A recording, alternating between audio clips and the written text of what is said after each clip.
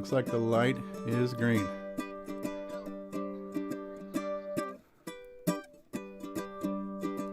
CoCoTALK is an unscripted live broadcast. Anything can and will happen. The views and opinions expressed by members of the panel and the live audience are their own and not necessarily those of the CoCoTALK show, its sponsors, affiliates, or subsidiaries. Open minds encouraged, sense of humor recommended. If any off-color comments were made, we're sorry. Hi, this is Dale Lear, designer of TRS 80 Color Baseball, and you're listening to CoCoTALK.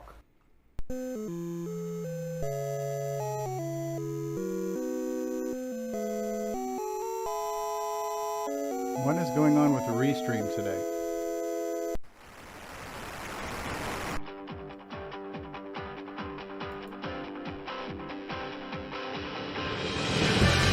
This is CoCoTALK, the world's leading live talk show featuring the Tandy Color computer. It's time to drop your socks and grab your real-time clocks and let's rock. CoCoTALK is rocking the 8-bit world. 13 keeping people. The Tandy flame alive. We 13 people who are fans of inferior programming. CoCoTALK is rocking the 8-bit world. All right, and I forgot my mic was open. Welcome everybody to episode 132 of CoCoTALK, where you will always get sophomore talk, soulless discussions, and inferior entertainment. Thank you 13 people for being here early already. CoCoTALK is rocking the 8-bit world. You realize I'm right here, right? We made the mark, but we'll never stop. 'Cause CoCoTALk is rocking the 8-bit Shut up, you turkey. All right. We are here. We are live. We are on one of the most inferior shows ever to hit the airwaves, but we're happy to be here nonetheless. Ignorance has been bliss for 131 episodes so far, thanks to the 12 to 13 Coco losers who are out there watching us right now. I'm on a roll today, but we are here. Thank you, one and all, everyone. Let's start off with the most beautiful person on the planet, Nick Marotta. Welcome to the program, sir. I was going to joke and say you must be talking about me. Yes. Hello, yes. everybody. Hello. Half my clocks are set back, ready for the getting dark early part of the year. All right. We've also got next to Nick Marotta, a guy who gets many things. Looks like he's organizing his bookcase behind him there, too. Brian Weasler's in the house. Hey, Brian. Hello. All right. We have straight from the Matrix and down under in Australia, David O'Connor. Good day and welcome, David. Hey, Stevie. Hello, everybody. It's good to be here. Give us a crikey. Oh, crikey, it's good to be here. Crikey. Speaking of Would you crikey, look at the size of that crock? look at the size of that crock. And look at the size of that J on Chet Simpson, live with us on the webcam. How's it going, Chet? It is absolutely wonderful today. How is everybody doing on this wonderful, cold day? Excellent. Glad to be here. It's a beautiful, gorgeous day. We have the man who takes live streaming literally, Grant Leedy's with us. How's it going, Grant? Hey, how's it going, Coco losers? Hey, you done pretty good. Gobble, gobble. We also have another fella from down under who likes to say crikey. Nick Marentes is here. Crikey. Good day, everyone. Crikey. A guy who often finds himself saying, I'm sorry, but we've got DeBruce in the house. DeBruce Moore. Yeah, sorry, I had my mic off. Sorry, eh?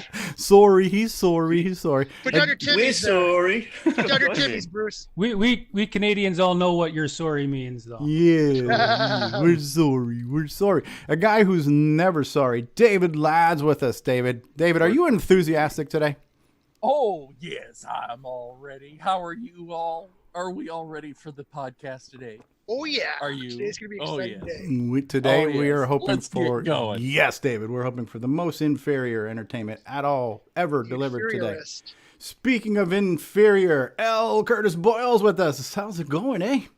I was going to mention, we're also the masters of self-promotion. And a guy who's got more logos on him than a NASCAR race driver. Terry Steggy's here. What's going on, Terry? Hey, everybody. How's it going? You need a couple more pictures back there. Yeah, I need them over the front of me, and then you don't have to see my face. If you would like your corporate logo on Terry, just send along. That's right. Send a self-addressed stamped envelope to Terry is brought to UNICEF. you by Coke. Yes, to UNICEF, right? Where There's Steggy. And we got a guy who's got a Coco or two in his collection. Ron Delvaux is with us. Hello, Ron. Hello, everybody. How you doing? We're doing good, Ron. Hey, Ron. Last Doing but really good. certainly not least, we have with us that guy with that thing on his head who does those things with those things. You know what I'm talking about. You know who I'm talking about. It's Mark Overholzer in the house. Thank you. Thank you very much. When he has that on, he kind of is doing his Bubbles impersonation, I think. Bubbles. Yes, we have with us in the live chat Mark Overholzer, Terry Steggy, Rob Inman.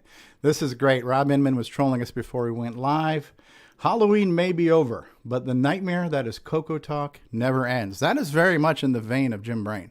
So good job there on the pre-show troll. Al Hartman saying, hey-oh. Mark Overholzer saying goodbye to everybody, or hello to everybody, I should say. Tom C. saying, hey, Nuts, and hey, Curtis, and Matchy is here, and Terry Steen says, play ball. Yes. You are right, sir. Yes. Sean Ernst is here. Hello, Sean. Hello, Terry. Hello, Al. Hello, Nick. Toto is here. Auntie EM is here. We're all here. Dave's Hobbies is here. We're going to get this show started. We are naming this episode A Day of Reveling because there are many, many, many things to reveal. We've got lots of world premieres for you and continuing the tradition. Oh, look at that Digger 3 background you got there, Chet. Dude, that is quality. You need to take that down because that would raise the bar from inferior entertainment. We're actually getting some inferior going on there right now. So, yes, we're getting more inferior by the minute. That's cool. That was done with Davey Mitchell's semi-graphics editor, which we'll talk about in the news with L. Curtis Boyle. We have things to premiere, things to talk about. Coco Man is Jason Reichard's going to have a brand new product to reveal on this show. World premiere of that. I've got a little game I was teasing last week that I have to show off this week. I understand Curtis and Nick Marentes might have something to revel to us a little bit later in the show. On the Game On segment, we do. In the Game On segment. So why don't we go ahead, because we don't necessarily have a quote-unquote topic, but we got lots of things to show and tell today. So why don't we just jump in with, the project updates, what's been going on. I guess Paul Shoemaker has just joined us. Hey, Paul, how are you? Hey, guys. Good. Great. Thanks for being here. Maybe the topic is show and tell. I don't know. There's Satan's coming in my left ear right now. You're breaking up now. Yeah, Bruce. Oh. Yeah. I'm hearing that too. Oh. Yeah. Satan, come on, you take a deep breath, Satan. Okay. Could it be? The power of Christ compels you. I guess in the spirit of Halloween. Speaking of the spirit of Halloween, too, our CoCoTALK logo was provided to us today by Davey Mitchell and his new updated SG Edit, which is a web-based tool you can use to create Coco block graphics and save them out for your programming needs. Carl Daughtery is here. Hello, Carl. Welcome. Good afternoon to you. So let's just jump into product updates and acquisitions. We'll talk about things, and at some point in time, somebody's product update might become a little mini segment / revelation. So who would like to go first? Who has something, a show and tell object, a story to share, anything of that nature? Anyone? Bueller? L. Curtis Boyle. This is totally unrelated to the Game On segment, but we had Floyd Wrestler on last week, and we were talking about his OS9 level 2 games he did back in the day. And we were mentioning his first one, Magic Stones, which is based on an old TSR, the guys who did Dungeons & Dragons. Okay. It's an old board game that they had. And we got it working last week, so that will be on the Ease of Use Beta 5. Neat. I actually enjoyed listening to that segment. I didn't get a chance to watch the show, but I listened to it this week for quality control purposes. Your call may be monitored for quality control purposes, and that was great. Yeah. If anybody wants a sneak preview of the game, I've actually got an entry on my game site, the first new entry in months. Ooh, neat. So L. Curtis Boyle has got great Nitrous 9 new stuff. That was an interesting segment. Hopefully we'll have him on again, especially as you get more and more things going. That was kind of cool to hear he's doing an iOS version of some of his OS 9 games, which is... Yeah, like Gem Quest and yeah, stuff. so that's happened a few times right now, right? So one of the first ones was Lee Patterson. He made a Coco game called Bouncy Ball, which was based on an iOS game. And then he made an iOS version of his Coco game based on an iOS game. Right? Paul Thayer and Timberman made a Coco game based on a mobile game. And so Dale now Lear had doubled back on the iOS, which was really cool, and sadly no longer on the store, I think, right? So that is kind of cool. And when we get into Game On and development talk, I do want to kind of talk about some of these things because I got a lot of ideas going through my head right now, so we can get into that. So Terry Steen says, got me a switcheroo in the mail for Monday. Can't sleep. Waiting for it is like Christmas morning. All right, that's cool. Switcheroo, one of the greatest things since, I don't know, Coco SDC probably. Since Vegemite. Since Vegemite. Crikey. Nick Morona says Rondo Bubbledy in the movie version of Timberman. Who else has a little update or something to share with us? I got a bit of an update. All right, I heard you both at the same time, but I think David O'Connor was a little bit louder. So, so David O'Connor, why don't you go ahead? I got to yell all the way from down under. That's why I was louder. Okay. As I was talking about in Discord with some of the panel members and you, Stevie, and I mentioned it on Facebook too in the Coco group. The audio to MIDI and control voltage gate generator that I was using to control my analog synthesizers from. I got an echo there. Is anyone hearing that echo? Or is no, that's right. No, that's good. All right, it's just probably the hollow space between your ears. No. It's quite a DuPont's disability. Echo. Ask him if he needs to go to the safe space. No, I found out what it was. It was a minor issue. It's my own monitoring system. So, I had an evaluation kit from a company called Second Sound, which I've got on my screen. Where's my finger? Did you say sandwich? Sandwich. Ron's getting hungry. I heard sandwich. You start talking about sandwich, and Ron's going to get hungry, and eventually have to take a bathroom break too. So. So Brian Kaczynski, I think is how you pronounce his last name, from Second Sound has produced this evaluation kit to convert audio into MIDI control voltages and whatnot, which I did a demo on a few episodes back. Mm-hmm. And since then, he's developed a brand new version of it. In the meantime, I've been prodding everybody and poking and hinting and dropping no less than a few broad hints about trying to get the play command working out of Ed Snyder's OPL3 chip from the Mega Mini MPI because it's a much cleaner signal. And I needed a cleaner signal to get this thing to trigger reliably because we all know how wonderful the 6-bit audio is out of the Coco. Well, this new kit arrived about 4 or 5 days ago here, and I got a chance to plug it in and test it. And I just plugged it into the Coco out of the 6-bit audio, typed in a play command, plugged it into this thing, and it triggers perfectly. I don't even need to run the OPL3 chip to get this thing to work reliably now. So, it's rather quite exciting. You got something I've got it all set up. Yes, I certainly do. I've got the unit right here in front of me. Hearing is believing. That's the new board there. Crikey, look at the size of that. So I haven't got I was planning on sometime before the show setting up to have the 6-bit DAC and the output from this thing going into my audio so I could compare the two. But I think we all know how ordinary the audio is from the 6-bit DAC, so there's probably no real need to demonstrate it. But what I will do here... That's the equivalent of, this tastes really bad. You got to try this. Yeah, been there, done that. I'll just do a quick scale here. C, D, E, F, G, A, B. Just using the play command. This is coming straight out of the 6-bit DAC, straight into this. And what we're going to hear here is the audio from the onboard synthesizer on this unit. I'm not even running it into my modular synthesizers at the moment. So, oh, that was a bit wow. fast. That sounded cool. Yeah. All right. Here, Well, here. and I have I'll just play. I'll play that a bit longer. Let's just play a single note and just play it for a long time because I've got the tempo set fast. So there we can hear it's playing a series of A's and they're pretty clean. Yeah. Now I've got my step sequencer program in the background here that I was using on the last demo that I did.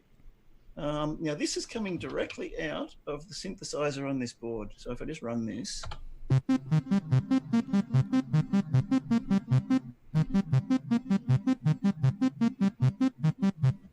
And as we can hear, that's a cool sequence. Yeah, very Tron-like. Yeah, very Walter Wendy Carlos. Yeah, it's actually the backing of my last song actually that I recorded for the new Coco Music album. Now here on my STC card, I also have something that most people who ran any of the demos, Radio Shack demo back in the day, there's a segment in the middle of it where they do some audio. Now this one had trouble playing with the old evaluation kit, but with this evaluation kit, it plays perfectly. So I'm just going to load this here now.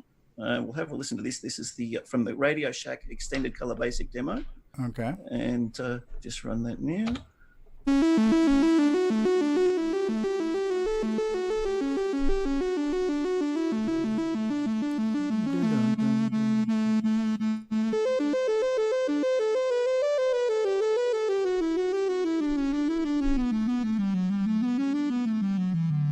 What a difference. What a difference. It's just a little cleaner, isn't it? It's the Bruce Moore's coming in my left ear here with go ahead, Mono Boy. Yeah. It says overmodulated man. Maybe you said this and I missed it, but wait, how are you generating those sounds? You're bypassing the DAC, the 6-bit DAC, or you're converting something from it? I didn't catch that. Yeah, it's converting. What it is, I'll just show the board again. Okay, so you're using, it's triggering. It's really cool, Bruce. Yeah, it's real time hearing the sounds and then regenerating the sounds as either. Okay, got Yeah, it. you're piping the Coco sound straight into this board, and it's actually doing that. You're coming in hot, Curtis. Yeah, this What's should that? show up on the. You're coming in hot now, Curtis. You're overmodulated. Oh, I didn't change anything. So there's my. There's the board. There it is. Yeah. Yeah. So basically, up here on this corner, that's the audio input. That's coming directly out of the 6-bit DAC, straight from the Coco. This Coco's got a CoCoVGA, so I'm running that into my Polycom camera system. That's why you can see it in the background there. So I've done the audio mod, which takes the signal directly out of the 6-bit DAC. That goes into here, into the yellow plug here, into the input. And then this board here converts in real time any monophonic audio signal that comes into the input, converts it into MIDI, control voltages and gates that I can use from these sockets out here to control my analog synthesizers. And it also has an onboard synthesizer built in with an output here. So I'm feeding this output now directly into my into Zoom, basically. So we can hear the output of this board directly. Wow. So yeah, it's literally converting the 6-bit DAC sound. It's listening to the sound and converting it into its own sound, basically using its own onboard oscillator. Or MIDI, or MIDI stream. Or MIDI, or control voltages and gates and everything that I can plug into my analog synthesizers, which are not set up at the moment. Well, they are set up, but I just figured for the sake of this demo, we don't really need to have the whole it sounds really good. set up. The onboard David, synth, I got a question. Yeah. David, what happens when you do that and then you output something and it sounds really cool? Like six weeks from now, can you reproduce that same sound, or is it really difficult sometimes to go back and, unless you know your settings or something, or is it possible? It all depends on what I'm actually using to generate the sounds. If I'm using a preset patch on one of my synthesizers, something that I've created and stored and playing it via MIDI, I can always recall that patch. And the other side of it is to make sure if I'm controlling all of this from basic programs from something off my Coco. So obviously I want to store the basic program. I've written a step sequencing program, which we heard before. So basically saving things is the way to recall it. Save the program, save the presets and sounds that I've got. Now that changes if I use the analog synthesizers, the big modular, because the big modular, you literally patch everything with patch cords, plug them in and turn all the dials and everything. And there's no presets on that. So some of that music will then be unique to the recording you make, and you won't be able to reproduce that again. Yeah, usually. Although what you can do, and what I do sometimes, if I really find a patch that I love on the big modular, I'll go old school presets and get a camera and take a photo of it, and then I can go back and I can see where everything was set, where everything was patched. Now, when you say old school camera, are we talking about film now too that needs to be developed in a dark room? Or? I think you went too. I could, but I'm not quite going that old school. Don't use this modern smartphone on your, analog synth now, Mister. I have to wait a week until the film comes back. You got to leave it off at the advantage with the phone is that it's got a good, high definition camera in it, so I can zoom in on the picture and see what exactly the settings were. So there is some advantages to the new technology in storing, photos for old patches. Yeah. Very cool. Very cool. So yeah, and we can see the background there. I'm using custom palettes and custom colors. Which you've been using all week, and we've been talking about that. And Curtis has got some updates for. I've put a demo on, and you've done that, so that'll come up later in the show. But that's why my screen isn't the typical tandy green in the background. Okay. Because I've got I've basically called if I call up the STC, it comes up with the with custom palette, lowercase, and all that. Yeah, so. it's neat. Once you change your fonts and you run the STC, things don't look the way they used to look anymore. Because semi-graphics have gone out the window. Yep. But yeah, so that's a bit of that's my exciting update for the week. Okay, and, good. Thanks for sharing. I believe Brian Weasler also had something he wanted to share. So if you want to go next, Brian Weasler. Yeah, I got a couple books here. What a surprise. What a surprise. I call you the Coco librarian. This is more TRS 80. Oh, sorry, this is more TRS 80 though, but it did get some interesting comments up on Facebook there. Oh yeah, I like that one. The conversion book here. So, but it's been kind of fun thumbing through that one there. Very helpful. And then I kind of found a series of books here from David Chance. They're not Coco specific, but they are all basic language books. Computer graphics with 29 ready-to-run programs. Oh, neat. So it's kind of a interesting little book. Again, I just like thumbing through them just to kind of get ideas for programs and stuff. Sure. Here's another David Chance book. There was 30 computer programs for the homeowner. So I haven't really looked at this one yet. In BASIC. For the homeowner in BASIC. So I haven't looked at that one yet. So homeowners in a different language, that book won't work. And then another one here is 25 exciting computer games for basic for all ages. That's cool. We got a rocket ship blasting off of the screen. Look at that. Hold that up again. Look at the generic computer. It looks like a pet though. Obviously, that computer is very pet-ish. But look at all the graphics. You got a rocket ship blasting out of the screen. You've got robots. You got racing cars. You've got what looks like dice. So it's you're basically saying there's a little bit of everything in here. All kinds of games. That's cool. That's a really cool slice of history. That artwork there. Yeah, I haven't had a chance to look at that one yet though, but it might be kind of fun. And then a printer that I've been wanting to get for a while. I had one, and I don't know where it ever went. I picked this one up from somebody who's made a post on Facebook. He said it worked. Unfortunately, it does come on, but I haven't been able to get it to print yet, so I'm still tinkering with it though. But the CGP 220, it was kind of that inkjet style printer. Oh, the one made by Canon, the 6 color. Yep, and so I've been trying to fiddle with it to get it going. It comes on and everything. I got the ink pumping through it, but I can't get any head movement out of it yet or anything like that. So. Well, if the CPU shot, at least it's a 6809, so you should have some spares. Yes, I was going to make that point. That I took the cover off of it, and I noticed that the processor was a 6809 in it. So that was kind of interesting. Maybe you could play some 80s music, headbanging music. Yeah. Get that thing going. The other thing I was kind of wondering is maybe I don't know if it's a sensor or I don't know, could a ROM chip maybe over time deteriorate? I'm not sure.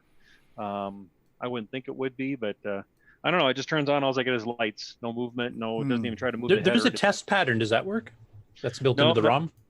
No, I can't get anything from the front of it at all.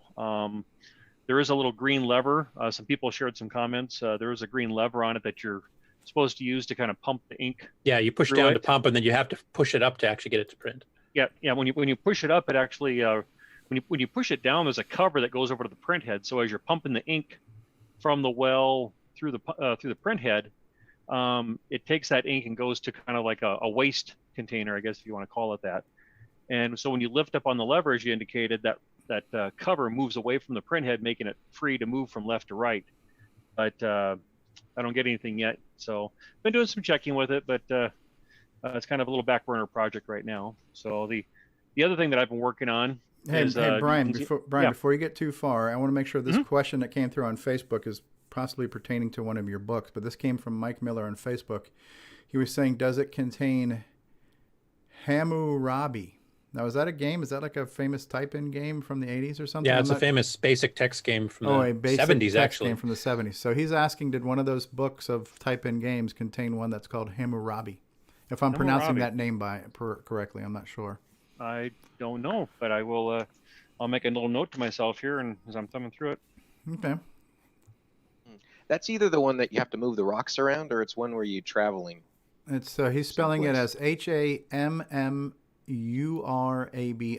So Hammurabi or Hammurabi or Abby.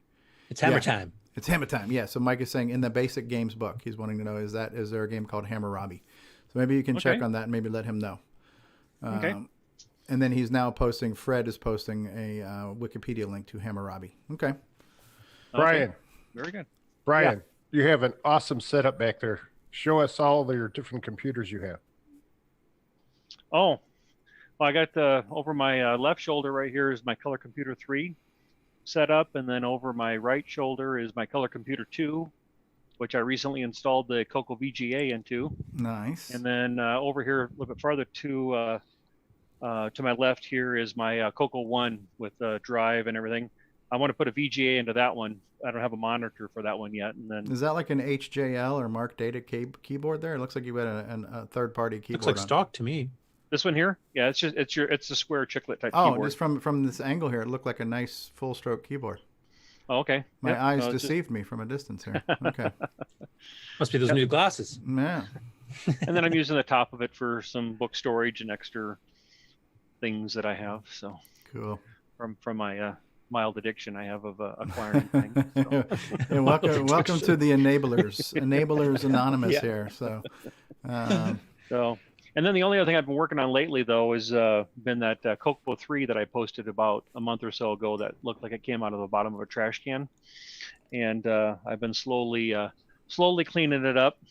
This morning I posted a couple pictures. I don't know if you guys remember seeing the pictures of how horrible that case looked, but I did clean it all up, though, and it's coming out looking good here now. Yeah. So this is the top cover there. It's all scrubbed up kind of nice, some elbow grease and everything. So that's all cleaned up. We got the board all working. Almost as pretty as Nick Marotta. What did you use for that? Actually, what I ended up using was a Scotch-Brite pad and some Ajax with bleach. Mm. And it didn't seem to scuff or put any scratches in the case, and all that deep dirt that gets into the little grooves and that kind of textured pattern that's on the Cocos. It seemed to remove all that really well. So nice. Because we had somebody else recently post that she used Windex in a dishwasher, and the case came out really nice. Oh, okay. Yep. Yeah. The ammonia. Yeah. Rob Inman says your setup's very organized there, Brian. I try to keep it organized. It sometimes get to be a little bit of a disaster, and I'm doing a little tidy up before the show. You should do a presentation on how to keep it organized, because I have absolutely no idea, as you can tell. I'm always kind of tweaking a little bit, though. But because you get more things, and so you have to find out a way to keep it. Remember adding to it. one of Jim's comments on Discord about David's collection is like, well, we get to see your borderline hoarding collection of analog equipment. It's bad enough we have to look at your hoarding collection. Now we have to hear it too. This week at Coco Hoarders. It can get to be kind of a fine line, right? So Yeah. I've got script set. It's awesome. It's not hoarding if you know where everything is, right? Exactly. It's collecting. It's called collecting. Is there a Coco-based inventory system that I could use, maybe to? There was a catalog few it of all? them back in the day. I remember think using one. I think Jason Reichert had actually worked on one that he sold to TDP or something. I forgot what do they call those cassette things? Okay. I have color file here. We could probably use that. Oh, color file. Yeah, that would be great. Put it in color file. There you go. Yeah. That's one by the image producers, if I remember Put correctly. it in color file and then you can print out your inventory report on your new printer. Just there you go. You take a Big picture of fetcher. it with a Polaroid. Have it on my desk in the morning. Yeah, one thing that's kind of fun here. I haven't had a chance to play with it yet, though. But I use the keyboard tray here to hold the XY pad. Ah, look at that! Look at you! So I can pull it right out and mess around with it in front of me here. So Look at you! Yeah, that's neat. So yeah, and I got the cassette recorder right there too. So Look at you! All organized. Yep, and it seems like you got your Y splitter cable there on your Coco 3. So you've got one going to the CM8 and you got the other one going to something else. That's kind of cool. Yep, got that. Yeah, I got that going there. Yep. And then I also got it. Running through over here to the that DASI or however you want to pronounce it there, so I can bring up the video through here if I want to. Like I can go like this. Oh, look at you! Look at you, Mr. Fancy Pants! Look at you! Yeah, that's cool. Okay, that's it. He's hosting the show from now on. That's it, Brian. I can retire. I do want to get myself set up though. So yeah, just make sure you continue to keep the entertainment at an inferior level, and we will be consistent. So. I should have no problem eating that bar. Well, we have not raised the bar high enough to trip over yet, so we're good.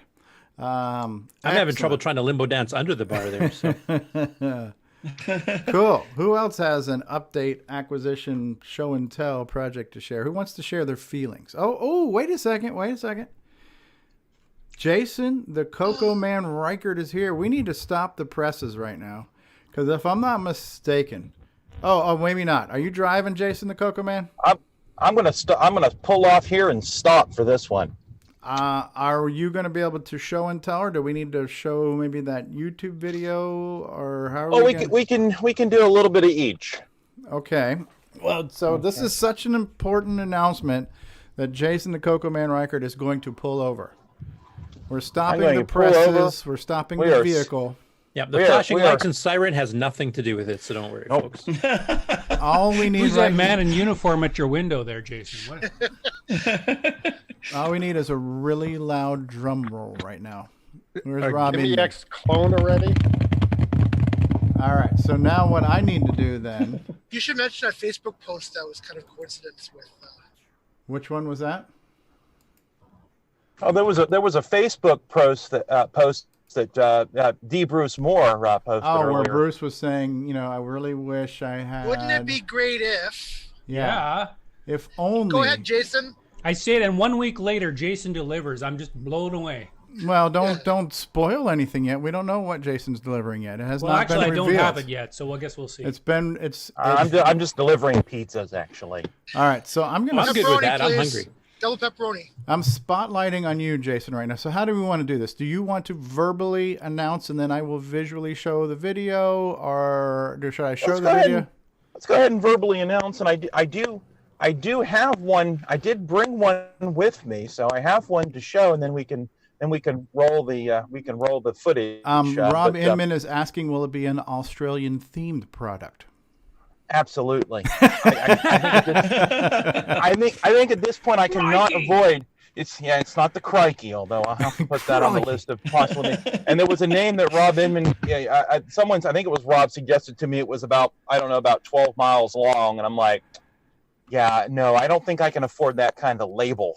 Okay. That's just too big. And Rob is also warning that it better have a switch. Well, I did tease on the last Coco Talk After Dark that I had something. Even before that discussion happened, I had something that involved toggle switches. Ah. I did do that, but Pretty lights? no lights. No lights. All right. No Well, lights. There's good reason. Yeah, well, let's go ahead and hear what it is, and then we'll criticize it and bash it. Okay. Oh yeah. Go ahead. Suspense is killing me. Please save your criticism until the end of our All right. presentation. Let's cut to commercial. Okay. Leave him on Right the after suspense. this. Sorry, Take it away, sorry, Fletcher. Jason. You're getting bumped for the 8-bit guy. Sorry. Oh. Cut to Nightmare Highway. We What returned we- to Nightmare Highway already in progress. Nightmare Highway. Yeah. Nightmare Now on sale. Highway. Use 25% off code Division by Zero Air. Nightmare Highway. All right, head down. All right, here. Are we ready? I think Nick Marotta's about to explode, so we better go ahead. You are. We better go ahead and do this. The announcement today is the announcement of a new project. I've been working on it for a while, but then this kind of came up on Facebook, and I was planning to do this next week when I was not on the road, but I said, this can't wait. This can't wait. So this is a CoCoTALK Premiere exclusive. The new product from CocoMan.biz is going to be the Joey. Ooh. This is the Joey controller switch. This is going to allow you. This is going to plug into the back of your Coco. In the left and right joystick ports. And then what you're going to have here is you have a selector box. And you're going to be able to switch between the left and right port on the back of your Coco. So no more plugging and unplugging the joysticks from the back of your Coco. Those days are over now with the Joey. That's cool. So, tired of switching your joysticks from the left to right port?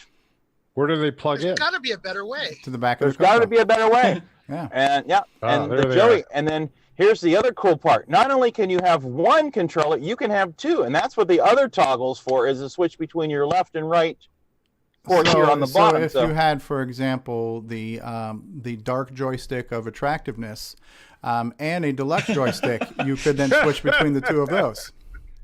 Joystick of Actually, attractiveness. a better case is having an analog joystick and a gamepad. Okay, analog joystick or deluxe joystick, yes. No, gamepad. Gamepad. Yeah, the non-deluxe or the regular deluxe joystick, that'll work. And it's Some just a games matter don't of work so well with the gamepad. That's awesome. flipping the switch. We start being critical yet?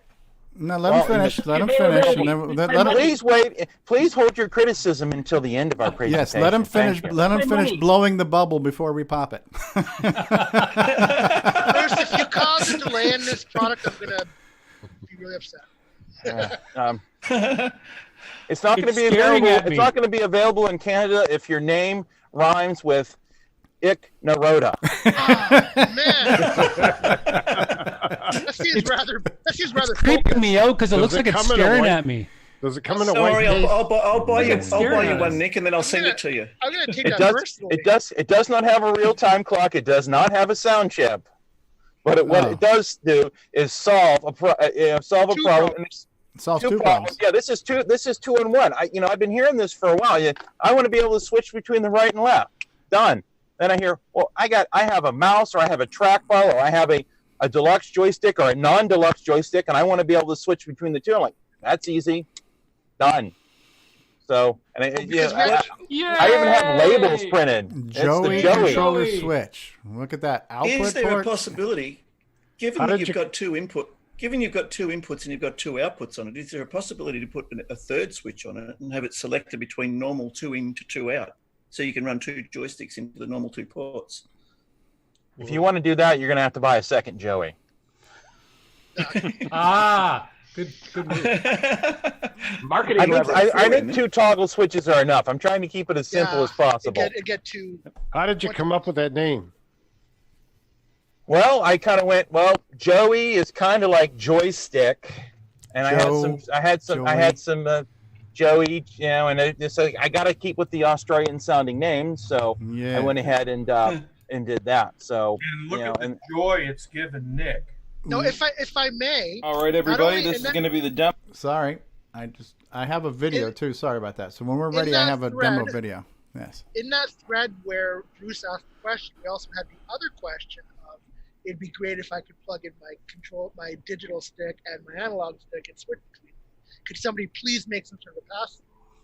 So this device that he was working on helps solve both issues. Well, because what you could do is take either the Paragon adapter or the other one that Neil makes, plug that into one of the ports. Yes.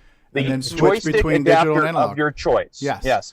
Exactly. The joystick, whether it's the Boys in Tech one, whether it's Neil's, whether it's something else, or what. I think there are some vintage one, a Coco mouse, vintage one, or if you make your own. I mean, the plans are out there, but this is. It holds no BIOS. It will graciously accept any joystick. And that's why you stuck to DINs, because you want it to be that's just Coco's standard input.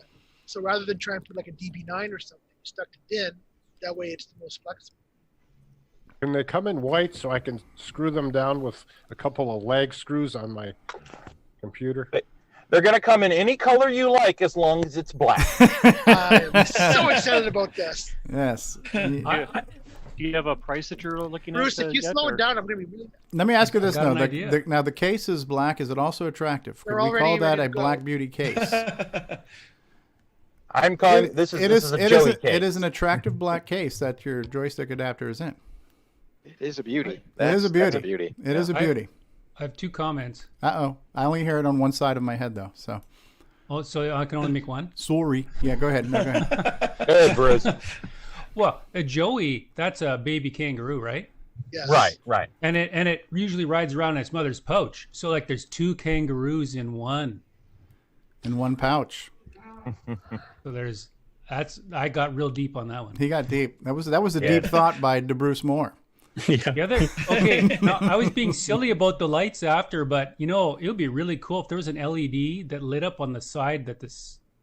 Nah, it doesn't matter. I can tell by looking at the switch. Feature creep. Well, you can tell by looking at the switch, and I've wired it in a way that when it, whatever way the end of the toggle is facing, and it's hard to see here on camera, but it actually does say left and right here, and I had it printed in a lighter gray.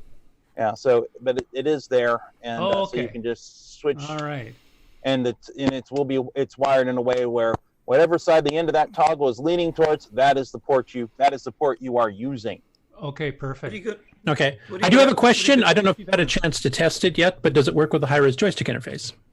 I don't see why not. I haven't did it yet, but that will be again doing this a week early. But I will do that this week. I don't see where it won't work, but pending that test. I mean, it's completely passive, right? It's completely passive, so it's really like an extension cord, and there's no reason why it shouldn't. Yeah. It's a passive. The reason I ask is that Nick Marentes did a homemade thing for his joystick, and we found out that running the high-res joystick interface out of it just adds extra capacitance, so it doesn't quite register right, but you start losing the corners. Okay. So just so people are aware that if you test that, you can at least let them know because maybe there's a little bit of signal loss in the resistance or something like that. Yeah, something like that. I'm not an electronics guy. It had to do with soldered hair or something. I don't know what it is, but. So thank you, Bruce, for bringing up that question, because that bumped up the release. Since we started talking about it, that bumped up. Bruce Moore. Is it ready for sale though, or is it just announced now? And do you have a price? The introductory price, we're looking at the $35 range. So is that between $35 and $35? Is that the range? That's about, I think we're looking about $35. Okay. That's great. And at least for introductory pricing, and then it goes down later. So will it go down later after the introductory price? Will there be a reduction price? First up, we have our sucker price, and just wait for Boys and Tech's knockoff. If anything, it'll be just like other things where it's actually gone up later. Like the switcheroo went for a cheaper price when it came out, and then I announced that it was going. The introductory period was ending, and then of course then I got a bunch of orders. So okay, how about I show your video? Salvador Garcia has just joined us. He missed it. He's asking what you're presenting. So maybe if I show the video, that will answer his question. Are we ready for this? Absolutely. World premiere of Jason the Coco Man Reichert's latest product called the Joey. Here we go. All right, everybody. This is going to be the demo video for the Joey or Joey controller switch. We don't see it. And what this allows you to do is select between the left and the right joystick port without having to unplug your still on joystick. Spotlight, Steve. Also, it will also allow you to choose from two joysticks or your controller of your choice. All right, thanks for stepping all over his video, guys. But yes, I did that. I took him out of Spotlight. Can you guys see it now? Now we can see him, yeah. Okay, so I'm just going to stop and wait for you guys. Is everybody good? Everybody good now? Can we continue? After the bathroom. Yeah. Now, thanks for letting me know about that. So he is no longer spot-litten. So we will now play his video. We're going to take it from the top, this time with feeling. All right, everybody. This is going to be the demo video for the Joey controller switch. And what this allows you to do is select between the left and the right joystick port without having to unplug your joystick. Also, it will also allow you to choose from two joysticks or your controller of your choice to switch to that left or right joystick port. So you could have a deluxe joystick like I have here, and a Black Beauty or whatever the case may be. It's very, very simple install. There's two wires from the back, and those just simply hook to your left and right controller port there in the rear of your Coco. In this case, I'm using a Coco 3. And you have two toggle switches on the front here, and your output and your input. Go ahead and run our joystick test program here real quick.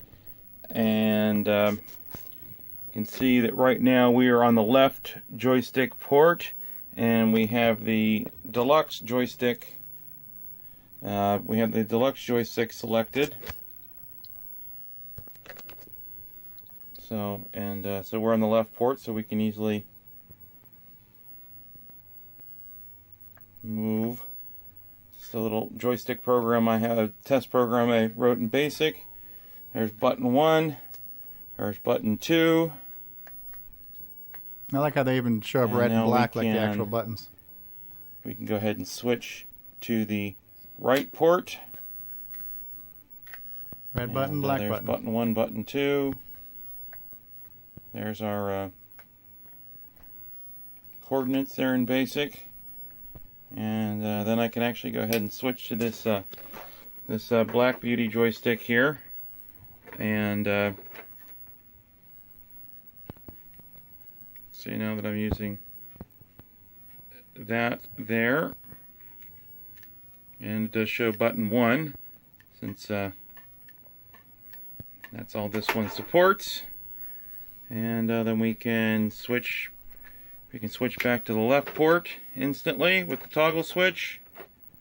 And now we are operating That's that. Neat. So very simple. It even very supports straightforward. MC10s apparently by this video. So your left, your right, in and out of the Joey. And that's pretty much it. That's relief for everyone who's been having to unplug and replug the controllers in the back of your Coco. Eliminates that, and we just plug in right up front here. all right, there you have it, folks. Nice job. History That's has nice. Yeah, been cool. made. History has been made. Very History. practical. This is a godsend. History has been made. So Now, have you tested it with a Paragon or anything? Yes, I did test it with a Paragon adapter. So that's the that is your standard, the standard CD4066 based adapter circuit that has been around for years, just in a smaller package. So okay. So when you buy the Joey, do you get the test program with it? You know what? I will make the test program available without a problem. Via free download at cocoman.biz. Oh, Yeah, cool. And, Go to Nightmare Highway. I have a Ernie version from It's back not. in the It's day. not a Joey. It's an Ernie. It's an Ernie. What happened to It's a Bert? dog. Hey Bert. Hey Bert. Someone made this. Someone made this. It's it has I can't. It's hard to show, but Al Hartman just made a funny one. He said that the military version will come in camouflage, and they'll call it the GI Joey. One. Hi-oh! It has a high resolution interface and cassette. Oh, look at that. Switch. And then it also has a, I guess it would be joystick. Or all these. Holy crap, look at all those. Yeah. Yeah. That looks like a small scale version of David O'Connor's modular synthesizer back there. So. Yeah. It has, This is awesome. has little So feet excited. on it. Little feet screwed on. Okay. And it has all these cables on It's the got back. all these dangling participles down there. Yeah, Look at so that. if you, I guess this might have been from something on maybe a rainbow or something, and a guy threw it together. I got it with my collection. Neat. So apparently All right, back to David, Joey. apparently Jason Reichard is not the original creator of toggle switch based devices. So, But I like to think that I am. He's the first one to make a toggle switch device that's named from an Australian. That's right. First Actually, Australian team. I have been asking people to make something like this, and I had a couple of people kind of say, "Yeah, I could make you something like that," but it never really came to fruition. So I'm really glad that Jason's actually doing it. Yes, I'd like to. I had gotten feedback. I've been asking him. I didn't ask you about it before, but I talked to David O'Connor about it. I talked to Mark Overhoser about it, and it was like, yeah, sounds like a good idea, but nothing. I mean, it's And they all just failed you, is what you're saying? they all let me down. Let you down. Nothing. So on Festivus, I'll be telling you why you're all disappointed. They all said, Nick, you're just not worth our time. And, no, I'm just kidding. So then Jason, I don't know. Did you know that I asked that? Because you showed me early on that you were working. I had showed a couple people just looking for some additional input, and I was like 0 to 60 right away. Yes, I need this. I want this. yeah, it was So I've one been of those. harassing the poor guy. I'm sorry. Nick's I'm been sorry. bursting at the seams for this one. I'm He's sorry. very- I'm sorry if I was a little overzealous. I appreciate and admire your enthusiasm for this product. And It is a pain to be. Okay, now let's tear it apart, everybody. Let's tell him what's wrong with it, what he should have done, what we'd like to see, and Real-time clock. Real-time clock. Okay. well, if you want a real-time clock, I can get one of those stickers that they put over a clock that just shows 12. Like a VCR. It says 12. My VCR says anyway. Yeah, you can make it a geriatric version that just flashes 12 over and over again, Yeah. so that'll be easy. A genuine imitation real-time clock sticker. Okay. Simulated Paul wood Hartman grain. says Joey's will also support Tandy 1000s. They should. Correct twice a day. It's the same joystick as long as it's a Tandy 1000 with the 6-pin DIN. I know later on, I know that the Tandy 1000 went to a mini DIN port, but I'm not all that familiar with the Tandy 1000. But from what I've heard, the Coco joysticks and Tandy 1000 joysticks. Yeah, I have one of the pistol grips that's a dual for both, and it works Now, fine does with this both. require a multi-pack interface to use? It does not. Okay. How many serial ports are included? There's just the serial port that's on the back of your Coco. Okay. Free of charge. Okay. No extra charge for your pre-installed bitbanger. It does not include a Becker port. Does not include a Becker port. What is the warranty on this product? 90 days, 1 year, lifetime? Whose lifetime? Okay, so Paul Fiscarelli, hey yo, Paulie, how you doing? He says, getting here late. Does Jason's new interface flip-flop 2 joystick inputs between the left and right ports, or a single joystick between the left and right ports? The answer is yes. Oh, 2 problems solved. Joey does both. Joey does both. Joey does what the others don't. How many of those can you chain together? Well, that's a good. I haven't tried that. They're passive. Yes, I think at some point you're gonna have some loss at some okay. point. Al Hartman's asking, does this work under Nitrous 9? Are any drivers required, or kernel updates, or bootstrap loaders involved? Kernel loaders, is that like the kernels? Like the I prefer the movie theater butter kernels myself. Al did not say kernel loader. That's Stevie. That's me. That's me embellishing. Al's not. That's me trying to sound like I know what I'm talking about and hide my does it do, like, inferior bits and intelligence. bytes and Yes. stuff? The 11 secret. Yeah, that's it. No driver should be required. 11 herbs and spices and the Colonel's secret Yep. recipe. No, they should work just like your. It's a passive device. It should just work like it. It'll does work just like the normally. regular ones on Nitrous Yeah, 9. no, it's kind of a sarcastic, rhetorical question. I Now, think, Matt, but- you had the question: is the case is it? 3D printed, or is it a project case from elsewhere? No, it's a project case. It is not 3D printed. Okay, we do have a question. Was Oh, thank permission you. given for you to work on this? I talked to my cat about it. He said meow. So did I gave him David's. some.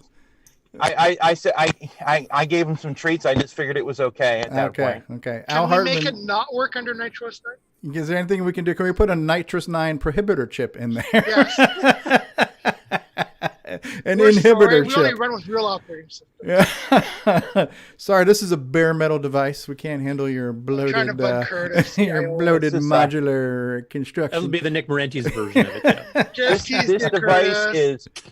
is operating system agnostic. Operating system agnostic. All right. Now, is it all inclusive and is it tolerant of all operating systems? Does not judge.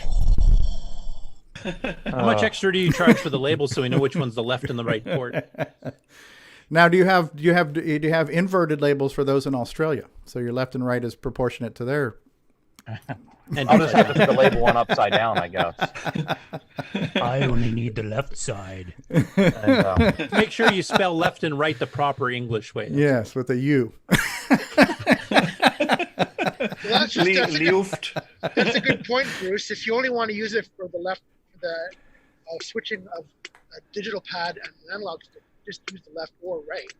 Like you can use it in multiple ways. Oh, wait, we have another question from the audience from someone by the name of Ken Reichert. He wants to know, was this label licensed by Tandy? absolutely, I can say 100% it has not been licensed by Tandy. All right, cool. Very cool. Very cool. I got a question. If I order one of these things from you, and one of those other things, do you throw in one for free or possibly? Take it offline. I think the freebie is the Nightmare Highway. It's on sale for free Nightmare right Highway. now, Yes, so. the free copy of Nightmare Highway And with combined- every Joey sold. And combined shipping. Or It'll we- cost a whole lot less. Combined shipping. Yes, there you go. You get discounted Okay. shipping when you order multiple products There at you the go. same time. Absolutely, yes. Yes, and so it'll be available shortly. We want to consider hardware designers. Al Hartman wants to know if there's a left-handed version. Now, will A somebody left-handed version. need to send you an email if they wish to purchase this? No, it will be. It's not available yet, but it will be available shortly on my site CoCoBand.biz, and it's not up yet, but it's gonna have its own page on CoCoMan.biz. So for updates and when it's available for order, you can go to CoCoMan.biz/Joey. Do you think it'll be ready by American Thanksgiving? Absolutely. I'll probably start taking orders sometime next week or the following week. I'd like to send in my pre-order right now. Your pre-order? Yes, like the pre-order. So you want to order before you order? Is I that want like? yes, I is want to that- pre-order. Yes.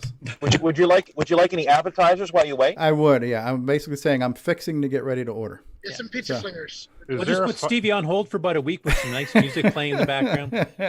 Is there a finance department so we can make payments? Yes, Easy. yeah. Low easy payments. payments. $19.95. Yeah, we don't want those difficult payments. Make sure they're all easy payments. Do you take S&H stamps? Can I pay you in WIC checks? So, So Jason, do I need to go through the formalities, or do you know I want one? all right. Do I know Nick Marotta wants one? Yeah, I think so. We're good. Okay. Just give him your credit card right now. This, I'll show you over the number air. right now. I'll hold it up to the camera. Here Nick, you go. hold it up over the camera and read the numbers out over the air. And that way- We'll make Just this make nice sure and to read easy- that other number on make the this back nice for and us easy there. for you. yeah, very Shut up cool. and take my whole bank account. All right. How about we do this? How I'm about we do trusting this? you guys. Now that we've had fun bursting Jason's bubble and trashing his new product announcement and just raining on his parade and ruining his hopes and dreams, is what we do on this show.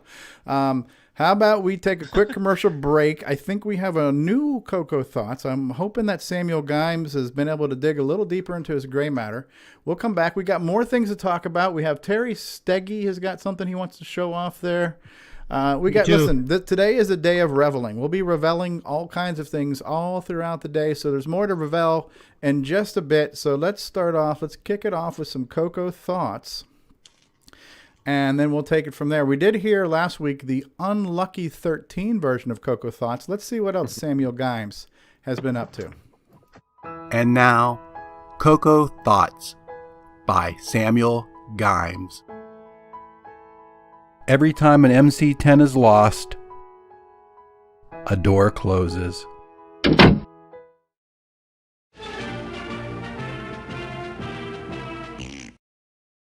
Hey, this is Bruce Moore, author of Force of Doom, and you're watching the original gamer, Stevie Strow.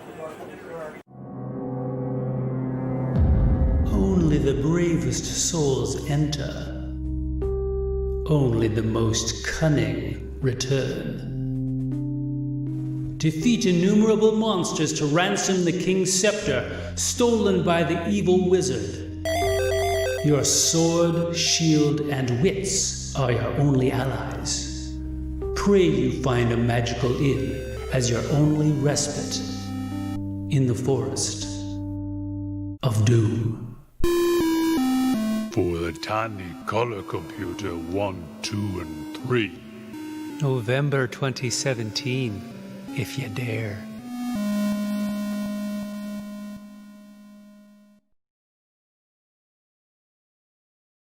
It's a Radio Shack Merry Christmas. Oh, I remember that Christmas. Dad gave me my first shortwave radio from Radio Shack. What memories. This Christmas, we got our son's Color Computer 3 from Radio Shack. It hooks right up to our TV and was on sale for less than $130. The Color Computer 3 makes learning fun. Jimmy even lets me use it for word process when he isn't playing computer games. Lucky I still got my shortwave. Save $70 on the sale-priced Color Computer 3, only at Radio Shack. Hi, it's Ron Dovo, Timberman, and this is CoCoTALK.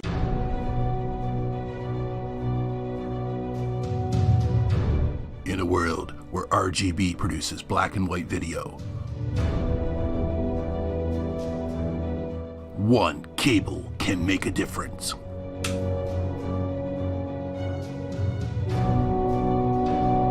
Switcheroo. CoCo3ScartCable.com. Some people have big plans after school. You know what Elliot's going to do? Jeff, too. Elliot's at work on a book report using scripted on Radio Shack's Color Computer 3. It hooks up to his TV. And Jeff's at his Radio Shack Color Computer 3 playing the newest football game. But wait, what's Elliot doing playing new Super Pitfall? And Jeff's having a blast with a new math tutor. You never know what you might try with more than 100 programs for fun and learning. Radio Shack's Color Computer 3 comes with everything you see here. Other items each sold separately. Only at Radio Shack. Now we turn you to CoCoTALK. Yes, full disclosure and confession. I too was also having a blast with my new math tutor during the commercial break there. Yeah, she was cute. Oh, that was a bit sophomoric. Disclaimer applies. We love the MC10. Yes. We love the MC10, and that's all I'm going to say. If any off-color comments were made, we're sorry. We're sorry. We're sorry.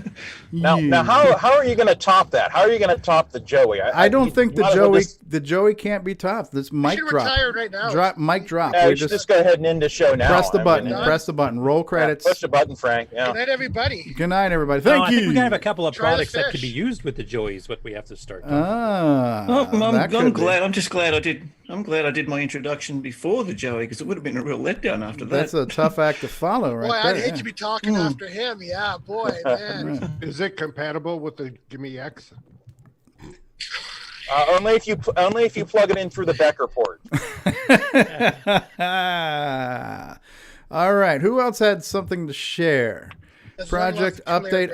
Terry Steggy, ladies and gentlemen. Terry Steggy has something to say. Everybody be quiet and give him your full, undivided attention. Oh, that's not hard to follow. Jeez. Hey, I was just curious, Jason. I got a new toy. I was actually very surprised it actually came in the box, but I got the. That fits in my theme. That'll actually plug controller. into the Joy. Yeah, plug that into the Joy. Woo. Yeah, I thought when you showed that, I'm like, that's going to be perfect. So yeah, I want to be on the pre-order list there, Jason, if possible. It works really well with ColorPeed and Polaris, I'll tell you that. Yeah, I've got the one that Brian Weasler sent me, and I have used it now, and I like the trackball. Something nice about just rolling a ball in your hand. I don't think I'd recommend it for Digger 3, though. We need to know what you do in the evening. Hold on. Terry's talking, please. Give him your full, undivided attention, David. Oh, that was the other thing I got, but it's actually messing with my background. The Technical Color Computer Technical Reference Manual. NES. Very nice. Anyway. Very How do you handy, make it very useful. low like that? That's freaky. Yeah, that's kind of cool, isn't it? It's translucent. Wow. It's a special edition one that was printed on holographic film. Yeah. Yeah, it's from the future. The Black Beauty version. Yeah, Carlos Camacho. Carlos Camacho has been out there on Facebook. Hello, Carlos. How are you? All right, so that's cool. So you got a rollerball trackball thing. Those are cool, uncommon items.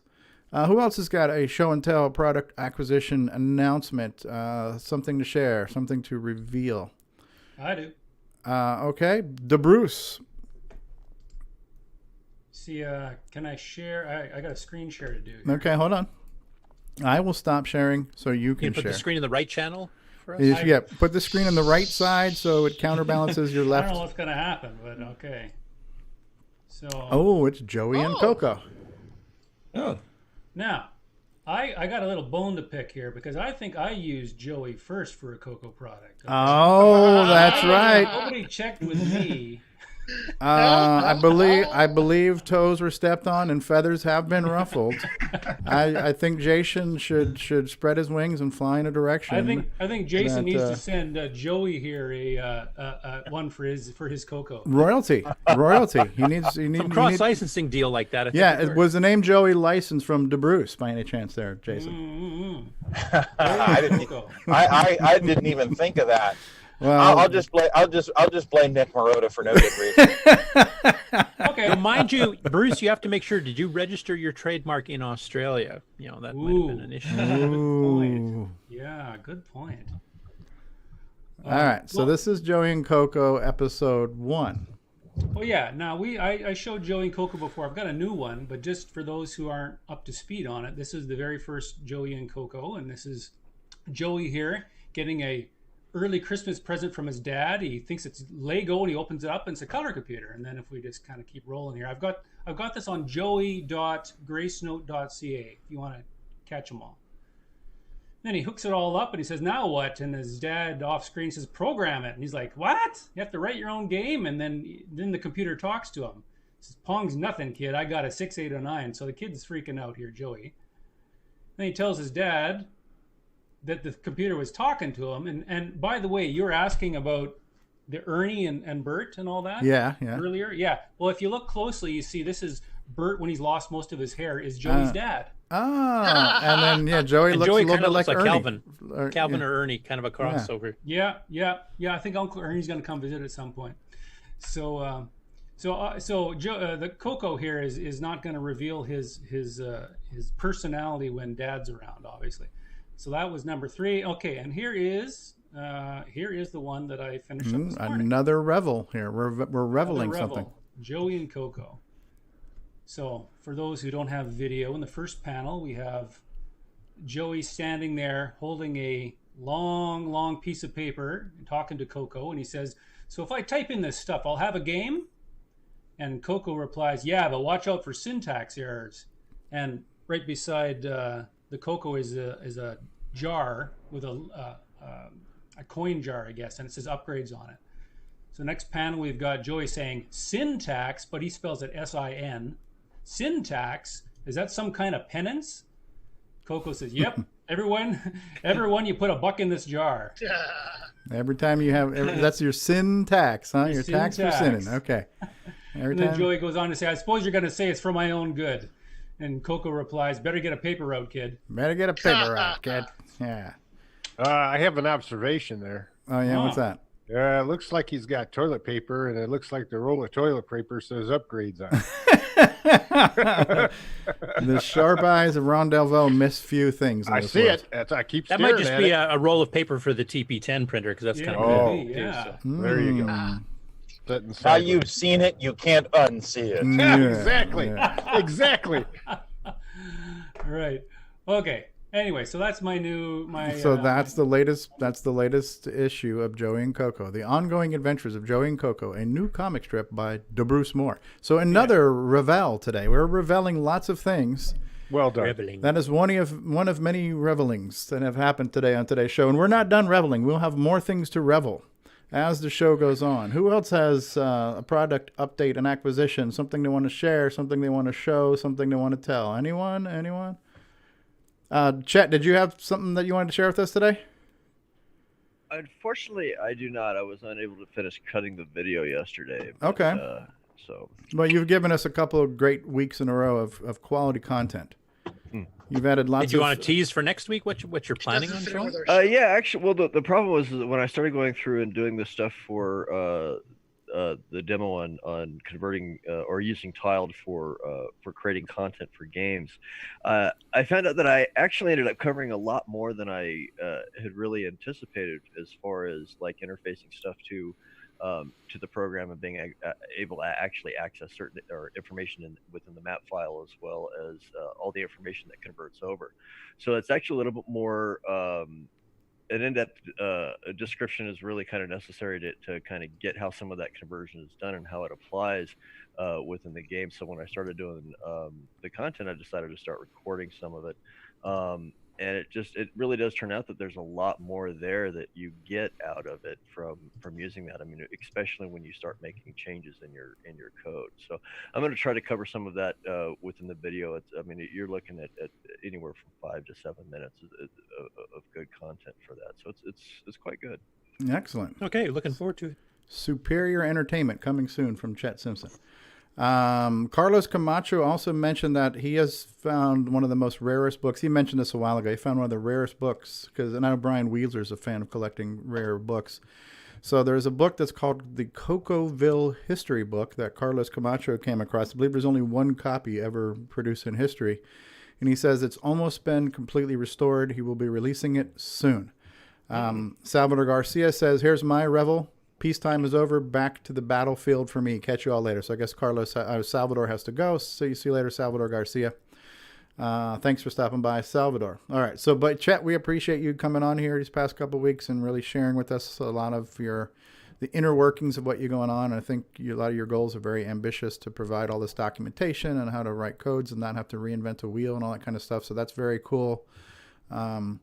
Putting all the different sound cards that you've been yes, working what's on. the word we're looking for here?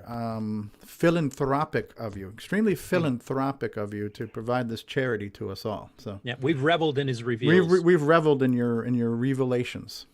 Well, thank you. I mean, nice. there's a lot of stuff that I've been working on that covers, some of the stuff that a lot of people want to do. I mean, I know, Curtis, you want to do some sound stuff within OS 9, and of course, performance is an issue. So being able to have access to at least some of that code that either plays back, converts, and getting some of that stuff out there is certainly important as well. Particularly with the number of cards that are coming out. There's support for the GMC, the Philharmonic, the PSG, and the one in the Mega Mini, the YPL or the YM chip.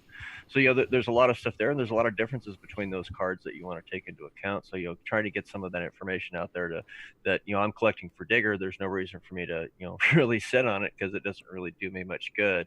So I want to kind of make sure that some of that gets out there. And I will be making some updates to GitHub as well. I'm going to start a couple of extra repos for some of the sound stuff that I've been doing with the player and the conversion, because there is a lot of stuff that we can do even with BGM files. I mean, they may not be really tailored for playback on the Coco, but there are some conversion that we can do on the Coco at load time that will kind of aid that. So that's some of the stuff that I'm working on. I hope to share next week as well. So there is a lot of code that's going to be coming, a lot of information. Some of the backgrounds that I've had on have had some of the numbers from the spreadsheets that I've been using to break some of the stuff down. But for things like performance oriented stuff, especially for playback sound, it it really helps, particularly for those people who are writing games who want to be able to concentrate on the game and not have to worry about it. If they've got code to just play the tune, then they can go ahead and kind of craft that into what they need. So getting some of that stuff out there is pretty important. Yeah, plus they get the speed back too, where they're not processing FRQs constantly just to do digitized sound samples. Yeah, I mean, even with a really insane song, I mean, you're looking at a really low amount of CPU. I mean, most of the songs that I've been testing with, just the general songs, are less than 1%. Yeah, I've always said F that IRQ too. So I wish I could do that. I wish I could do that in Digger, man, but that's not an option for me. I mean, I'm actually looking at kind of multiplexing some of that stuff, because there are some tunes out there that do use a DAC along with the sound chip. So they do include samples. They do have that kind of stuff that you want to be able to play. So kind of intermixing that, especially when you've only got a couple of timers to work with, and making sure that timing doesn't get off, and syncing that up and keeping that synced up, it can be pretty difficult on a machine that is really kind of the equivalent of what was being these songs were being recorded from in the first place. So there's a lot of bias that you have to take into account, and really we can get a really pretty accurate playback of a lot of these songs regardless. We have a lot of bias in this group. Looking forward to it. Yes, oh my. Okay, cool stuff. Well, thanks for being here, Chet. Who else had? I know some of us are going to feed into segments. I know Nick Marentes and Curtis Boyle will feed into a segment. Ron Delvaux and Terry Steggy have a segment that we're going to feed into today as well. A new segment on the show. I think you're forgetting something, Stevie. Before the show, you said you were going to reveal something today. What was I supposed to be revealing? And you were supposed to be thinking, and I don't know when you want to reveal this in the show, but I believe you said you were thinking of a number between 1 and 3, and you were going to reveal that later. Oh yes, that's right. I was, yes. You do have something to reveal, Steve. Yeah. So but I listen. I don't want to be like Mr. All About Me and make my thing the first thing we talk about. It's never stopped you before. Although I accidentally did this morning before Jason reminded me. So tune in to see me and my product on today's show, because it's all about me. Yes, enough about me. Let's talk about me. Yes.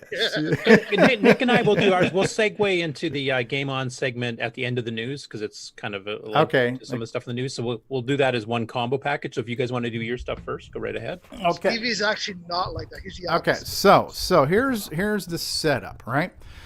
So I have started a brand new project on the CoCoVGA. For those of you not familiar with the CoCoVGA, you're a loser and a turkey. It is the greatest thing that ever happened since Nick Marotta, and it is a superior product that allows all kinds of superior things to come out of your color or computer. So I've created a program for this, or I'm working on a program for this, and I started this literally a week ago. And what was the motivation or inspiration from this? It was working on that spontaneous video I did where we were showing off Brendan Donaghy's and his daughter Morgan's game that she made for the CoCoVGA. And Brendan was kind enough to spend some time with me and explain to me how his palette editor tool worked and how his font editor tool worked. And then seeing her game and seeing how easy these tools were, I said to myself, I need to throw something together. I want to throw together a demo. I want to do a little side project, kind of like Nick Marentes here. This is my own personal waterfall, if you will. So this is my side project before I complete my opus. And I just started this thing last week. And so I think it's interesting. It's in BASIC, so obviously it's not going to be blistering fast. But it is something that I've never done before, and hopefully you'll appreciate what I have to show you, which I'm going to try to do right now. I have to now switch inputs. I wish I had a toggle switch right now. I mean, I need Jason, the Coco man, to help me out here. So let me switch scenes here. Can you guys see my Coco? I see the screen. Can everybody see my Coco screen? This is the CoCoVGA, a superior product. God bless you, David O'Connor. Oh, David, are you allergic to cats by any chance? No, I'm not. Okay. Oh, he's on my lap. All right. So this is a brand new product and brand new project, program, game I'm working on. And so far, nobody has really seen this outside of Brendan Donaghy, who I've been consulting with. And he's been helping me. He's been great to work with. So are we guys ready to see this? Yes. Oh, And absolutely. I'm looking forward to your Let's do it. genuine reactions. Be We'll honest. tear it with- apart shortly. Go yeah, ahead. tear it apart for me. I expect nothing less. So here we go. Okay. Here we... Oh, Is this disc-based? Look at that. ooh. Oh, that was CoCoVGA.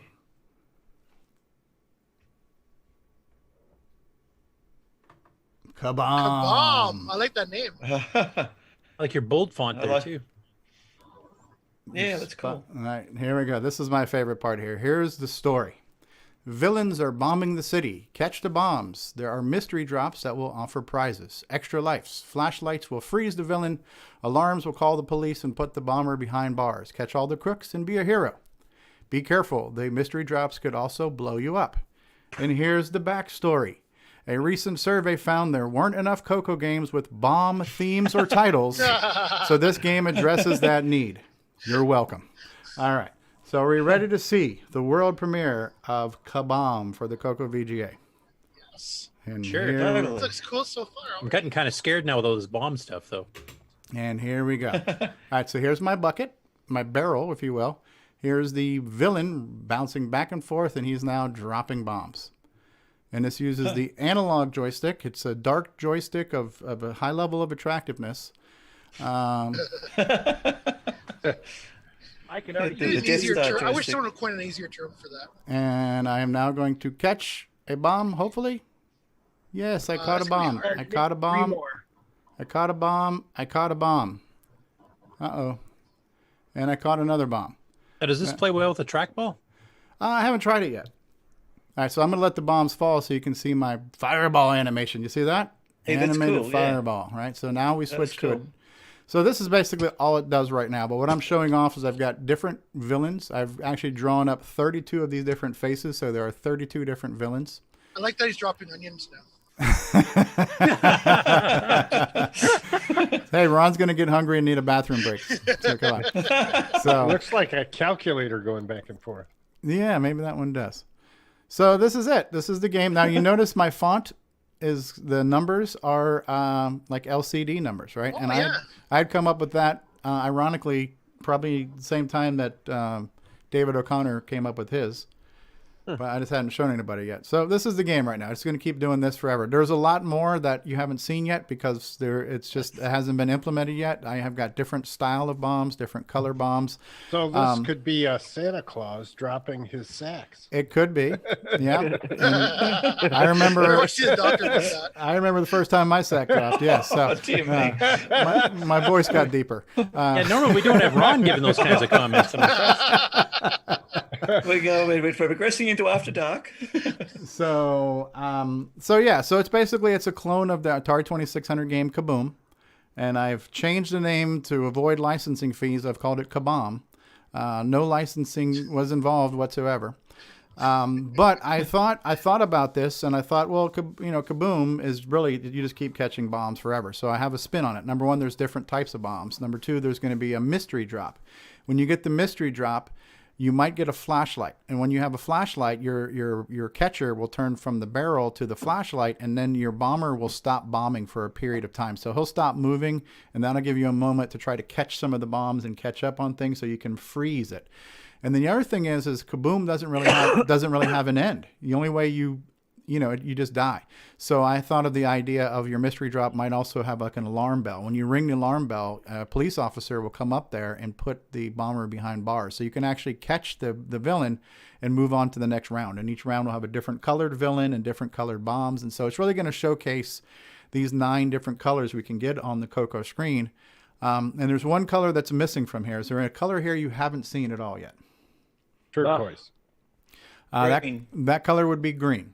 So of all the 8 foreground colors that I came up with, I have intentionally not used green because I figured the Coco has been plagued with the color green for 40 years now. It's been burning our eyes for 40 years that there's no green in this game. So that's it. That's the game. Have you talked to Simon about music? I haven't talked to anybody about anything yet because this is just, like I say, I've had about a week to work on this, and this is my playable demo of what I've done so far. Hey, Stevie. Really are you using pokes or no? That's actually using all print at right now. Oh, cool. Yeah, Terry. quite responsive. I'm just finding it fascinating. Your game, you're able to get to level 9. 9. Yeah, but notice when he's about to die, he'll say, "I'm going to let it die to show you what the animation." Yeah, well, there's no. It doesn't count your lives. It's not. There is no life counter right now. So I have. That's convenient. Yeah, I have. That explains it. Yeah, I have accounted for the fact that a bomb will drop and it will show you the explosion that it dropped. But in the game right now, it's all kind of testing. I mean, it's in testing phase, right? So you've only got a total, what, 40 hours in this? About 2 to 4 hours over a past week. So about probably 24 to 30 hours. Wow, cool. It's very cool. Thank you. All right, so I'm gonna switch back to the screen. So that is it. What's that? I'm thinking of the 60s Batman when he was running around holding the bombs over his head trying to... Yeah, right. What I was really trying to go for here is, number one, to show off color. I'm not doing any actual palette animations, although you could. What I'm doing to simulate that is I just have 8 color variants of different things, so I'll just print those multiple colors in the same spot so it looks like palette animations. I could do that. I just haven't gotten that fancy yet. But so this will run on my Coco too? But yeah, it requires a CoCoVGA to see this artwork and to see these color palettes. Otherwise, it will not work. It would work in the sense that you would be seeing strange symbols that would look like checkerboards and things like that. They wouldn't look like this. So when you were calling the color palette and the font, I'm still figuring out exactly which pokes to use to call those. I've got the files, the DAT files and whatnot. So what I did is I've been reaching out to Brendan. So if you want, I can show you the font. I don't remember which program it was. Which one is the font editor? Oh yeah, see my cursor is the barrel. GBomb character. Yeah, no, but what's the editor? Is it CCV edit? Yes. Try it. Yeah. Okay.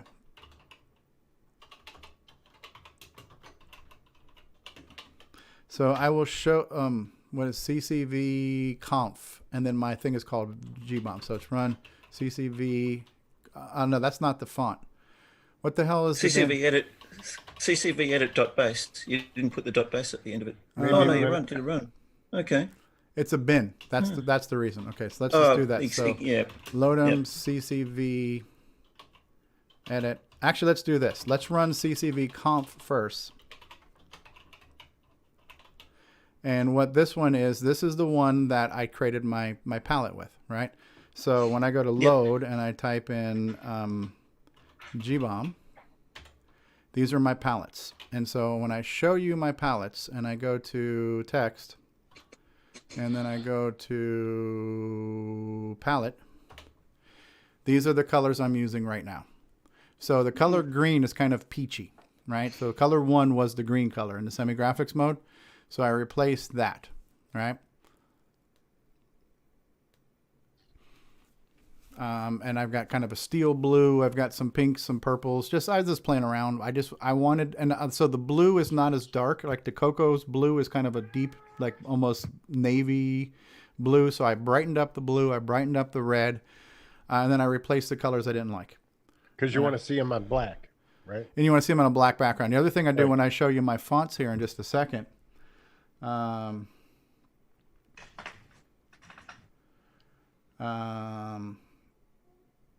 not even seeing the comments. Sorry, guys. I'm looking at, because the way my setup is right now, I'm only looking at my Coco screen. I haven't seen the chatter. I'll get back to the comments in there. So these are my palettes. Now, here was an issue. The issue I had was with Brendan's tools. Number one, they were on 2 separate discs, right? So his palette editor was on one disc and his font editor was on another. The way they were distributed, that's easy to fix. But then my next problem was that, what if I want to look at my fonts in the new palettes that I made? His font tool defaulted to the stock 8 colors of the VDG. So I wrote him about that on Discord, and he gave me a little hack program and a modified version of his font editor now that it will actually load the palettes in. So, and the splash program he made for me. So I asked him, I go, you know what? I'd love to show off a splash screen of your CoCoVGA logo at the beginning of my game. So he gave me that little splash image. So the CoCoVGA .vg6, that's an image that he gave me, and he gave me a little program that did that. So I figure if I'm going to work on a CoCoVGA product, I want a splash screen, right? So what was the basic program that he gave me that here it is right here. So if I run,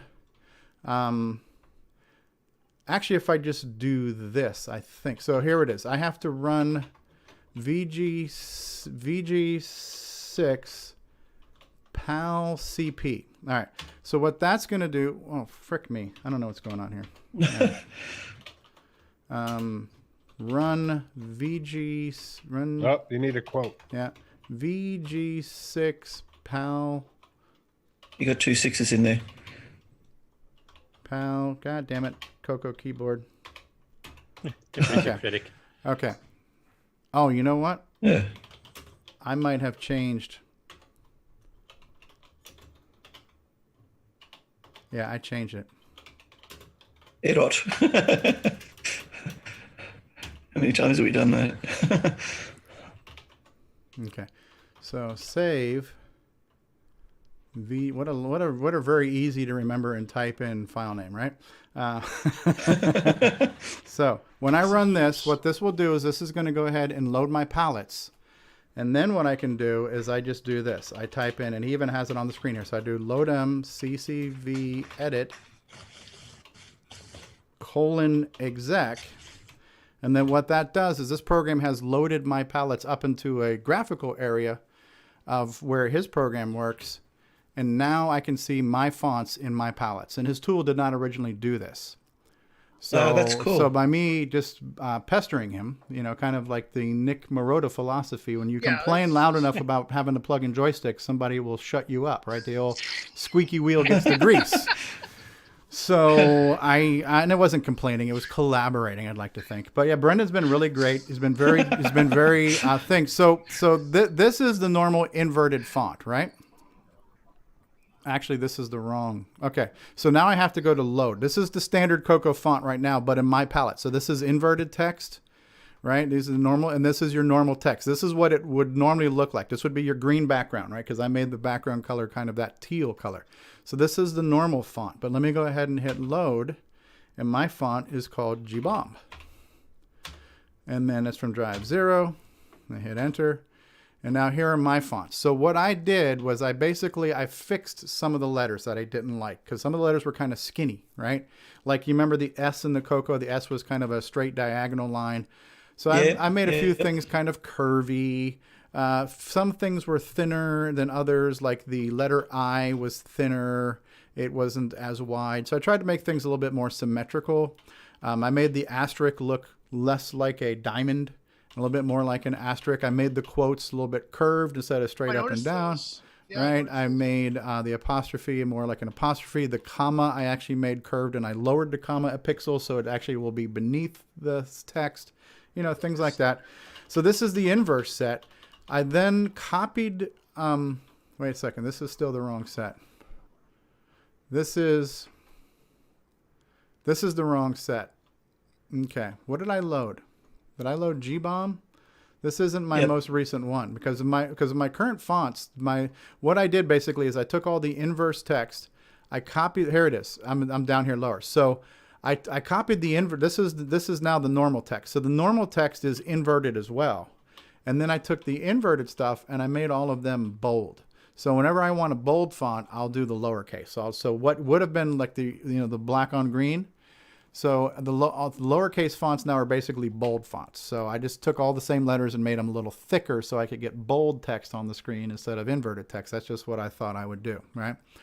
So these are my lowercase fonts technically, which would have been inverted.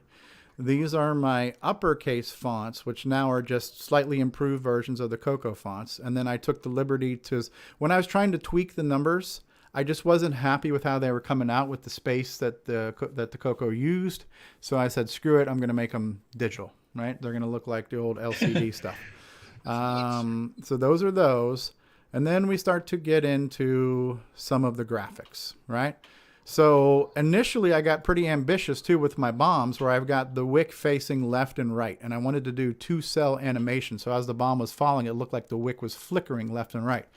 Once I saw how terribly slow this thing is running, I'm like, there's no way I can start to add all these extra loops and checks and everything else to animate an already slow moving turd on the screen. So I've thrown out the animation idea right now, but I've got all this artwork, so I'm going to deal with that. This is the question mark. There's my mystery drop.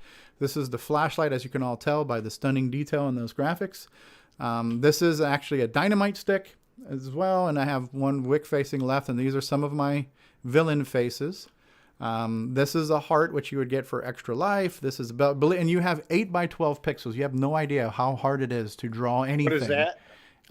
This is a bell. It's supposed to be a bell. Oh, okay. So when you ring the bell, it's like ringing an alarm, and that will call the police. Trying to draw anything that resembled a policeman or a police hat or anything else was impossible. So I came up with what I'm hoping will look like a shield, like a policeman's badge.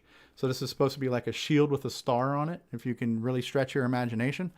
The spider police. Yeah, the spider police. Yes, yes. So, six-legged spiders police. Right. So this is when your villain will be behind bars, right? So those are bars. This is the dynamite stick facing right, and this is your barrel, right? So this is basically the artwork, and then this continues down with all of the colors, right? So So here's when your my bombs drop, do you always use the same one then, or do you? right. Well, right now for this demo, I'm using just different colored versions of the same, what I call BL for bomb left. Because you could flip them on each line, so at least they're Well, just yeah, some but you animation. have to code that, and that's just that's more checks, there's more calculations and more decisions that have to be made. It just slows it down, right? Are you running with the double speed poke for the Coco? I actually am running the double. I started off not needing it, and as soon as I started getting like 8 bombs on the screen and all this stuff else, yes, I'm running double speed. So, but I've got a lot of different faces here, so that was kind of fun drawing these little goofy I like your faces. minion face. Yeah, right.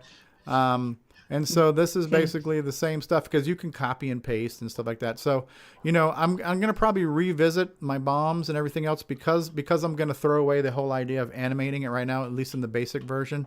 I'm going to probably free up more tiles to create more things. Here's the white color, and here's the kind of steel blue, and then we get into the orange, right? So, but I mean, what I have really to... like.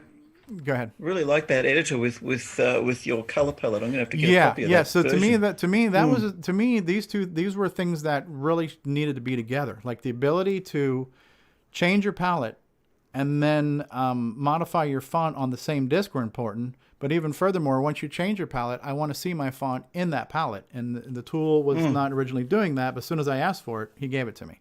So that will be in a future release of the tool. Because these tools need to be together. They go together like peanut butter and jelly here, palettes and fonts. Why have one without the other? Absolutely. So that's the editor, and it's pretty easy. And then I started even asking him about some feature creep stuff. Like, it'd be really nice to be able to do a reverse. Like, if I drew something, I want to be able to flip it and do either a horizontal or vertical flip on an image, so you don't have to manually redraw that every single time. So we might see or the ability to shift things around inside the grid, where I drew it down here in the corner, but I kind of want it in the middle.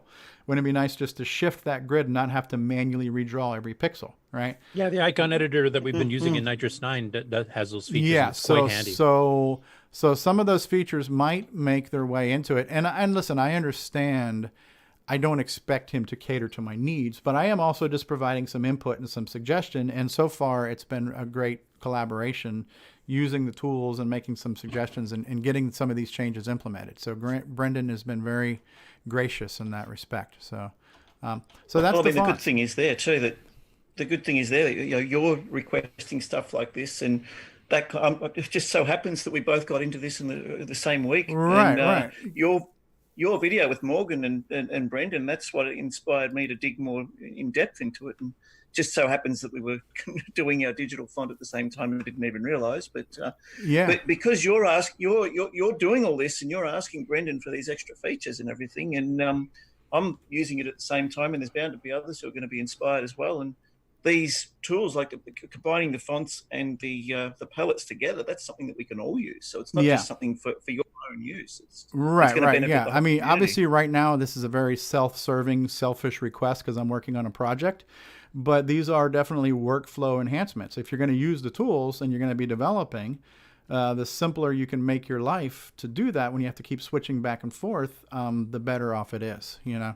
And right now, my only bottleneck now is switch, because when I work on my code, I'm using a text editor on my PC.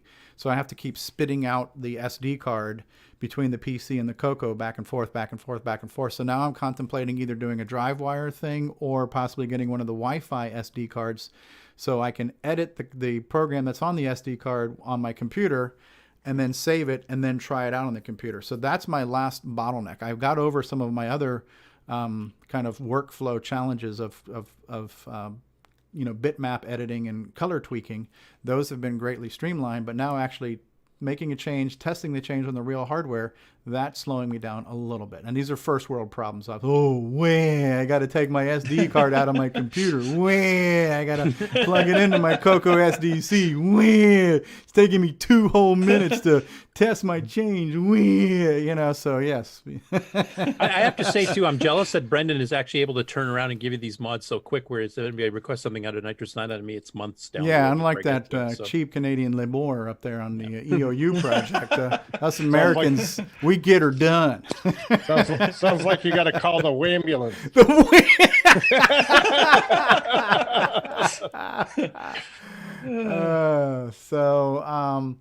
So yeah, so that's my cute little thing I'm working on. I would just say that since I've only spent a little bit of time on it, I think I'm impressed with what I've achieved in a short amount of time, starting from scratch. So.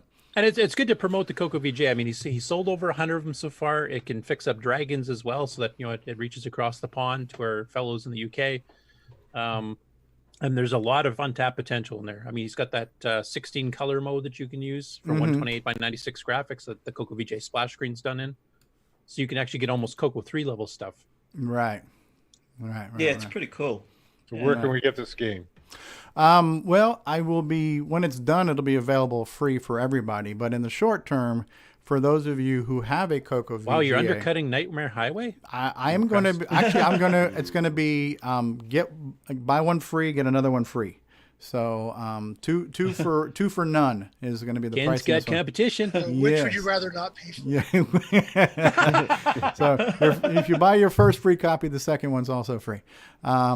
So obviously when it's done, it will be, I'm not planning on charging for this because, you know, if Chet Simpson's going to release something like Gold Digger for free, what kind of douche would I be to charge for this shite, right? So, you got a point. Yeah.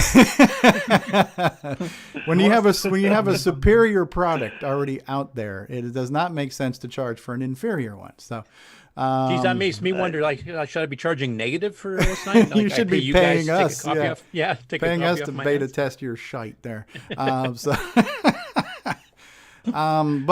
this has been something I've been wanting to do for a while. You know, I've been thinking about, I haven't really, other than doing this show, I haven't done anything on the Coco. I haven't done any gameplay videos. I haven't been working on any programming. I've been kind of a slack ass, so I'm just trying to kick myself in the pants to do something. And so there you have it. So now tear it apart. Have you found this inspiring enough that it's making you have that drive again?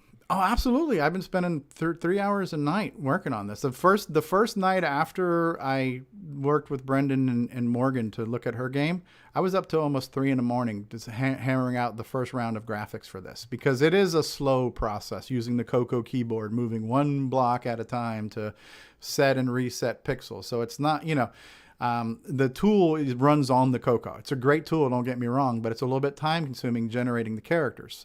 There are some cheats where you can copy and paste and things like that, but it does take a little bit of work to create it. So I was literally up till 3 a.m. just making pixel art, which was kind of fun, to be honest with you. You know, it's frustrating, challenging, and rewarding all at the same time, working with an 8x12 matrix, trying to make something that looks like anything. You know, there's not a lot of room in there to make something.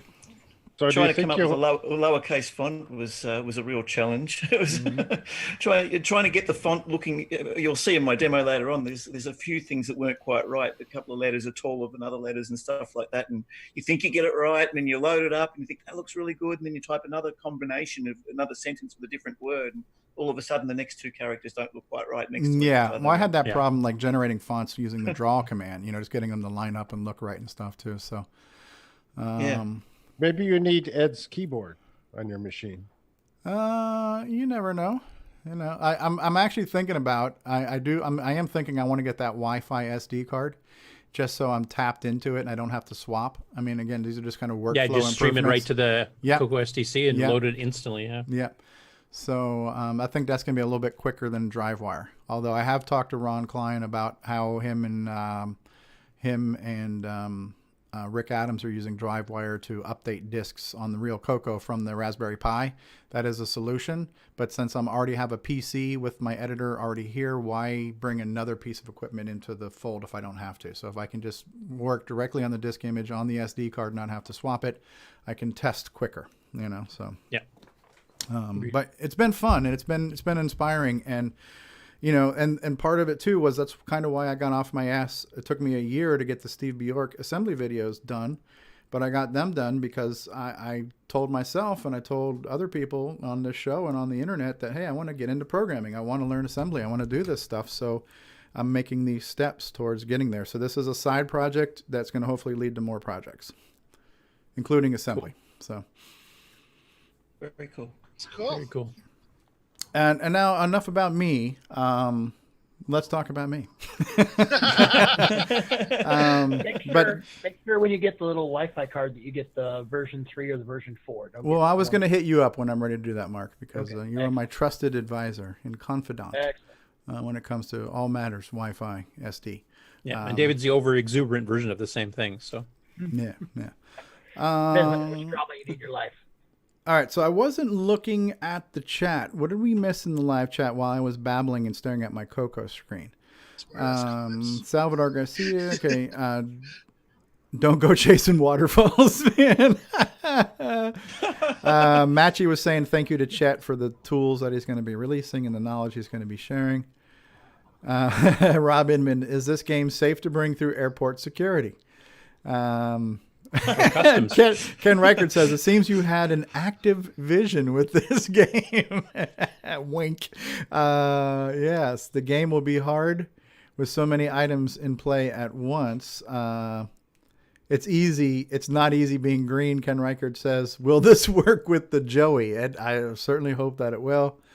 Matchy says, nice character set, playable demo. Ken Reichert, some days you just can't get rid of a bomb.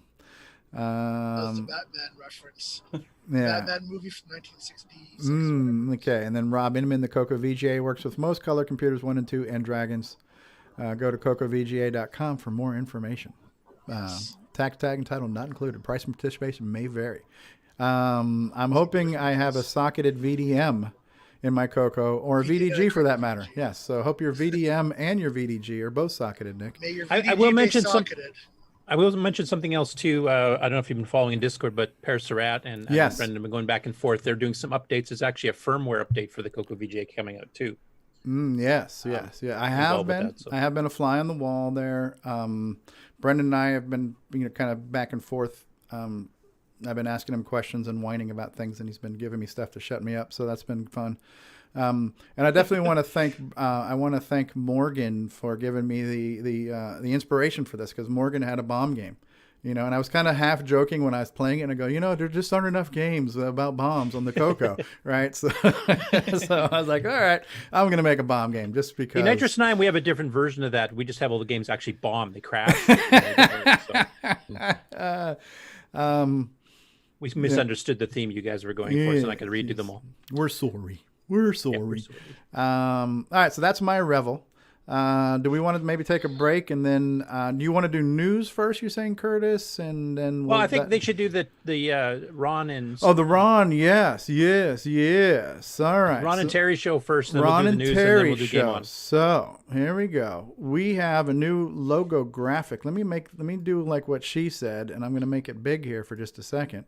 Terry Show. It's the Ron and Terry Show. I'm trying to click on it here. Here we go. We're making it big. All right. So, ladies and gentlemen, boys and girls, welcome to a new segment on CoCoTALK. In this day of revelation, we now reveal a new segment that we will call TDP Talk. And this segment is going to be brought to us by Terry Steggy and Ron Delvo. Take it away, Terry and Ron. Terry, start it. Go ahead. He's going to do a screen share. Oh, Terry Steen says that Terry Steen is impressed with your labors. Thank you, Terry Steen. He spelled labors wrong. You spelled labors wrong, Terry, but that's okay. We're not here to point out your mistakes. That's your wife's job. Take it away, Terry Steggy. Well, I guess kind of started from this non-addiction I have for my TDP collection, and I know Ron's got one. I think Stevie's got a TDP as well. I do. I found something in a lot that I did not think I would ever see, and it's kind of cool. I'll turn around first. It's I don't know if you can see that. Yeah, it's a TDP labeled floppy drive. That's the original 35-track click button tech version of the drive. Yeah, it's got a really cool button deal here if I can find it. Oh, dang it. So that's your release. Oh, look at that. Yeah. Yeah, that's the same as the original Coco 1 drives when they first came out from Tandy. Which were basically part of the TRS-80 line, weren't they? Yeah, they were tech drives, 35 tracks. Really, there was no 40 track, so single-sided, double density. So I thought that was kind of cool. And then I got, what was this one? A TDP version.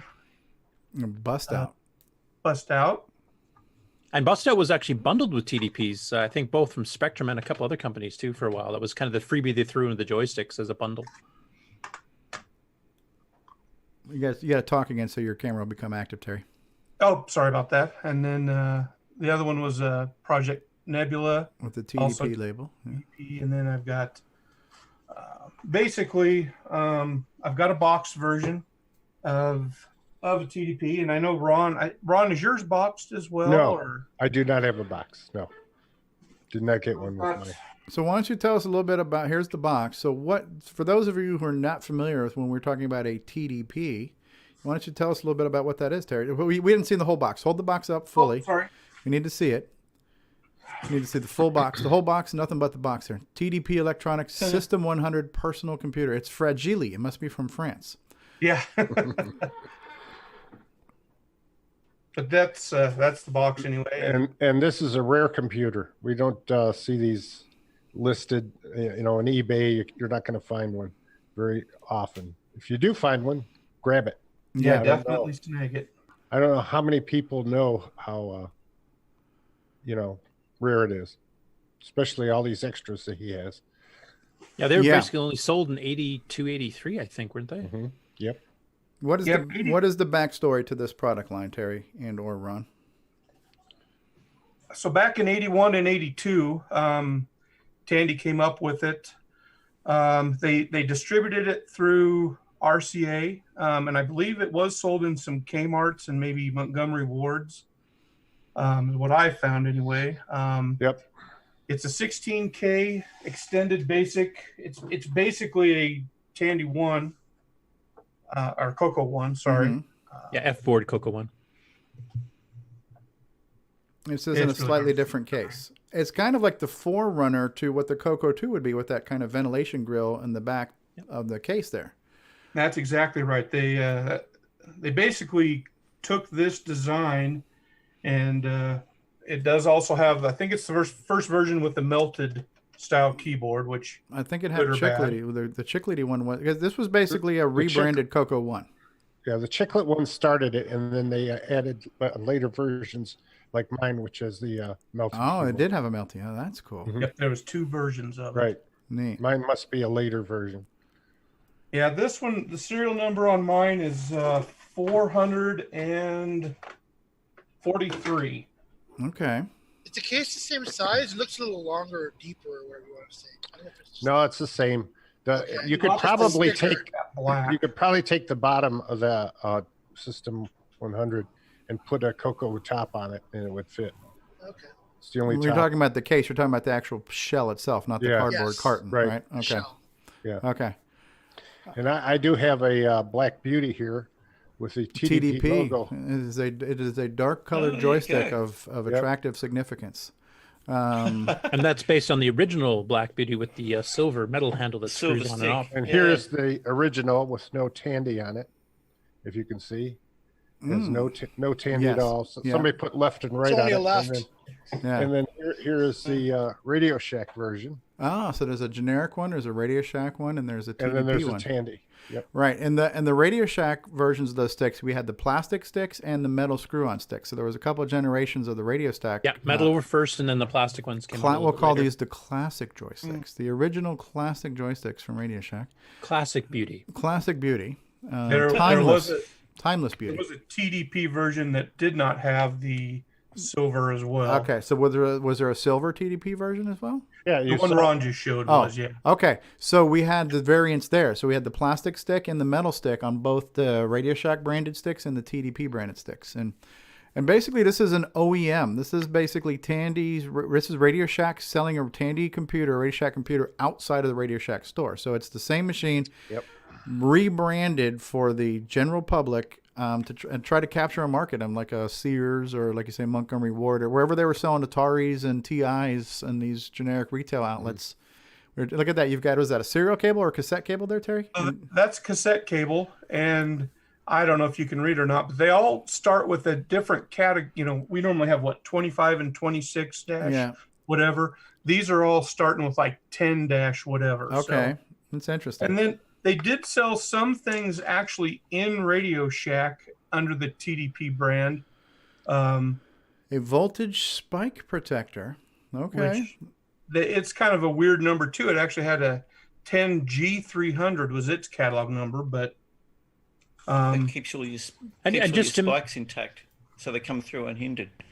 Yeah, and just so people know, TDP actually stood for Tandy Distributor Products, which meant they were planning on distributing. Oh, I thought it was Tandy Data Products. It's Tandy Distributor Products? Distributor, when I remember reading in Rainbow. Okay. I've seen both, so I'm not sure which one's correct, but yeah, I have seen both words.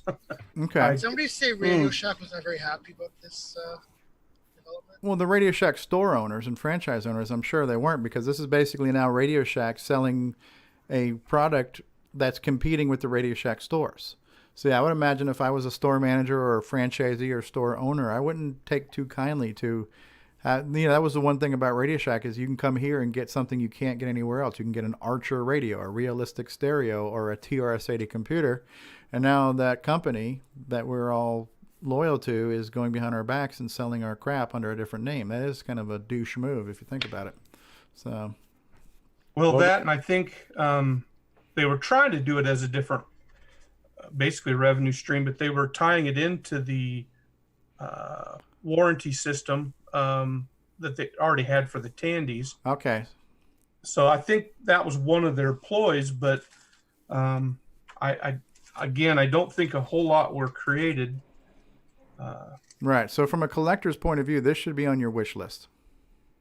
If you see TDP on it, I'd definitely snag it because they're pretty hard to find. Dust cover too. Look at that. Yeah, there's a dust cover. Some stuff that we're all really familiar with our Cocos. Right. The quick reference: System 100 personal computer TDP. Oh, there you go. And let's see, I got. There's your manual. Look at So that. What's it like inside? Looks virtually identical.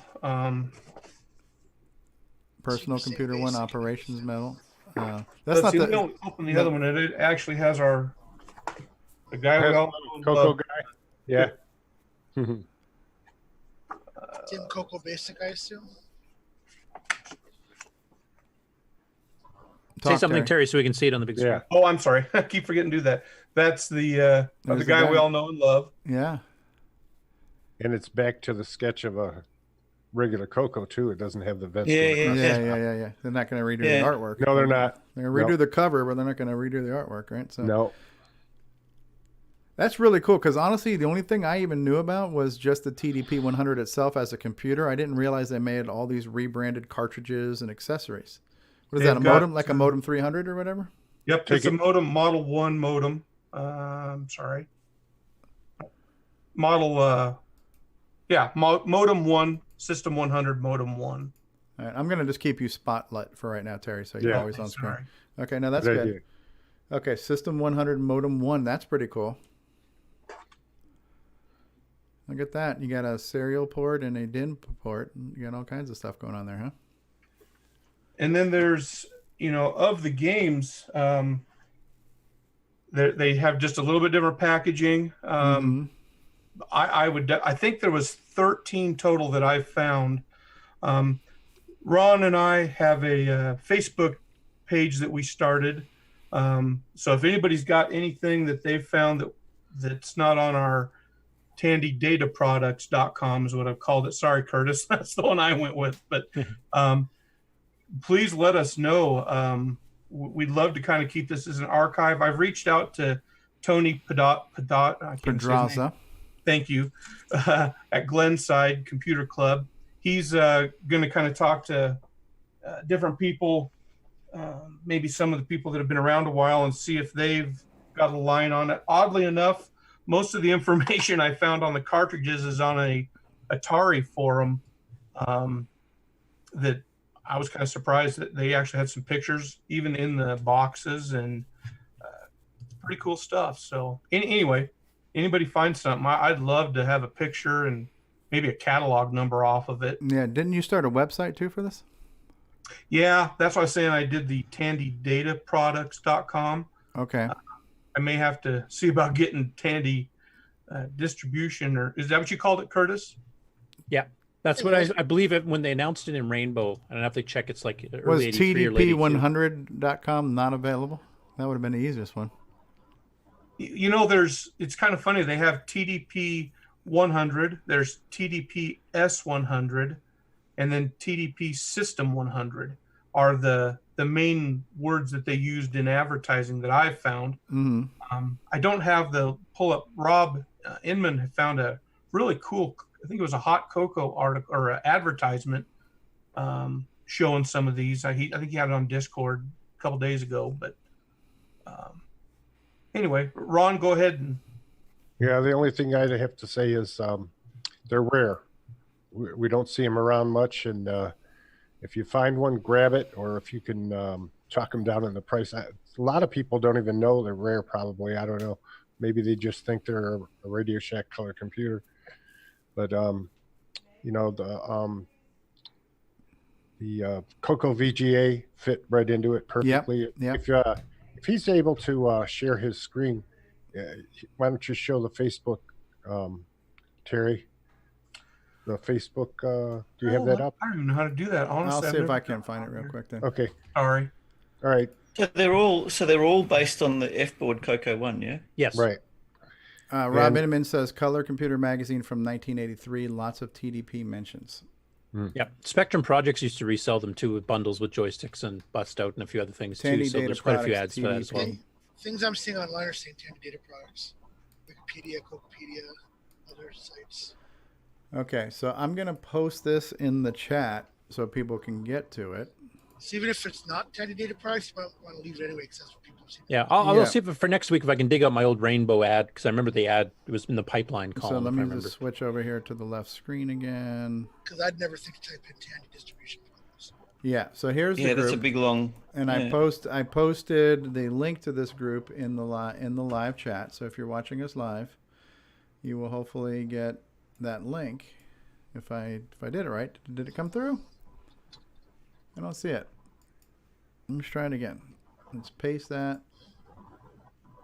There we go. Now it looks like it's going through. Maybe, I don't know what the hell's going on. Okay, maybe it is, maybe it isn't. Who knows? Anyway, so this is the group. So Tandy Data Products, TDP is what it's looking for. So you can search for that. Just search for TDP on Facebook if you are on Facebook, if you're one of those people who use Facebook. And look, here's the inside of the box, right? Here's your foam with the joystick holders and the manual, and here's the thing. Here's the badge. Looking pretty cool. Is it actually like a metallic badge? I have got one. I don't remember. Is it a metallic badge? Mm-hmm. Yeah. Metallic, and then it's got kind of the actual TDP, the blue box up there is kind of a bubble. It's a raised bubble. Yeah. That's on this version anyway.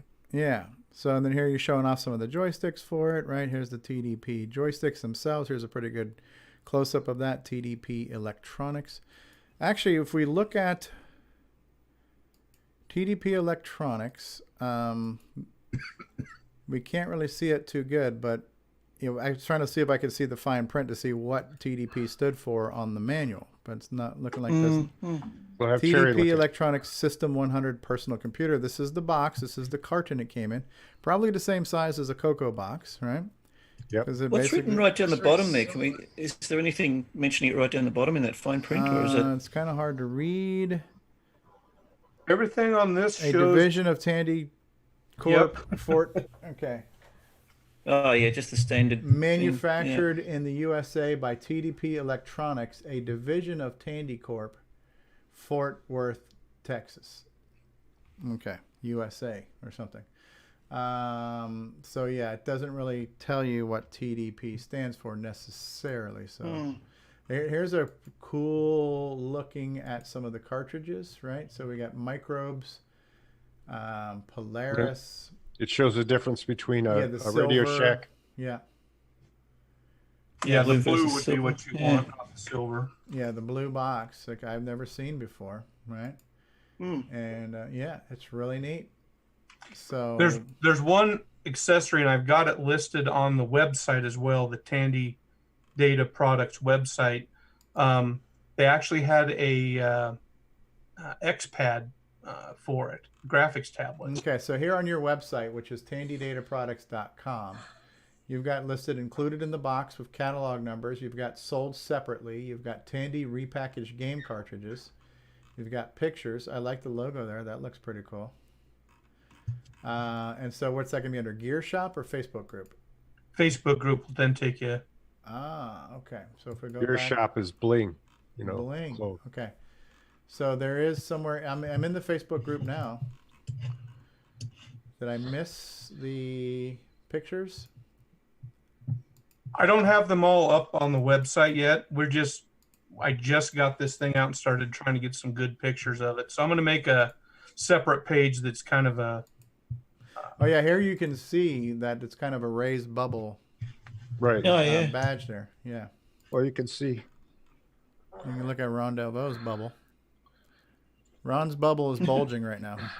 I can't get to it. Shaky Vision, brought to you by Ron Delvaux. I can't do it.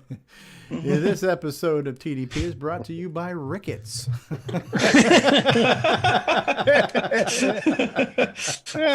So that's it. It's about impossible to show.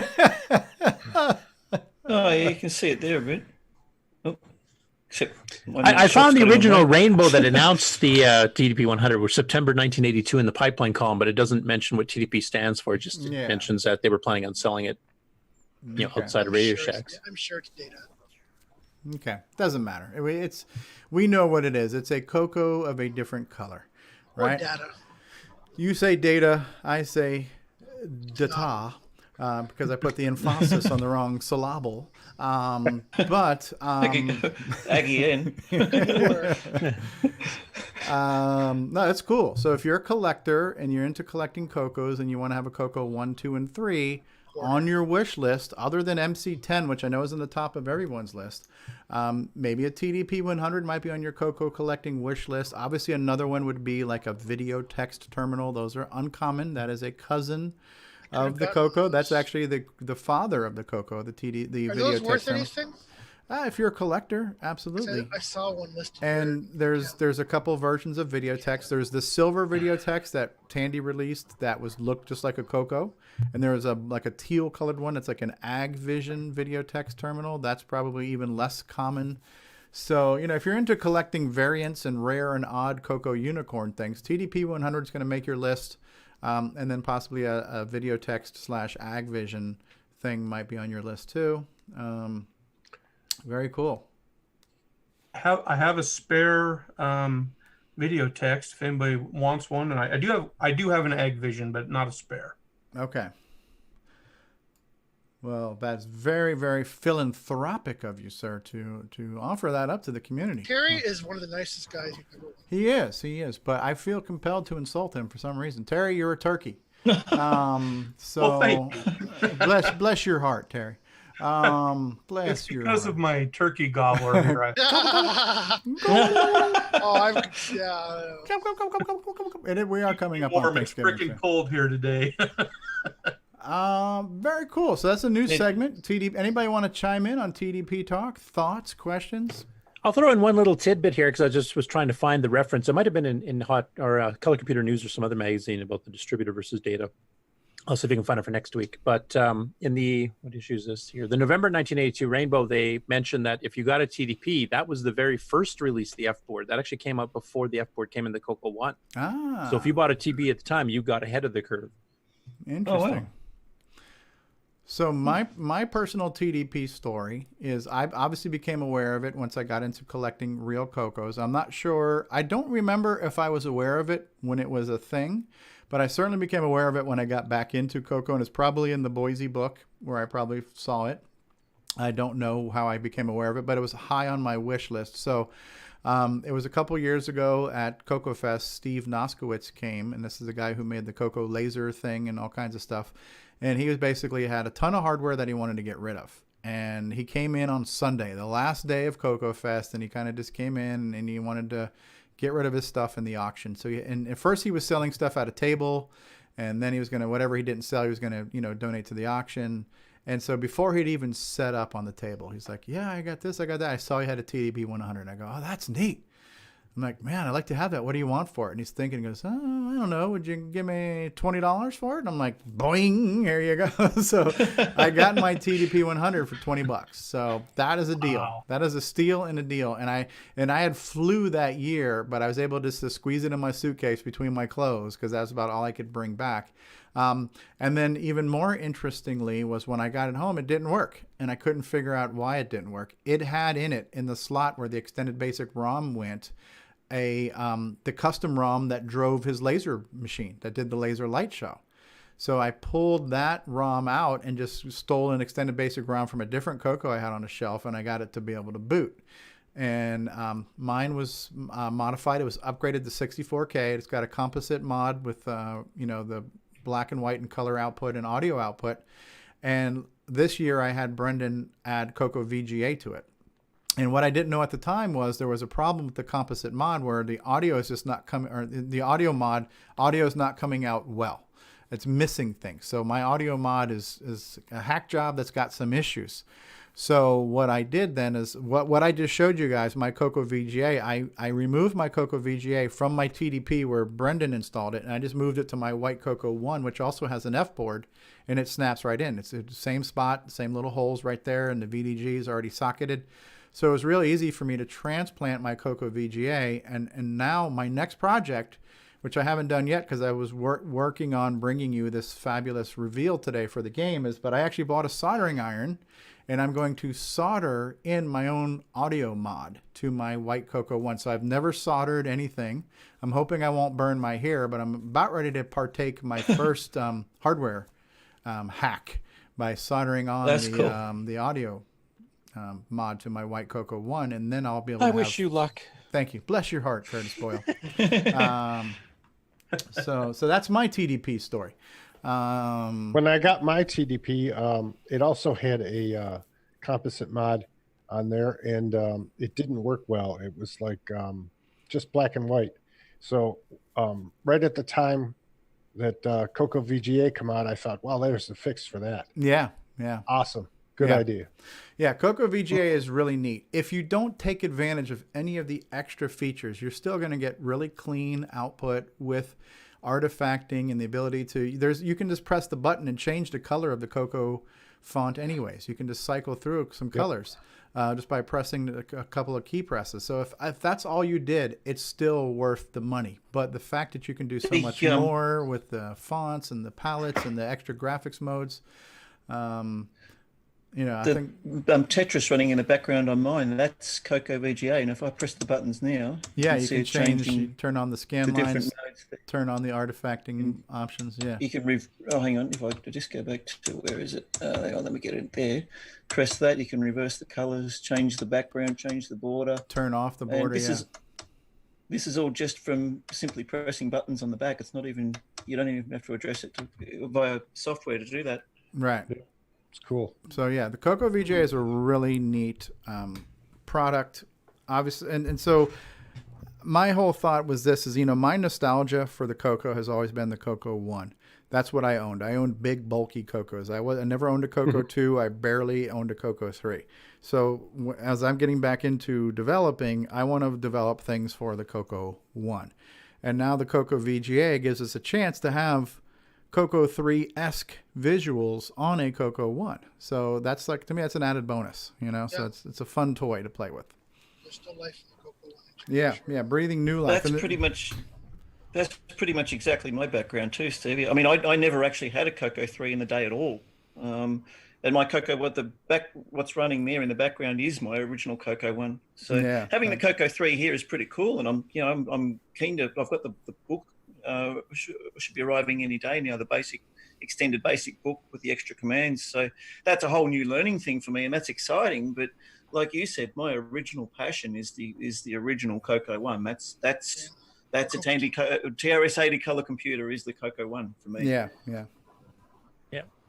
And the fact that it's reaching critical mass, there's been over 100 sold now, and they're still designing for some of the other, board configurations that they don't have it fitting properly. And I mean, it'll be spreading onto more. So the more people that get into it, the more people will want to write software, and the more people will want to run the software that is being written for it, like your game. Something else. The CRTs are all dying as well. Sorry? The CRTs are dying, or you can't find them, so you got to have an output. Yeah. Well, not a lot of VGA monitors have a composite input. Most of them are. So you're out of luck if you haven't got something that outputs VGA. So the CoCoVGA is perfect for that. TVs even still have an analog coax that you buy. That's how TVs do, yeah. Yeah, TVs do, but video monitors, computer monitors often don't. Some of them do. There's a few that do, but most of them don't. One thing that's cool that I spend some of my time doing is I'll pull out one of my old Coco 1s, 16K extended basic, and put the SDC in it and see what kind of games I can find that will run. Yeah. Can't run the Explorer, though. The Explorer doesn't work, right? Does Coco SDC Explorer work in 16K, Ron? No, I can't remember if it did or not. I don't believe it does. No. But a disk drive will. You have to have 16K, I think. Yeah. There were, I mean, I started off with 16K. I think by the time I went to extended basic, I might have had more. So yeah, that is an interesting challenge. What can you run in 16K with a disk controller, which eats up half of that? Yeah, literally. I mean, most of the 16K games were cassette, and for a reason. You'd buy that same game with 16K cassette, 32K disc. Yeah. Just because of that. It's just basic steals a good chunk of RAM. Yeah, that's cool. Cool. Well, this is a segment. I don't know how many more updates we're going to have on TDP discoveries, but as we want to continue to talk about TDP, please bring that to the show, guys. Cool segment. Definitely like that segment. Appreciate it. Appreciate you guys. Gobble, gobble. So if you think it's Tandy Data Products, please text to this. That's right. Send a self-addressed stamped envelope to Why You Are Wrong, P.O. Box. Go screw yourself. Isn't there a guy that's going to speak at the next Coco Fest? Is he a keynote speaker? Has a keynote speaker been chosen yet? Isn't it the Tandy guy? What Tandy guy? Charles Tandy? Are we going to resurrect Charles Tandy? The guy who is the guy that designed the Coco? Oh, that Paul Schreiber guy that was at Tandy Assembly? Wouldn't he know? Wouldn't he be the one to know? Would he know what it stood for? We could ask him. I believe in Futurama, Charles Tandy's head is in a bottle of bubbling fluid, and we might be able to talk to him. So, Futurama. That'd be a good question. He'd be a good guy to hit up. If he didn't know, he might know somebody who might know. He could reach out. I wonder if the guy at Microware would know. Oh, Alan Badiger? Not sure. Yeah, but we got people we can ask, though, so I guess that's a good thing, right? Maybe Joe, is it Joe Sigler? I believe that's how you say his name. I don't know who that is. Mark Siegel might know. One of the execs at Tandy for long. He actually opened the first Tandy store. There's a really good interview with him on Trash Talk a year back. I'd recommend anybody listen to that because it was pretty fascinating to hear his side of how they developed some of these things and why Tandy did what they did. Why? You know, did Tandy do that? We should have played that before our little thing came on, because this is a prime example. Yeah. My right? soundboard, unfortunately, was giving me a lot of issues, so I'm not using it. I see you've got the waterfall demo in the background there, Ron. You're running your CoCoVGA demo on your Tandy. Yeah, and I got to say too, like the CoCoVGA looks really good on a flat panel, obviously like what you're doing. But I also this year at the auction, I got a Dell CRT VGA monitor for $1 in the auction, and because I used it to demo Cosmic Aliens on the CoCoVGA there at the show, and it looks so good on a CRT. The CoCoVGA on a flat panel, late model Dell CRT. It is gorgeous. I know the resolution isn't high and the color count isn't high, but every bloated pixel on that CRT is just absolutely a beauty to behold. Yeah, this is a Dell. Yeah, but that's a panel, not a CRT. It looks great on a panel, but it looks fabulous on a CRT. So I'm just saying. It looks retro and new at the same time. Now. Yeah, exactly. So look at a CoCoVGA on a CRT. It's gorgeous. Even it's only the really high-end LCDs that have even been able to touch CRTs as far as contrast ratio and color vibrance and refresh rates too. Yeah, that too. Yeah. So cool stuff. Great segment as we continue our day of reveling here on CoCoTALK as we reach the 2-hour and 20-minute mark, and we were peaking at almost 40 live viewers on YouTube, which is probably sleeping. Yeah, sorry guys. 40 live snoozers on YouTube. So we're breaking new records here for an inferior show. We're drawing a very... Obviously follow a bad link to get to our... Yes. So cool. So how about we take a break and then we're going to come back with news. L. Curtis Boyle. Robin, let me tell you why you're wrong. Who's Pitfall Jerry? I never had one when I was younger. Bought it a few years back. Excellent. Pitfall Jerry, I need to buy some stuff for my Coco 2. Only have a Coco 2 and cables. Yeah, there's never a wrong time to get into the Coco hobby. Rob didn't like my comment that if I could only choose the 2 or the 3, I'd go with the 2, just for nostalgia reasons. Oh, yeah, absolutely. I would make that same decision. I would make that decision twice in a row on purpose. But that's just me. And the second time with feeling. That's right. This time with feeling. Take it from the top. All right. So how about, and Pitfall Jerry says I have 2 MC10s. So that means you could open up a window on each side of your house and get a full draft going through. All right. We're going to make a disclaimer card. That's it. Hello. All right. I am taking a cue from the Nick Marotta playbook. I am on fire today, folks. So let's take a commercial break. You're on something, that's for sure. We're on something, that's right. So or maybe you're off of something. Maybe you better get something. He is the dumpster fire. I am the dumpster fire. I am the dumpster. Hear me roar. How about we do this? How about we hear a little bit of Nick Marionettes talk to us about electricity? And then we will thank our patrons, and then we'll maybe hear a little bit about how you guys want to hear Fletcher and Coco Duke? Yes. All right. How about we do this? Let's start off, and let's say thank you to our patrons. Those of you who are paying superior cash to fund an inferior show, we want to say thank you to Al Hartman, Alan Huffman, Blair Ledoux, Brendan Donahue, and Brian Joyce, and Brian Weisler, and DeBruce Moore with his many projects, his Forest of Dooms, his Coco Forevers, his System Hack, now his Joey and Coco. Bruce, you got to stop making shit or I'm going to run out of room on my screen here. We have Davey Mitchell, who has the really cool project where you can make the semi-graphics editor and do cool stuff. And Diego with his yet another color computer site, yaccs.info, and Disney Saints fan, and Eric Canales, and Fedor Steeman, and Grant Leety, and Jason Downs, and Jenna Farron, and Ken Reichard of CanMakeIt.com, and Kyle Eder, and Malfunct, and Paulie Walnuts Fiscarelli, and Paul Shoemaker, Richard Lorbieski of BoySonTech.com, Rob Inman, and Steve York, and Terry Steen, and Terry Steggy of TheTandyShack.com. Let's not forget the Backyard Shed Gang, Tom C., Tom S., and Nick Marotta, forever.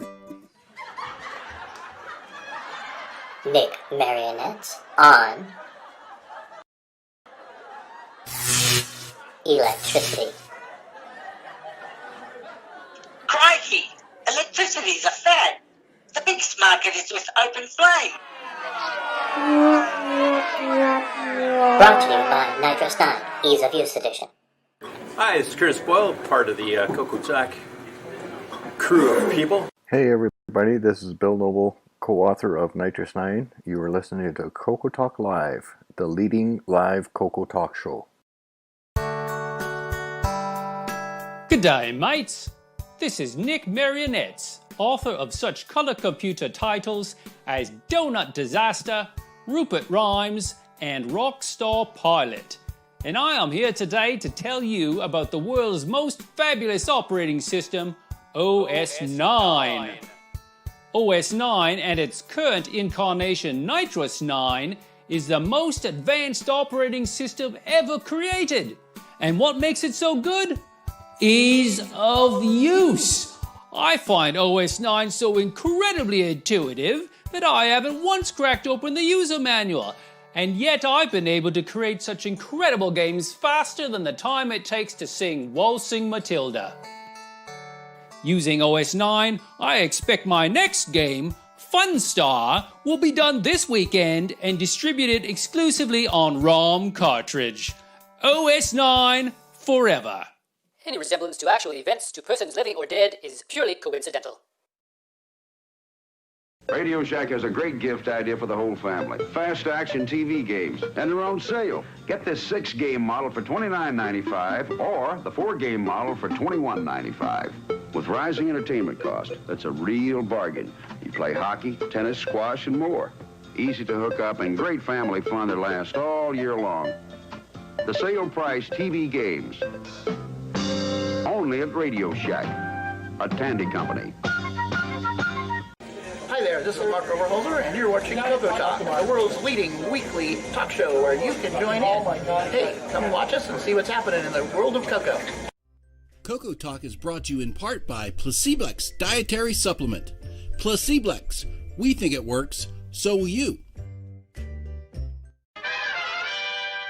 CoCo2, c'est le coq champignon, des micros et dans le pion. Pour le jeu, il n'y a pas d'attente, les études, c'est pas disant. L'expansion est dans la salle, les commandes, tu vas voir ça. Notre Coco est programmable, pour tes cours, c'est bien serviable. CoCo2 de Radio Shack, ton affaire est dans le sac. Un ordinateur couleur qui a de la personnalité. Le CoCo2 de Radio Shack. On solde pour Noël à partir de $149,95. Holy crap, I just screwed up that. I just clicked on the wrong frickin' thing. Sorry about that. I just screwed up the whole CoCoDo thing. Oh, no, we'll never know how it ends. Yeah, how does it end? How does it end? Doesn't. It's a cliffhanger. It is a cliffhanger. It keeps going. It's so, Tanya is Della Sack. You know that. Yes. Well, failed to connect to chat server. Please. Yes, reloading I'm having page. some issues with Restream right now on the chat. I just found something that I have, and I think I need to share it. Can I just do that real quick? Ah, yes, please. Sharing is caring, Rondelvo. You cannot start share while other participants. Let me stop that. I've stopped my sharing. Okay. That was very selfish of me. Okay. So I've got all these things on here. Oh, okay. Here it is. Share. Look what I found. Oh, black screen. It's a black screen. Oh, introducing there we go. The TDP-10 rare one-of-a-kind development mule. The TDP-10. There it is. I found it. It is able to open doors and windows outside of Radio Shack stores. So. That is correct. How long That's all until you somebody get. makes one? Oh, that's good. The TDP-10. I want one. That's good. That is very good. I was supposed to share that in our segment, but I forgot. Listen. No time like the present. It runs in Windows too, right? You bet. Oh, Rob Inman says the TDP-10 to be sold at Home Depot. The The TDP-10. Yeah, I'm having a real issue with Restream live chat right now, integrating into whatever, but we'll just deal with it. It's a professional show. We're going to continue to move forward. All right, so up next, we have a segment of this show that we like to call news. And in the news segment, we actually go through and we bring things to you from around the world of retro. We're going to tell you what's going on in the Coco community. We've been covering a lot of stuff in the Dragon community. We cover things in the MC10 community, including everything that we can that Jim Gary produces, although we'd need a 19-hour daily show to cover all of Jim Gary's offerings. Yeah, there's some more of those today. And we have a very respected member of the color computer community to bring us this news. That would be none other. I didn't know you're covering it, Stevie. Go ahead. That would be Nick Beretta. Yeah. Take it away with the news. I get no respect. L. Curtis Boyle. Hey, let me do the old screen share thingy here. What do you think, Nick Beretta? And just to start off with Jim Gary. I think Beretta. But enough about Jim Gary. Let's talk about Jim Gary. Jim Gary, exactly. So I have a few videos there. We talked about his Calibeth port, which is a port of the original game that came out before even Ultima did and was kind of the basis for it. The whole Lord British thing started with Calibeth in 1979 on the Apple II. So this here is the version that he's ported back to the Coco from the MC10. So it's in P mode 2, I believe it is, because that's what all the MC10. Wow, is that a sound chip he's using there? Yeah, he must be. It's a hell of a sound chip there. Let's go through here. So you roll your character just like the original. Go buy stuff at the store just like the original. Generate the dungeon just like the original. And here's your outside view. Now he's going into the dungeon where you kind of get the 3D wireframe, so it's a bit lower res, but it's written in BASIC, and it is a Calibeth. If you ever played the classic Apple II game, looks very Dungeons of Dagerathi right here with the ladder and the skeletal dude in front of it. And the original Calibeth was 3 years before Dungeons of Dagerathi. There's actually a year before the Coco one was released, so it's if you're into the history of RPGs, this is one of the grandfathers. Okay, I like it. Yeah, so that's the Coco version. So you can now play that on your Coco as well. And does it include the cheesy jazz band to accompany the game, or? I think you have to supply that on your own. Jazz band and reefer not included. Well, wait for Chet's Digger 3 version of it. Can't have a reference to jazz without throwing in a reefer reference too. So. Champagnes and Reefer. That was a good song. It is known. Anyway. I studied jazz back then. Does that give away anything else? No, I shouldn't. Shut up. The second video he did is he actually has a Calibeth actually running on a real MC10 with the MCX hardware expansion because it requires the extra RAM. So there he is actually loading it off cassette on the MC10. Look at that. There's that FIR key going on there, huh? Yeah. No jazz music this time, so apparently he's no jazz musicians were stoned during the production of this video. So or they're already finished being stoned and away they go. I'm not sure. I don't see the dirty noise in the background. Type thy lucky number. 69, dude. That was sophomoric of you, Steve. Yeah, thank you. You're too kind. What dost thou want? What is this? So this is all text, or is this going to get into graphics? No, it's the same as the other one. Is you roll your character, then you get a certain amount of cash, you buy your supplies, and then you head into the actual game. Okay, and this is on an MC10. The real MC10, yeah. So the static you see on the screen is because there's a snowstorm outside the window. It's holding up right now. He's in Canada, so that's quite possible. Channel 3 or 4? Look at that's so cool, dude. It really is. Yeah, because you get the RF there. That's very retro. Yeah. You got a dude behind the ladder. Skeleton attacking. Hit. Yeah, and he's hitting from the sides. You can't see him at the moment. So left. Skeleton attacking. Miss. Skeleton. This is so cool, man. I mean, seriously. Is that an MC10 language? you're using? Skeleton. Yes, this is me. I'm voicing the inner MC10 voice. Skeleton. Is that the MC10 with the 8K? Skeleton killed. Sheet. Yeah.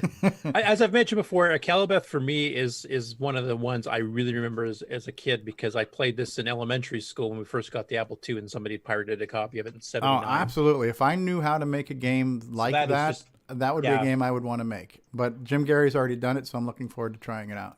Yeah, I mean, the original version is in higher res because the Apple II used the 280 by 192 mode. So when we port it to OS 9, which we're planning on doing, we're going to spice it up a little bit. So look forward to that. But I'm not sure when we'll get to that project because he's busy doing his 5,000. The voice acting will get upgraded. It'll no longer say skeleton. It will say skeleton. It'll say Skeletor, and then we'll get sued. Brought to you by OS 9. And then the last Jim Garry entry for this week is a slow week for Jim. Yeah, apparently. Well, Calibeth's a big program. That's like okay. a 20 to 32K one. That's not a little one. Paint this is a port Duel. of Paint Duel to the MC10 from the July 1981 issue of Creative Computing magazine, if you remember that one, which is a cross-platform magazine. It involves no actual painting because it's text. Due to some long and complicated story, initially your computer knows your present position. Oh, man. His use of the sound chip hardware. he's got in his MC10 The sound is just chip he's got amazing. is absolutely amazing. And it plays in the background, too. Yep. Is that using Chet, the FIRQ? eat your heart out. This is how it's Is that done. the FIRQ? Is this FIRQ driven? That FIRQ in FIRQ? Press enter to continue. Execute move option, execute shoot option. Okay, I'm looking at a grid. Oh, is this like Battleship or like Minefield or something? Minesweeper? Yeah. See, he's got 6-bit DAC noise playing in the foreground with background music. Pretty amazing. It is. Human wins. Yeah, but back then, I mean, because the early machines, like this is 81, this is pre, Commodore 64 and some of the others, you basically had, if you wanted something to be cross-platform at this point, you had to write it in text, which is why. Yeah. It's in text. The music is a little bit loud, Curtis. Curtis. Yeah, it's hard to tell. Plus, it might be jazzy. I don't want to miss that. Yeah, no. No Stone musicians were used in the production of this video. Drunk, yes. Stone, no. Anyway, they were both. They were droned. All right. Okay, is Paul still on the call? Is Paul still on the call? We might have put him to sleep. We might have bored him to tears. So I figured he can comment on this. Because basically this is an update to Oregon Trail, which hopefully we'll play.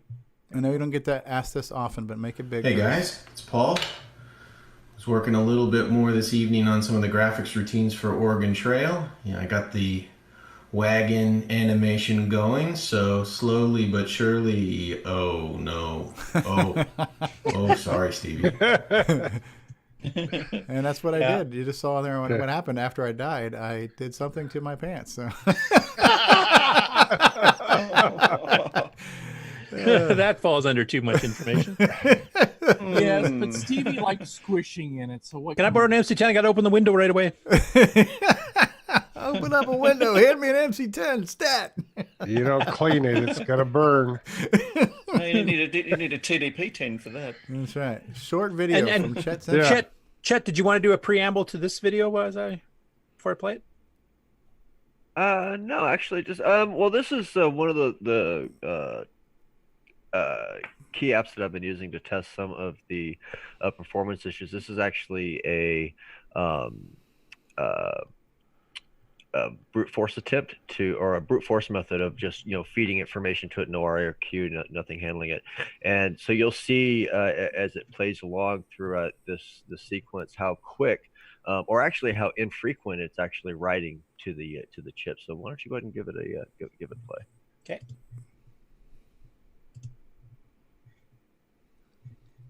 How's that for volume? Moon Patrol. Okay. That's Moon Patrol right there, baby. Yeah. know that song. Name that song in 2 notes, man. Iconic, I think we call it.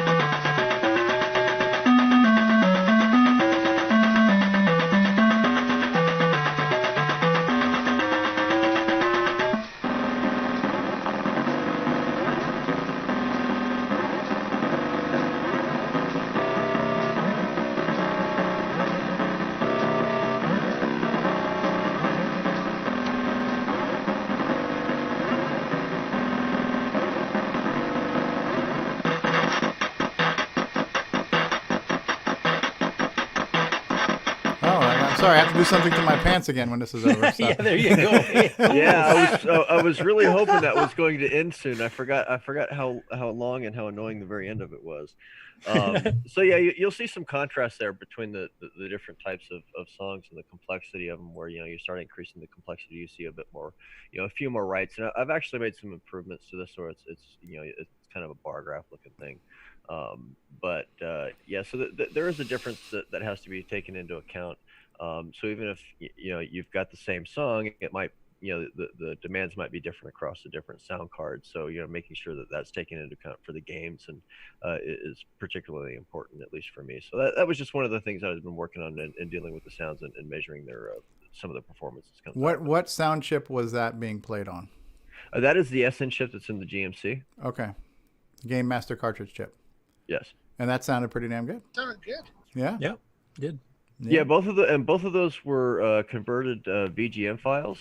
So those came directly from the arcade machines. One is the first one was of course Moon Patrol, and it's a pretty it's spot on. And then the other one was Metal Gear. Oh. So yeah, and both of them were the background music. So that there is some differences between that complexity. And of course, you go up to the some of the from one chip to another, and that the requirements are very, very different. Okay, well, and then along the same good. line at the same. Oh, go ahead, Steve. I said it sounded damn good. Yeah, it did. Yeah.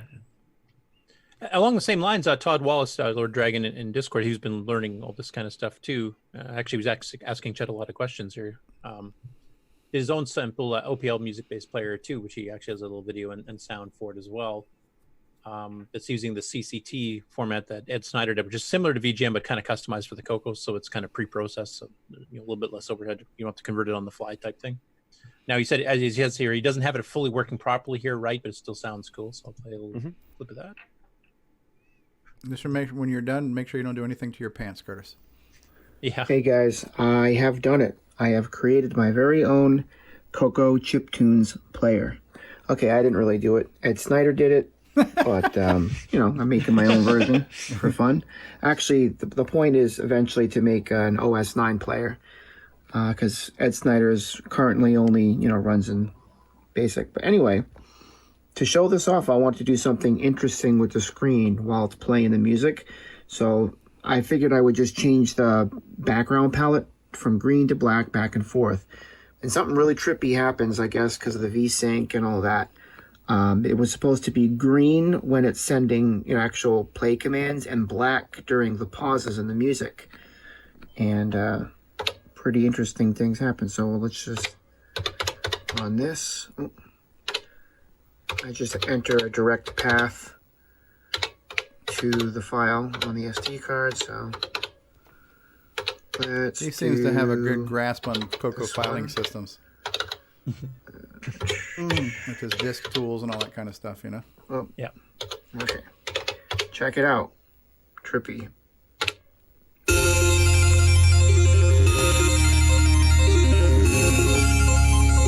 It's like a freaking laser light show, man. Yeah, it kind of reminds me of the old one Steve did. This sounds really good, man. Turn down a bit of the food.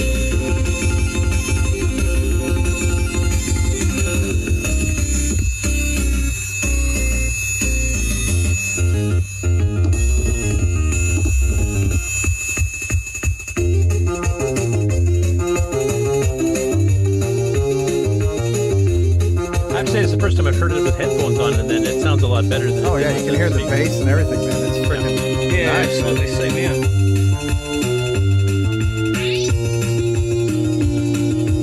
play the whole thing through, or? Yeah, hell yeah. I'm enjoying the hell out of this, man. Put a little bit of yourself dancing that one. Was any reefer involved in the production of this music, I wonder? Look, the screen is flashing green. Yeah, man. Green, man. That could indicate the acid flashback, I'm not sure.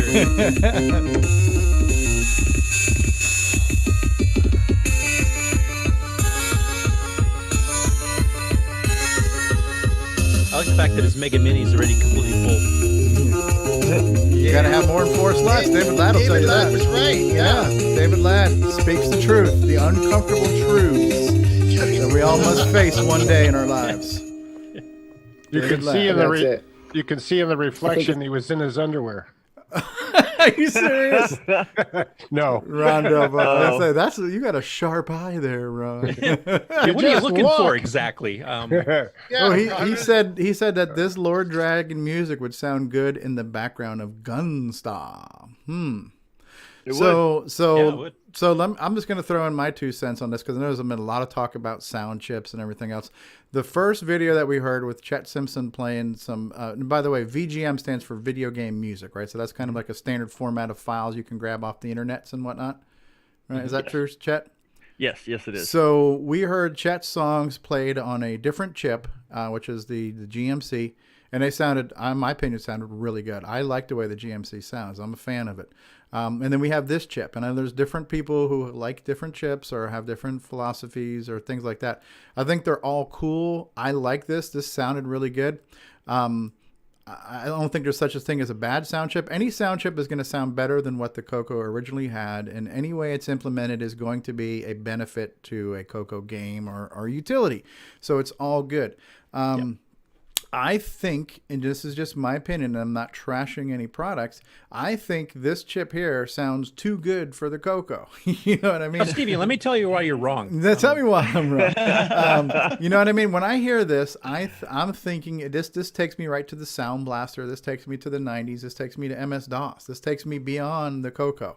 This takes me to running MIDI synths from Lyra and Symphony 12 back in 1984, 85 on the Coco 1 and 2. So you're wrong. And listen, sorry, you're just wrong. Well, hey, that's fine. There's a first time for everything, Curtis, and mark the history books. I was wrong today.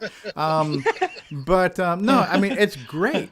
Don't get me wrong. And if a game comes out that outputs to this thing, I'm gonna buy it and I'm gonna want to hear it and I'm gonna rock out to it. I've never heard a Coco 1 or 2 play that stuff. Does anybody set up to actually show that maybe on next CoCoTALK? Have it set up and play it? Well, if anybody had the old MIDI synthesizers that they were running, the stuff that Lester Hands wrote and later Mike Knutson, I mean, we had this type of music on the Coco 1 and 2 back in the early to mid 80s. Well, that is not out of the time spec of when the Coco was out. We actually had this type of stuff running. I've got a room full of that gear. Yeah, the thing is, this was more meant like at that time it was meant for musicians. It was meant for people to write songs and stuff. So you had to have a MIDI synth, with MIDI ports and everything else. It sounds. And you had really to have the MIDI card on top of it. So I mean, it wasn't cheap, but yeah, we had multiple people in the community. They used to demo it at Rainbow Fest all the time. Yeah. I guess it's where you come from. If you were just in Radio Shack and you spot a speech sound pack, well, that's the kind of music you're used to hearing.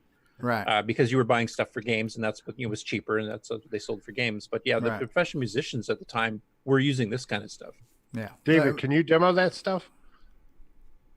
So what basically playing MIDI out of the Coco 1, you're saying, into my synths? Is that what you're looking at? Well, you have one of Ed Snyder's chiptune players too, right? So you could play something from the Mega Mini MPI, couldn't you? Or Yeah, I can. No, yeah, I mean it sounds great. Again, I'm saying this. It's actually complimenting the product. It sounds so good. It just feels like it belongs on a higher end machine, and that's not a bad thing. That's just my take on it. You know what I mean? It's good. It's great sound. Don't get me wrong. Yeah, no, I'm just bugging you. Yeah, no, it's not like I'm going to say, well, I'm not going to buy this product because it's too good. No, I can't buy that. It sounds too good. Yeah, no, it's cool, and definitely. I mean, if you remember the cover of Rainbow when they actually they kind of duplicated the Revenge of the Nerds thing, where they had the Cocos, on these, guitar frames and stuff. I mean, that was a MIDI issue for the Coco 1 and 2 that actually was telling you how to do this kind of stuff, and there was stuff like Musica, Lyra, Symphony 12 and some other hardware and software was out at the time too that did this. But it was not cheap. I mean, you had to spend $150 on the full-blown MIDI card that did MIDI through, MIDI in, MIDI out in real time. Right. And then you had to buy a MIDI synth itself, like a DX7 or whatever it was. So you're looking at hundreds of dollars to get into this. But yeah, it was definitely, a lot of musicians did use it.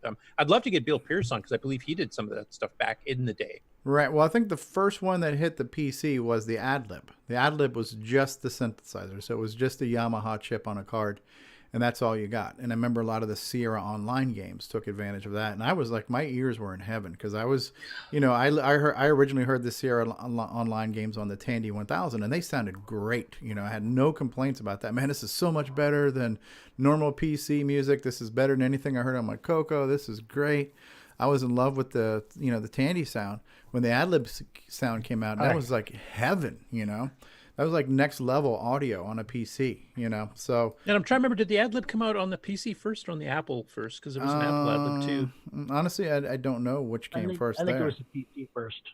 Was it? Okay. I remember seeing it on the Apple IIs, but. Right. And then I guess basically the Sound Blaster just took the Ad-Lib sound chip, which obviously Ad-Lib did not invent that chip, right? That's a Yamaha chip. Yeah. And they just took the same chip, and then they added the whole digital audio on top of that, basically an 8-bit DAC and 16-bit DACs on top of an Ad-Lib, and the rest is history, right? So, my first experience with Yamaha sound chips on an 8-bit computer was in 1984.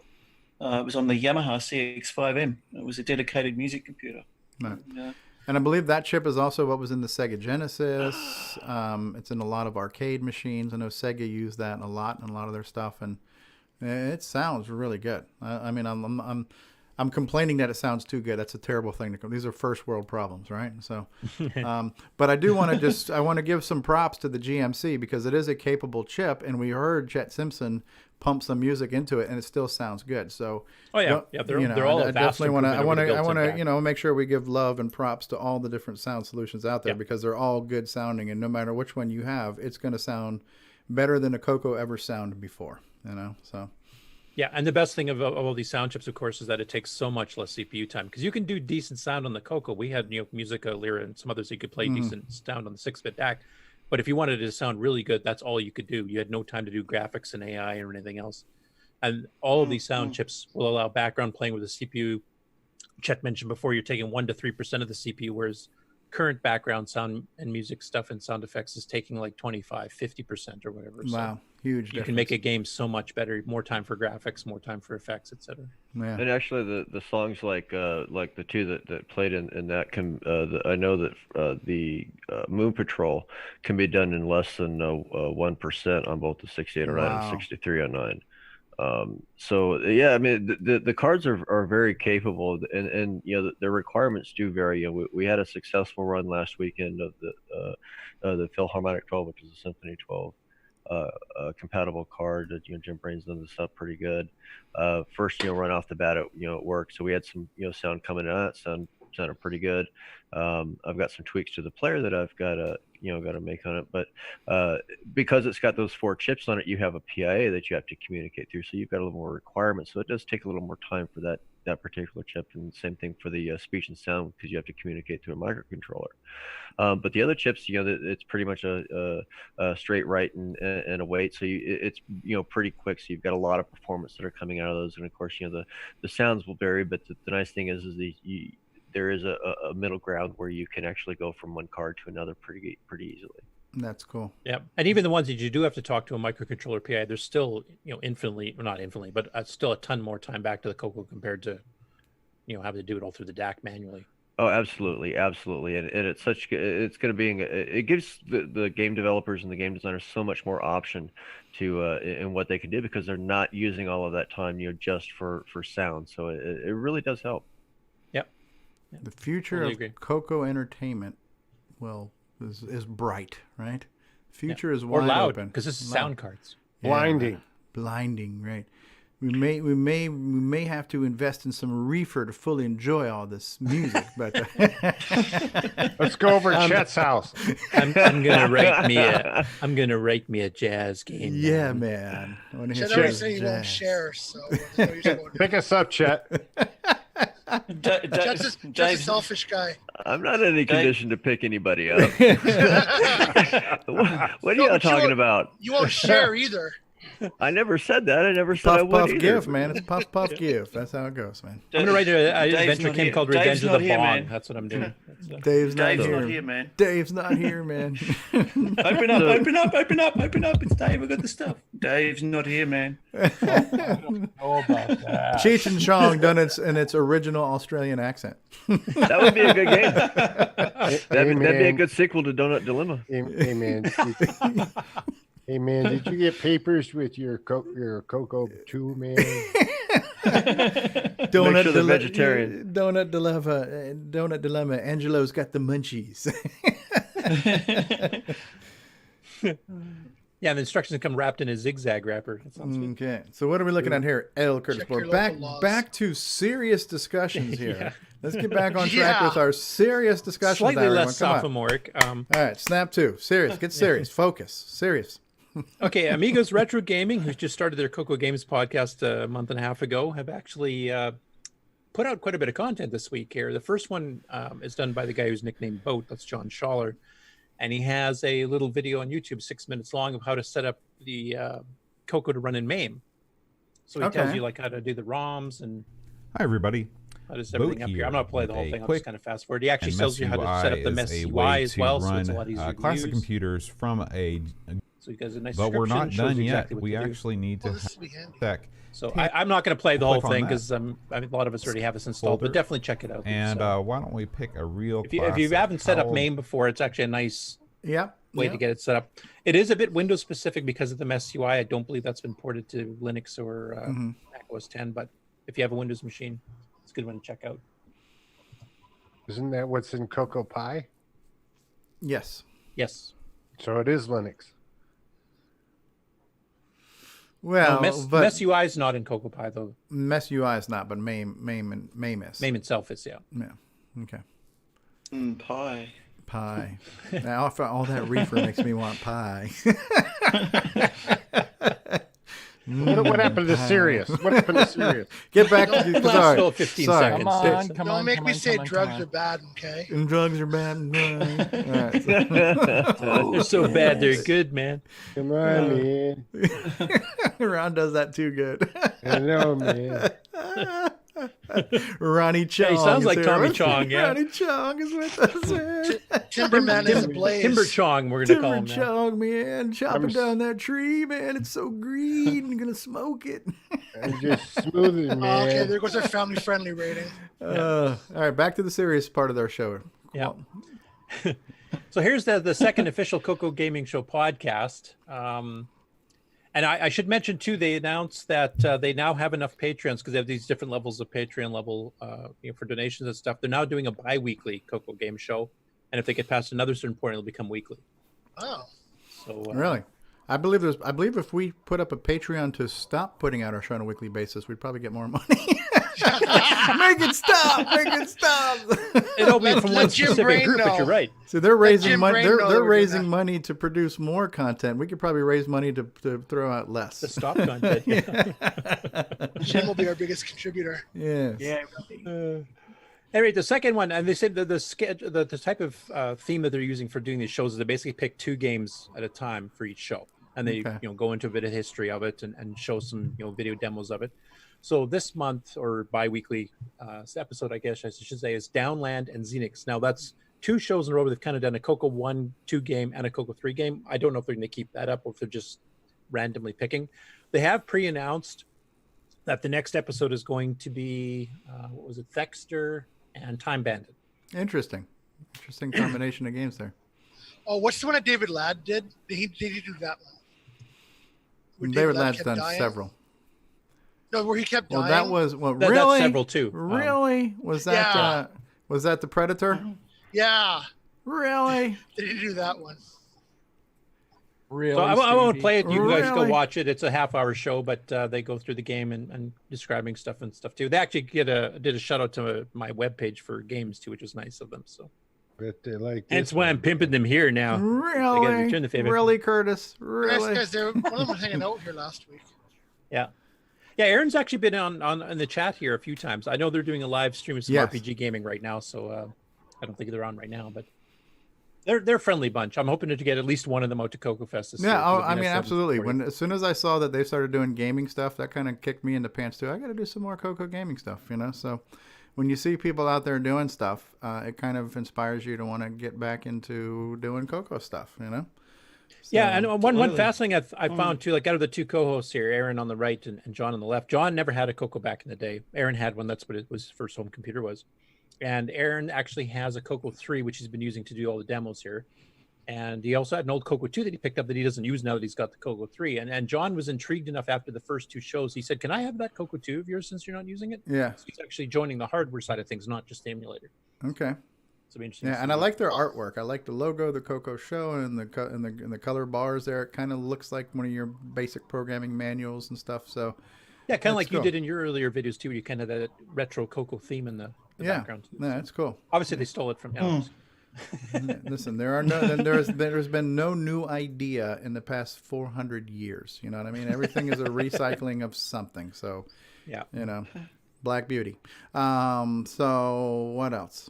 Well, the other thing they do on the Coco show is that after they do their presentation, where they sit there and talk about it while playing videos of the game in play, they're not live playing it, is that Aaron will then go through and actually live play and record that stream. So he's done the download one here, and Curtis has been didn't do too bad. He got through Curtis has just been replaced by an 80-year-old woman there for a second. Sorry about that.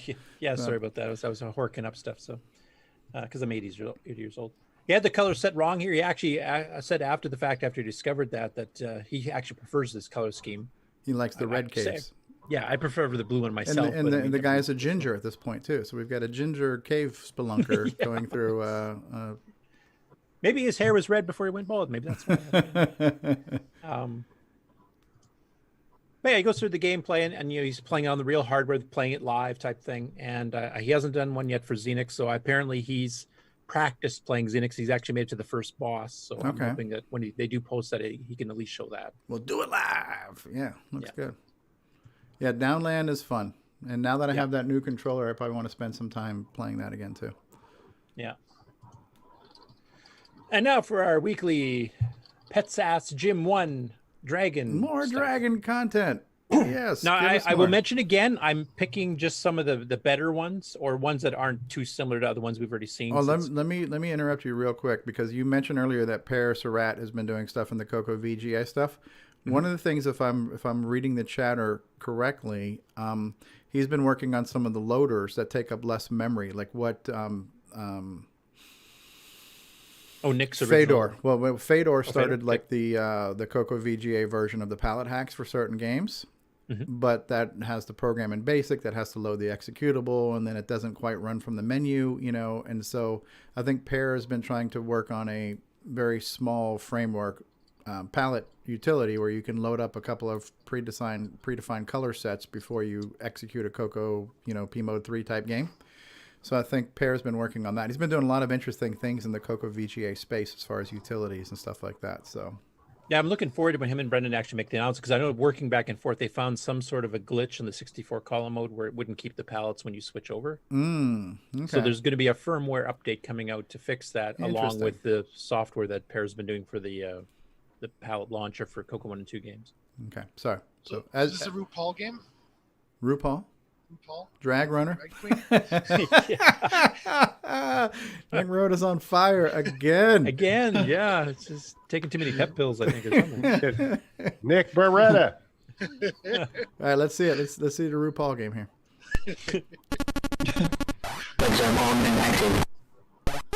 This is kind of like Frogger was shooting, as far as I can tell. I'll fast forward because at the beginning, I don't think he really knew what he was doing, and then he figures out he can shoot. It sounds like a lot of my early videos. Yeah, very much so. Pretty good sound effects, so it does pause everything due to the sound limitations. So where is the guy? The blue on the middle and the bottom. Yeah, but is he moving? What's all that stuff above him doing? Is he supposed to be going up on the screen? He's supposed to be, yeah. Like I said, he kind of figured this out as it went along. Oh, okay. That's what I was trying to... Okay. Like here he's up there, popping around. So now you're in the middle row, and if you stay there to try to like you just get hide, shot, but you can shoot them too. But you can shoot them too. So. Oh, and it looks like you're being moved with the traffic in a sense, right? Or was he moving himself? I don't know. This is a game I have not seen or played before from the Dragon, so it's off to be one of the ones. So you can't camp. Yeah, exactly. Okay. Was that a pick me up, or do you?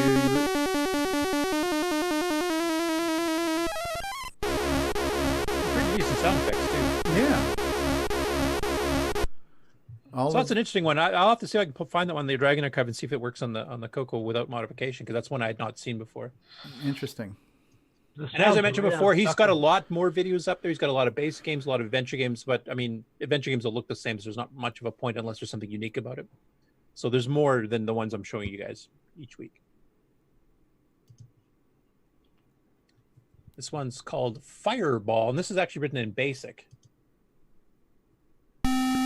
You control the man who must kill the fireballs. And oh wow. Oh wow. That's really good for BASIC. Yeah, and actually the get puts of the fireball shows the ladder through, so it actually looks like a little bit of masking there. Look out for that fireball. That's good. I was thinking about doing something like that with the CoCoVGA too, some type of ladder based game, because it's kind of fairly easy to implement. So again, no new ideas have existed in the past 400 years, but it's how you recycle them. His grid even looks like the girders actually look like Donkey Kong. Very cool. Nice. Really nice. So you've got a timer. Cool. What's the object? Pick things up and kind of like pick up all the things? I'll have to read the instructions again. Let me just backwind here. Oh, crikeys. Reading. Who the hell does that? Okay. Just kill the fireballs in each of the 6 buildings to grab a rock or drop one, press the space bar. When a fireball drops in a hole, you can destroy it by dropping a rock on it. Oh, okay. Drop a rock. And then you get more fireballs as you progress through the 6 buildings. Okay. Well, that's an interesting one. Yeah. Definitely can be ported to Coco because it's basic. So. Yeah, no, that's cool. I like it. Very impressive. Fire Force. This one's cool. It's got a pretty good musical soundtrack, at least 3 voices. And I like the title screen here and the kind of stencil font, the military looking font here. It's kind of an Ikari Warriors or Commando style game. Now, this is one that I would like to do some mods to later. And when we get to the game on segment, I'll explain what that's about. But this is one I'm thinking about actually. Can you explain what it's about? It's a boot. It's a boot. Okay. Yeah. So we'll just explain that when we get here, but we can just watch this game for now. So. Ooh. Is that loud enough? Or? No, it's awesome. Oh yeah, listen to that. Wait till the third voice sounds kicks familiar. in.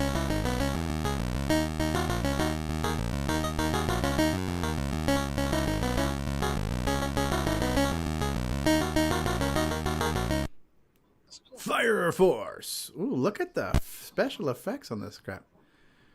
Shoot those Ruskies. They're red. Shoot them. Better dead than red. I was going to say shoot them. They got red hats on, but that might offend Chet. So. No, not really. Oh, look at that. You got scenery. You shoot in every direction. Yes. Shoot up and down as well. Arg. What is he, a pirate? Arg. Arg me.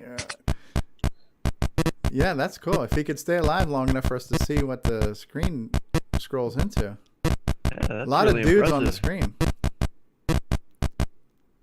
Yeah, and another one we never saw in North America. So yeah, arg. Arg, I'm hit. Is that because people kind of moved on to the Coco 3 for development? No, they just had some unique games that were done there even before the Coco 3 came out. So it was just a different mindset. Look at that, palm trees. Walks behind. Oh, it's under a bridge. Yeah, they was going under a bridge. To kind of forget the background screen, huh? Well, yeah, it actually works in this game because it's grass, when you're right? using properly, the green is an asset. So I said asset. There's a bunch of assets. Yes. Yeah. In fact, the green border works in this case because it just seems like extending the grass. So Stay on target. He said grass. Stay on target. Stay on target. Get serious, people. Get serious, people. Get over. Game over. Mission incomplete. That's really cool. Yeah, that's impressive. That theme song reminds me. What's that? The band that did Rasputin. He's got a lot of Rasputin? visual things going on there. Things going behind things and layers and. Yep. Like even the men are going behind the palm trees and stuff that don't go around them. So the animation's pretty damn good. It's lower res to keep the speed up because you're moving a hell of a lot of data there. But yeah, it worked out So pretty what good. does it take to port games from Dragon to Coco? Most of the time, if it's a joystick-based game, most of the time it just works. If it's keyboard, because the keyboard mapping, depending how they read the keyboard, if they read it directly from the PIA, it's going to get the wrong keys completely. If you're going through the basic ROM calls, which are slower, well, then basic will translate them for you, and it'll work on either one. So it's usually, if there's keyboard controls and it's reading the PIA directly from speed to do so, because the rows and columns on the keyboard strobes are completely different between the two. You might press an A key on the Dragon, and it's like a J key on the Coco or something. So he's getting different. What was that, Mark? Only about half of them are different. Yeah, Only but about enough that most of the time it causes issues. Well, it depends on what keys you pick. You can pick some that overlap.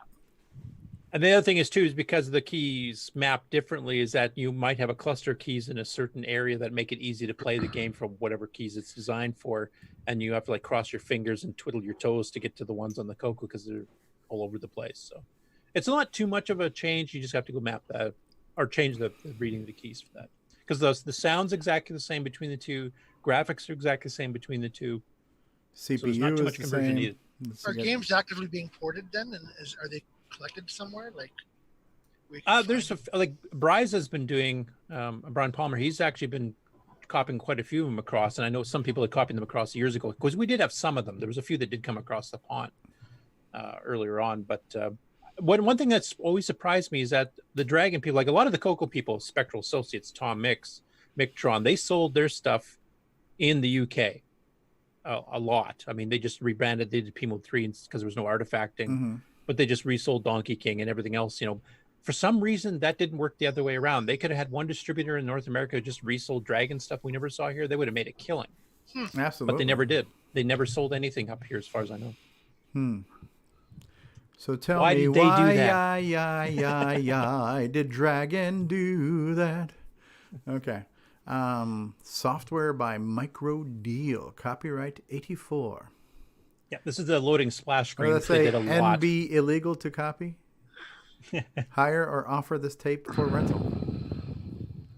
So this one here is called Fearless Freddy. That means you're not supposed to copy or rent it. Fearless Freddy by. That's a cool looking title screen. Hey, there's your sack right there, man. Get my sack out of it now. So fearless fireman Freddy is bravely climbing the burning office block, collecting the possessions of the surviving. All objects must be collected on each floor before ascending to the next. There is an infinite number of floors. Should Freddy, some blocks on the screen may flash. These are special blocks, which may be crossed by Freddy, but not by the fireballs. 2, man. Go for 2. Okay, Mandelio 420 says, I actually like Coco 1 and 2, 4-color modes. Wow, my ears are bleeding. Turn it down a little bit. Too much? That one's kind of overmodulated. I like the rainbow colors on the score readout there. That looks cool. I thought so too. Yeah, that's cool. Okay, so you got to collect objects. Okay, this reminds me a little bit of a Ken Kalish style game, or like the Candy Company warehouse factory type game. So you pick things up. Yep, and you take the elevators to go between the levels, and you have to avoid the baddies. You got hit by the bomb.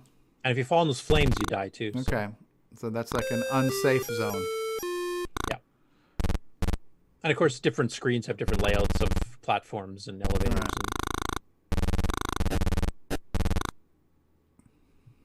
I'll just fast forward a bit here, because I think he actually did make it to level 2. It looks good. It sounds good. It's an interesting play style. Yeah, and like you mentioned, the font he used for the scores, that actually, I've never seen that effect before in a Coco 1 or 2, and it actually looks pretty cool. Yeah, absolutely. Little rainbow fonts.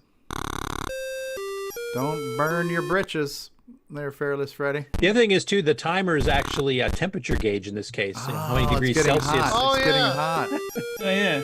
The flames are rising. We'll convert for you Americans. That's about. That's about the boiling point of water. Just about. Yeah, It's about 203 close, degrees. 200, yeah. Divide by 2 and add 32 or something is what DeBruce told us one time. Multiply by 32 plus 1.8 times the original value. There you go. Double it and add 32. It's actually really 9/5 plus 32. Oh, but who's It's counting? really, really hot. 9/5. 9/5 is 1.8. 9/5 to 95 plus 32. Give you the You burn your fingers. All right. Oh, look at this Satan. That's who was in my left ear earlier like on the the show deviled ham today. guy. Yeah. There's DeBruce Moore posing There's for DeBruce, us. yes. That's the deviled ham guy. Deviled ham. This is one of the silliest name games I've ever seen. It's called Folly's Farm Chicken Run. Okay. There was a chicken run released on a mobile game. They called it deviled ham because it was so damn good. A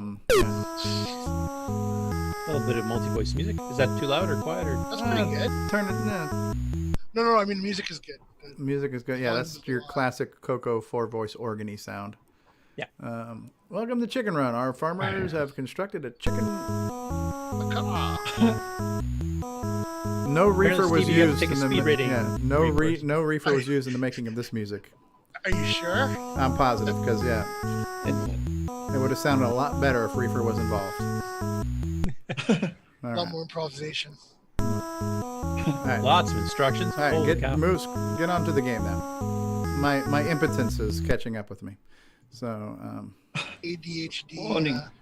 Chicken Run, Oops, copyright sorry. by Imp Software. It is illegal to copy this tape or to offer it for rent or hire. I'd like to hire you out tape. How much to hire this I tape thought for rent an and hour? hire were the same thing. Yeah, I'd like to hire a cassette. What do you charge by the hour?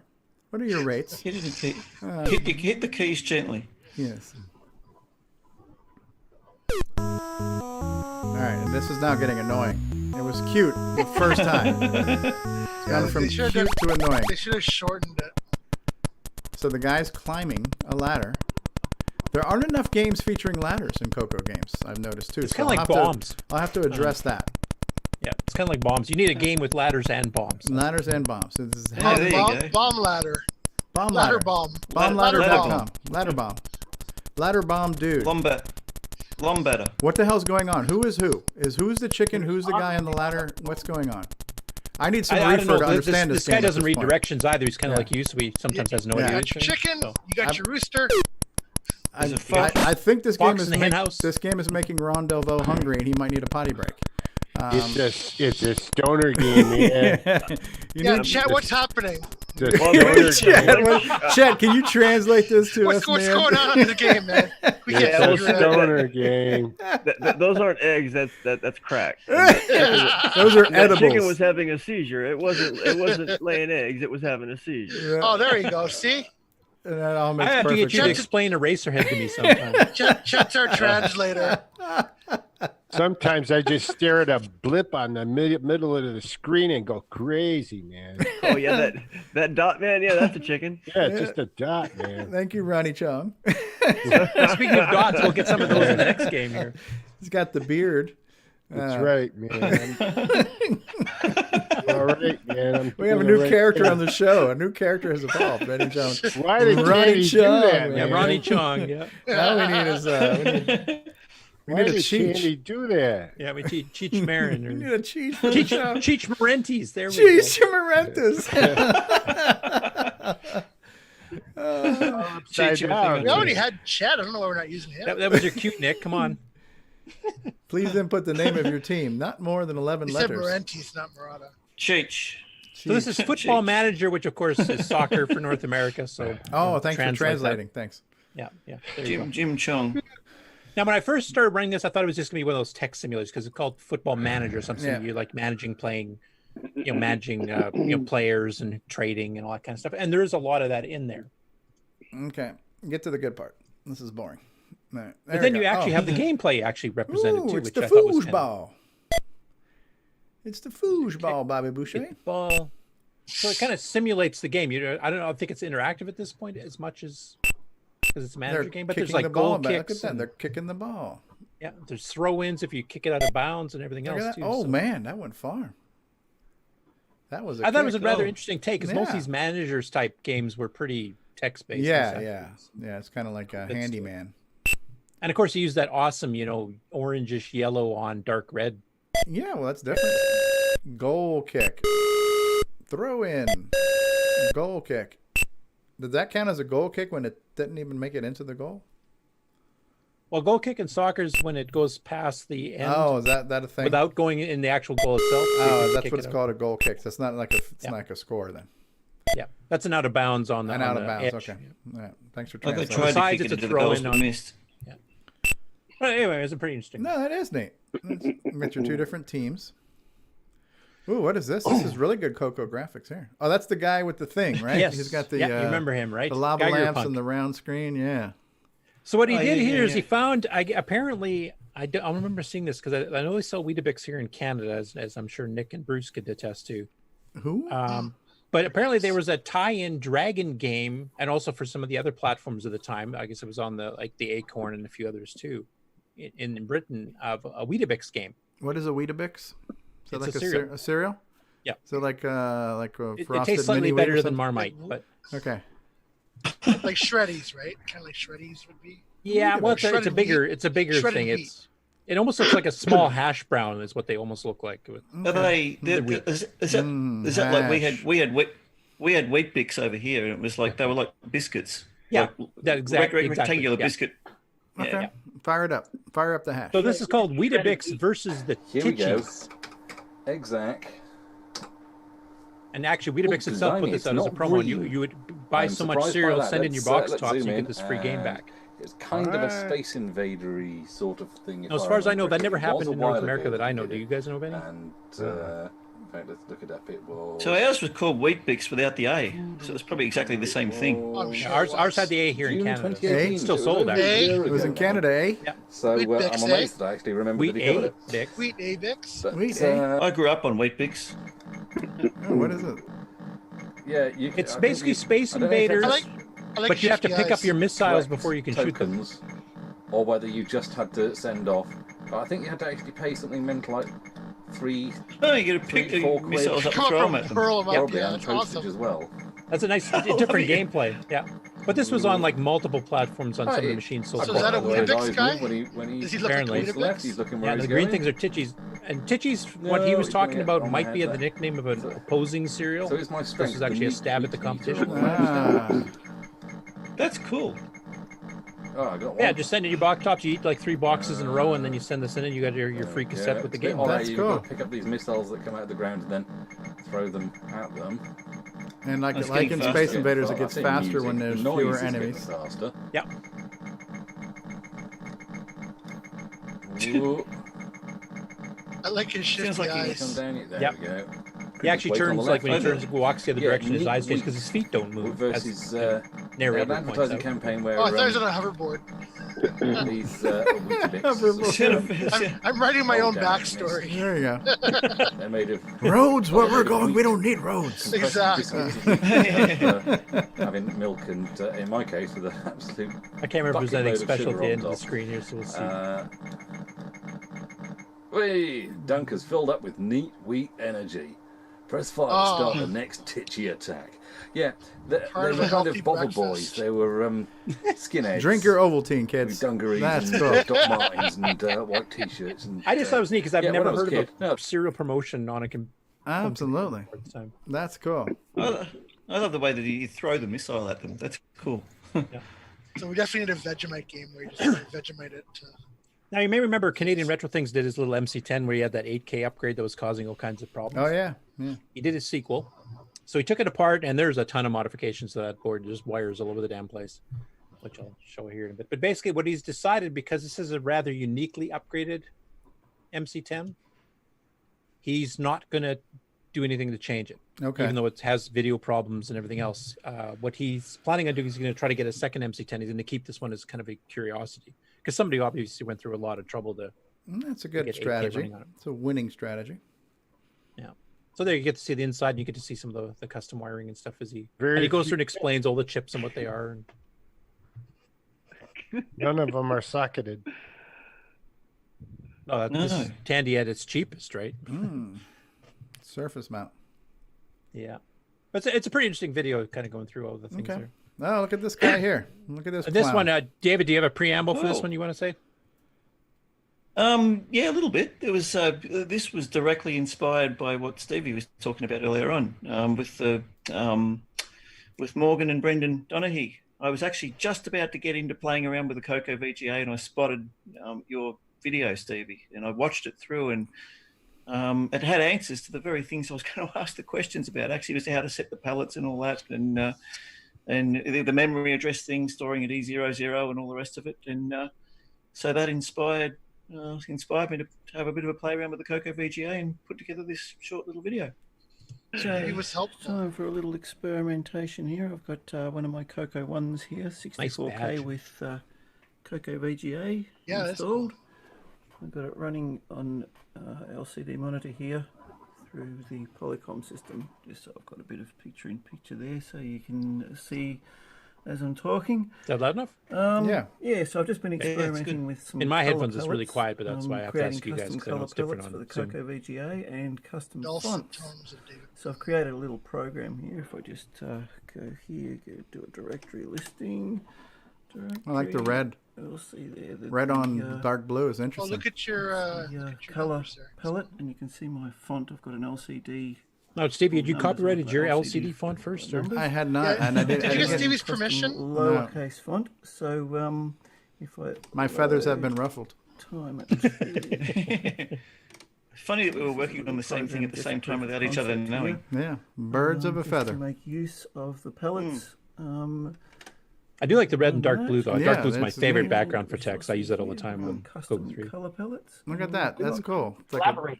With the LCD font and lowercase there. upper And it looks like lowercase. your lowercase is modified too. That's not the Custom stock font I've Coco created on there, T1 all the lowercase. lowercase. Yeah, I tweaked Those that. are all Yeah. handed. And you notice the best part of all he spells color uppercase. correctly. Velour. That'd be a lesson to you Yanks out there. And you'll see as it Quality counts up, it work. just counts up to Yeah, it's really and neat. it's a real time to clock. Real time clock. We all need them. Gotta Oh, have I don't 'em. need a chip now. Zero. Ah. So, yeah, it's nothing fancy. It's pretty accurate. It's a roughly equal to 1 second for each pulse of the. You want me to finish playing it, David? Is there anything more to? Little. Oh, I think there's. flashing I don't know lights what there. I said at the end. Yeah. So, the next step is to experiment a bit further, and for my music program, the step sequencer, I'm going to create some custom fonts in that where I can create characters that are actually going to represent different musical symbols and whatnot. Yeah, So that'll that's be it. neat. Seeing A musical little bit of notes, experimentation full there with notes, half notes, CoCoVGA. quarter notes, things like that. Yeah, and you can have the staffs and stuff too, combining characters so that you can do like a bass staff and a treble clef and all that stuff. Yeah. Yeah, well, in the original sequencer program, I actually had with the play command, it reads data value and basically puts that into a string and then plays the notes, and it displays the string on the screen so you can see what the note is. And I had this idea, like an E or an E flat. If I actually change the font itself, make an E, the actual character E, represent an E on a staff, then I can actually create the actual notes in place of the characters. And because it's just the CoCoVGA interpreting the character, it will still play the correct tones out of the VGA, but the characters will display on the screen as musical notes. So it'll save a whole lot of messing around with graphics and calling up graphics subroutines and everything just to display notes on the screen. I can use just a print, Neat. a print in BASIC of literally the data statement. Cool. Next up, we have Simon Jonas, and he's working on a demo where he's been showing off. Last week we showed off some of the stuff we're using the pure RGB values, like 10 basic colors, to kind of do the equivalent of a Trinitron style RGB effect. So here he's showing some animations for it, and that still leaves him with 6 colors he can do for foreground layer graphics. So this will be like a background animation, and of course Facebook's being stupid. So it kind of gives it a bit of a rotating effect. Now it's a bit slow on this one, which I think he actually did a faster version here. Oh yeah, look at that. You can poke to it, make it go fast. Wow, man, look at those colors, man. Yeah, this was created explicitly for Chet. It looks like I'm looking into the soul of a flower, man.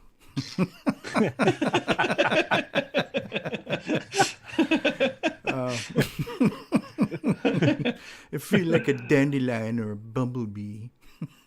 So what does Ronnie Chong have to say about that? The sole of my shoe, man.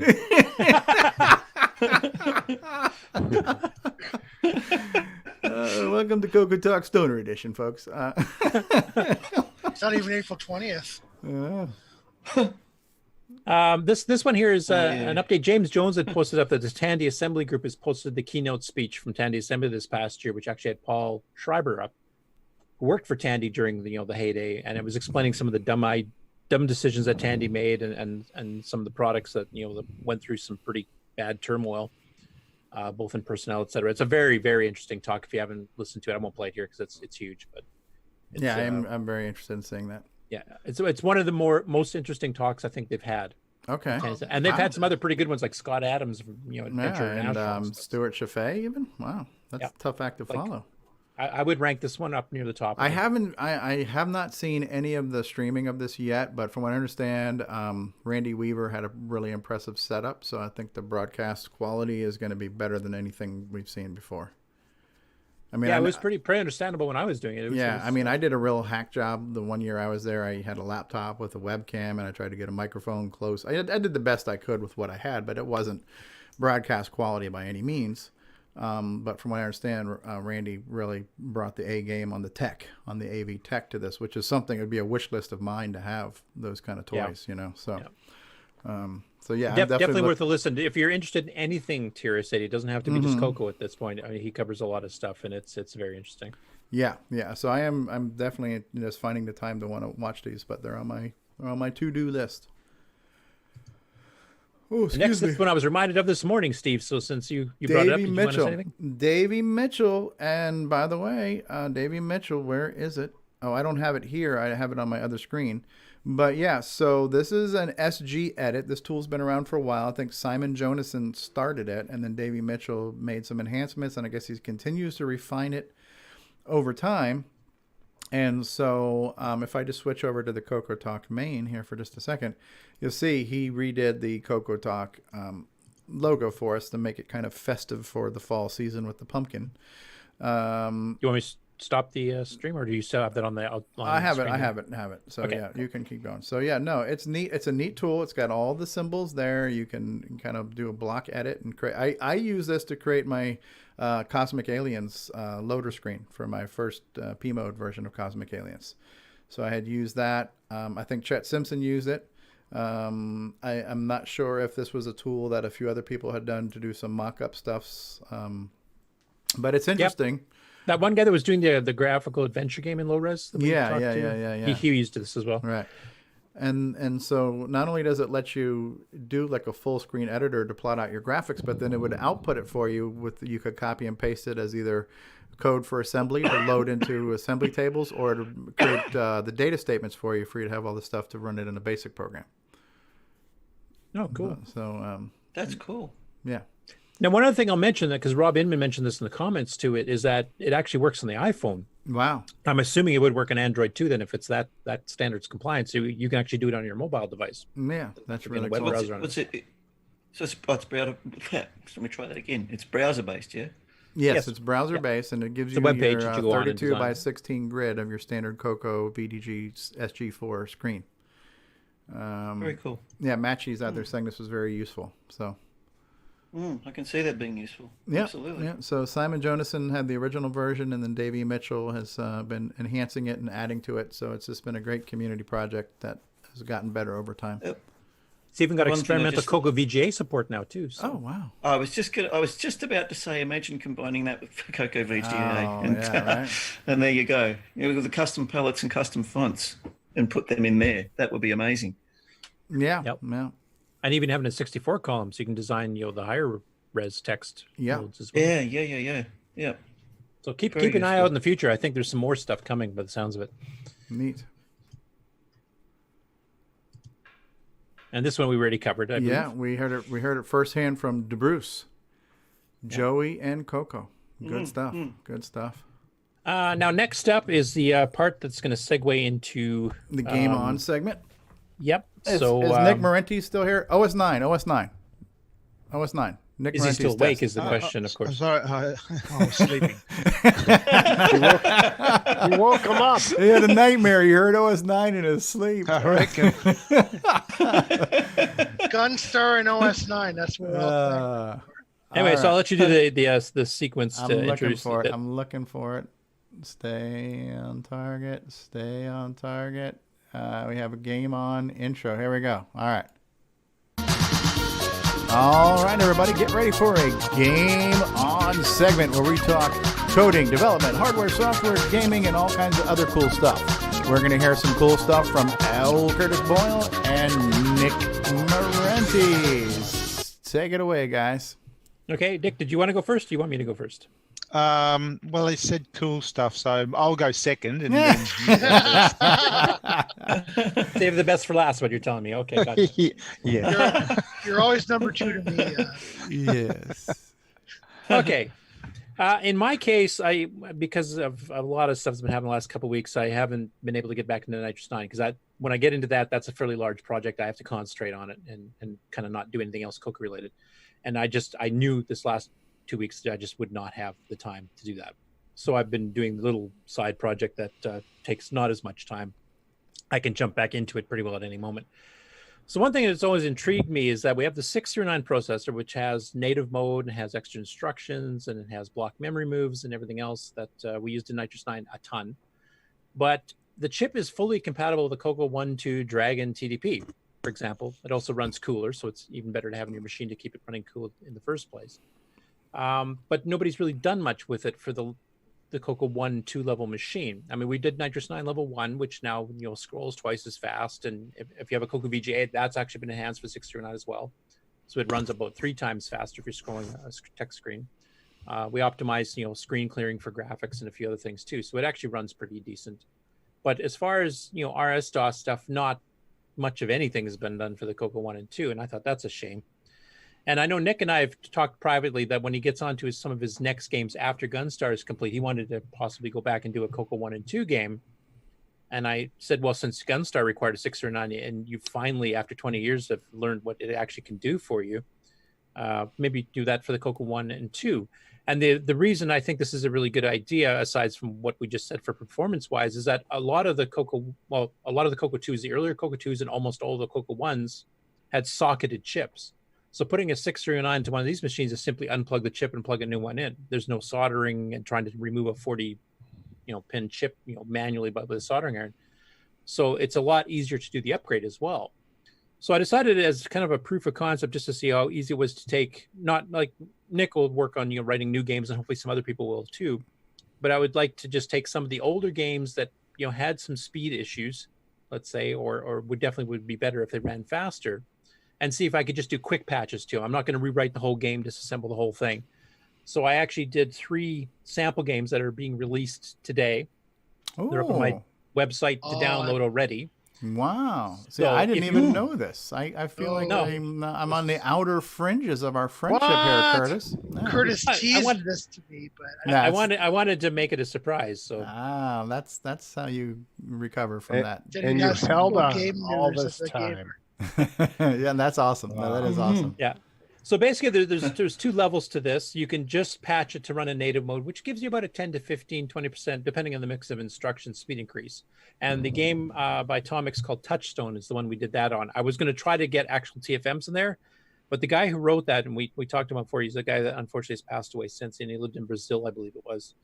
But he did the most advanced stack blasting you could. He did the ones where all of his tile shapes are pre-flipped in reverse byte order. So when he does the pull push, he doesn't have to keep doing an LEAS to jump the pointer ahead, which most games that did stack blasting did do that. So he saved those extra cycles. But it means you have to reverse all your data. So it's all backwards. Now that's too much work for me to try to figure out where all of his tile sets are and everything else. So that one just kicks in native mode.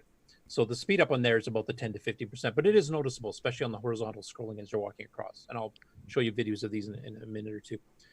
The other 2 games I did just for this first round are Color Car Action. Good. Where I did add a TFM on that one. That was a great game. And that one sped up a little bit more. And it's a bit, I mean, if you played the original Bump and Jump, it's a lot faster than Color Car was. Now it's still not up to arcade speeds, but it's an improvement you can notice on the vertical scrolling. And then the third one I did was Gantlet. And that one actually had two routines I did at TFM. And this one, I think, Nick, your impression on this, and a couple others of you have seen it, like David Ladd as well. Yeah, I think it's almost running twice as fast as the stock one. Wow. Is that about right? Yeah, it was yesterday when I ran it on a Coco 3 at high clock as well. It was definitely faster there. But even on normal clock rate, it was running as fast as the Coco one was at high clock. Anyway, I'll let you explain it. Yeah. Yeah. So that one actually had two TFM routines because he's got a large chunk of memory because it takes 64K where he's got his tiles and stuff set up. He pre-draws the scene basically, then he copies it in chunks on the screen. And then he has a secondary copy routine, which I haven't quite figured out what it's doing, but I thought, what the hell, it's easy to make a TFM. So there's two routines that are running TFMs now in that one, and that one uses a lot of it because it's using almost the full screen for scrolling, and then also add native mode to it as well. So that one runs noticeably faster. In fact, if you run the new modified one on a Coco 3 with a full double speed poke, it's running almost 3 to 4 times faster than the original. Wow. So that's what I meant. Yeah. So basically what I would like to do is there's a few others I'd like to do this to, and we'll probably have a volume 2. This is volume 1. So I'll try to do like Marble Madness is one I have queued up. That Fire Force we just saw on the Dragons, another one that probably would benefit from it. Basically, I think that it has scrolling. I'll have to take a look at Zaxxon. I don't know if he uses block memory copying to do the diagonal scroll, if he's redrawing based on tile sets, in which case it wouldn't help as much, except native mode. Native mode would always help. And then there's some Coco 3 games I wouldn't mind going back to revisit too. Stuff like Xeneon by the Diacom products, or maybe Gantlet 2 or something like that. That might also get some pretty good speed benefits. Now, those I have to be more careful because a lot of people used IRQs in those. And on Coco 1 and 2 games, because of the way they map what hardware was tied into which IRQ, FRQ or IRQ, they didn't use it quite as much because it wasn't quite as useful the way it was set up with the default hardware on the Coco 1 and 2. So some of those I have to be careful because if they do need modifying of the stack during some of their stuff there, then it might screw up because when you kick it in native mode, you got this W register just suddenly stuck in the middle of your stack frame. So if they're trying to pull an X from a certain offset on the stack or something like that, like OS 9 does, then it will definitely break.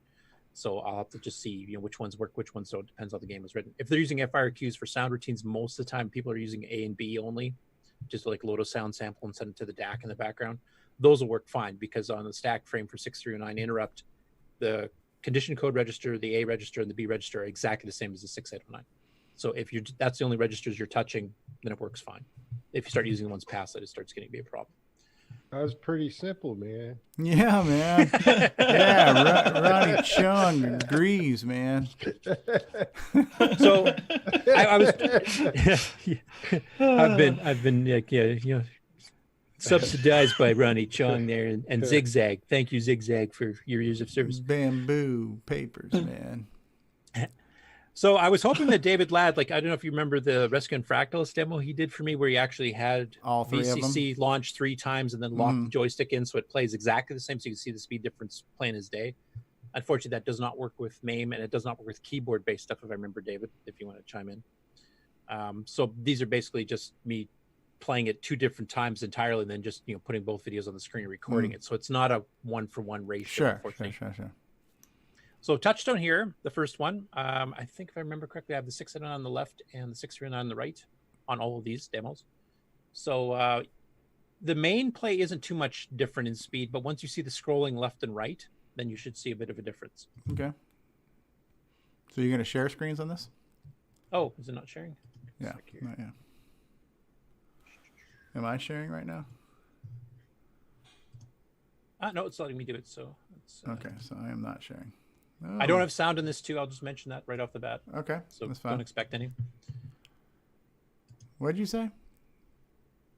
The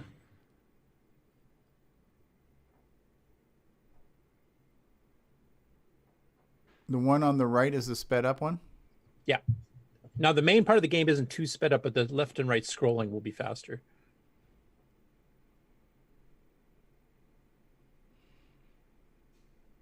Oh, yeah. Yeah, you can see a little bit of tearing on the left, but not on the right. Not tearing. Yeah, it still feels a little chunky, but it does seem a little bit quicker. Yeah. That's now cool. those little blue flashes you're seeing on the left is actually because he's using stack blasting but not shutting the RQs off, and he actually does use the timer RQ because his background sound is based on 60 hertz. Okay. And it actually times it so that sound effects don't slow the game down. But because he's not shutting interrupts off, that means anytime there is a sound interrupt, it pushes a stack right then and there. And if it's in the middle of drawing the screen with a stack blast, then you'll suddenly see the return address flash on the screen as some pixels.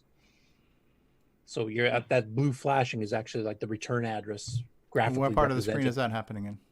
That was on the left 6 and 9. Every once in a while you see these little blue flashes. Mm. So I don't know if I can find one here, but yeah, there you can see right below the level 01. Okay, yes. Yeah. So you see those flicker in and out, which because the TFM instruction is interruptible on the 639, that doesn't happen. Ah. So it eliminates that little glitch and it runs a bit faster. Okay, that's cool. And then here's color car action. This one's really hard to do the compare on, but the vertical scrolling is definitely faster. Now, because you got varying speeds too as you're playing the game, you have to try to get it to where, say, both are running at 100 miles an hour to really see what the difference is between the two. The cat likes it so far. Yeah. Okay, so we have slow AF on the left. And then, yeah, you can see on the right, it already seems faster. Yeah. Oh, yeah. Yeah, they're both going with 100. Definitely. So, yeah. And like I said, these are not using the double speed the Coco 3. This is all Coco 1 and 2. Okay. If you want to kick it up another notch, you can put it on a Coco 3 and run it at full double speed plus the patch version. Wow. Yeah. Yeah, look, I mean, you're much further along in the level already. Yeah, part of that could have been the gameplay too. I don't actually honestly remember, but that is cool. Yeah, this was a great game. Yeah. It's a fantastic. Yeah, you've made a great game even greater. More greater.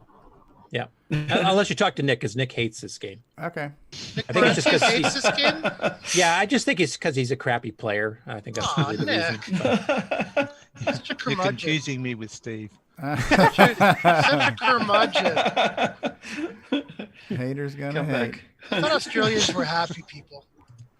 We are. What do we got here? I am. Gantlet. Gantlet, yeah. This is the one that actually had the most impressive speed increase for two reasons. One, there was 2 TFM routines I managed to do. And like I said, the second one, I don't even know what the heck it's for. It just, I did learning the debugger in MAME. It gets called multiple times per frame. And it does one 32-byte copy. And then there's the main one that does the 30-byte copy because there's a little border on the sides of Gantlet, so it actually isn't doing the full screen. So I couldn't do one single TFM. I have to do little broken up ones for each line. But the two of those combined with native mode, and it runs pretty close to twice as fast when it's doing the scrolling stuff. So,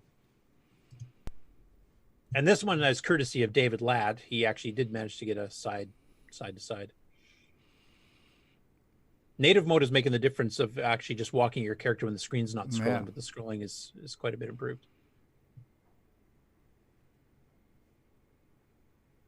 Yeah. Wow. That's not even got sound. Did you say the earlier the Coco 2 was, the better chance that your CPU was Socketed. Yeah. So one with the T1 would probably not be. Probably not, but check and see. Who knows? Yeah, this one has sound because David's a professional video screen recorder and I'm not. So. Okay, Yeah, this is really good, man. What a difference! What a difference it makes from being played. Yeah, that's minimal patching. I mean, I did all 3 of these games in about That's neat. 6 hours, and most of that was actually going through MAME's debugger to figure out what routines I could optimize.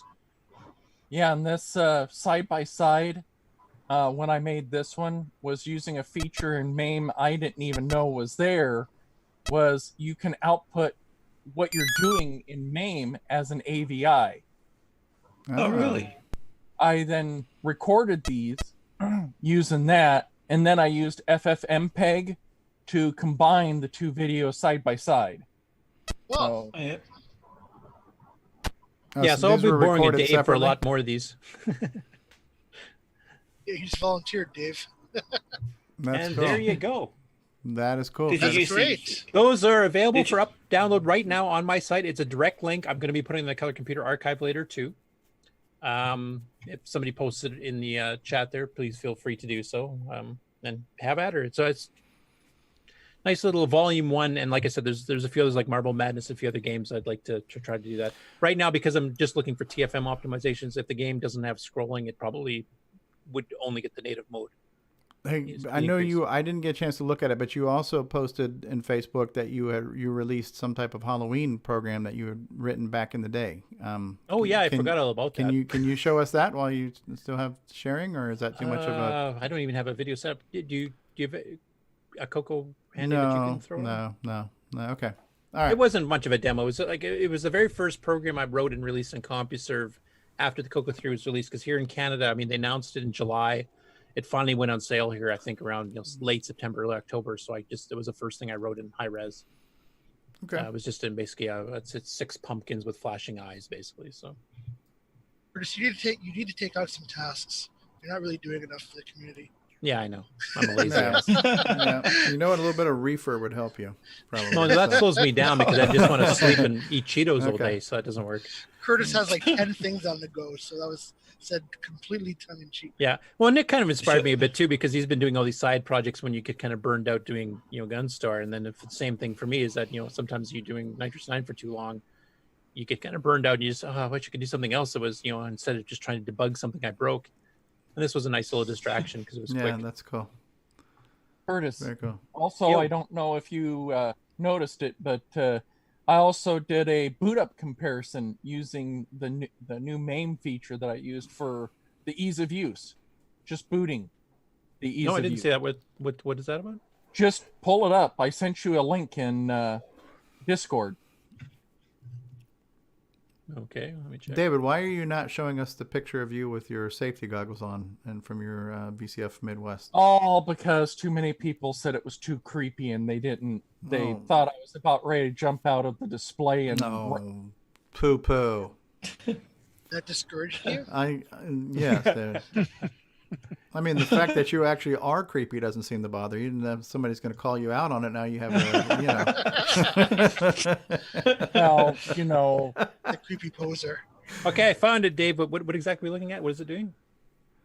Since I haven't seen this.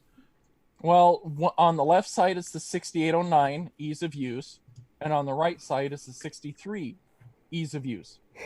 Boot time. So just showing the boot time? Yep. And I edited out the set time, so therefore there's no input differences between a person interacting with it. It's just straight up. I'd also mute the audio too. Oh, okay. Does he sound creepy in it? No, because of the floppy drive emulation. Oh yeah, when they're merged, it makes really high-pitched noise. It's not even music to your ears. They really need to have an option to shut that off in MAME because that's so freaking retarded. Don't forget to press play. He's working on it. Okay, Disc Basic. DOS. Krellbert. So this is emulating the real floppy drive, so it's going to be basically the same speed because it's halting like crazy. Okay, so the one on the right is obviously faster because it's ahead. Yeah, 639 versus 6809 then. That's just cool. I mean, a literal side-by-side comparison. It's loading 48 fonts because we need 48 fonts. I know. Yeah, I have to figure out how to optimize that. I think I got an idea. So, boom. That's a lot faster. Yeah. That's why you get a 609, folks. That's it. So everything we're seeing here, all of this and all the games and everything, it's simply the difference between the 6809 and the 6309, yeah? Well, it's a combination of the native mode and then using a couple of 609 instructions. In the case of Nitrous 9, there's a lot more 609 instructions because that's been worked on for 25 years. But yeah, that's what I meant though. But it's obviously you can't run the 6309 stuff on the 6809 because it hasn't got those instructions. So yeah. But what we're seeing here is the capabilities of the 6309 versus the 6809. That's probably how I should. Yes, and if Nick wasn't so slow in the uptake, he would have done this years ago. So yeah. Your turn, Nick. It's all that Vegemite. It blocks him up, man. He's all backed up. It's hard for him to get things done. Just before we do, the games we saw before, are they all running under OS 9 or were they? No, that's all RS-DOS, just basic. Oh, okay, right, okay. Curtis does do some stuff on the voice. Yeah, he dabbles in the dark side. Yeah. Sorry, like I said, yeah. Nick's dabbled and done some Okay. icons, so I had to return the favor. Yep. Now for the cool part. Did you feel dirty after you used RS-DOS there, Curtis? No, but I was quite proud of the fact that the stuff I released was actually useful instead of just being little icons. Oh, wow. Wow. The supportive community, as you can see. Hey, Curtis. Curtis, But everyone loves the trash can. I would like to encourage Curtis to not be a turkey. That's Double goal. Maybe it's just a sense of humor we don't get. Yeah, it's Canadian. Well, my turn. Yep, go for it, Nick. After that brilliant Finally. handoff I did. Been waiting 3 hours. Crikey. Oh, I'm sure it's been worth that.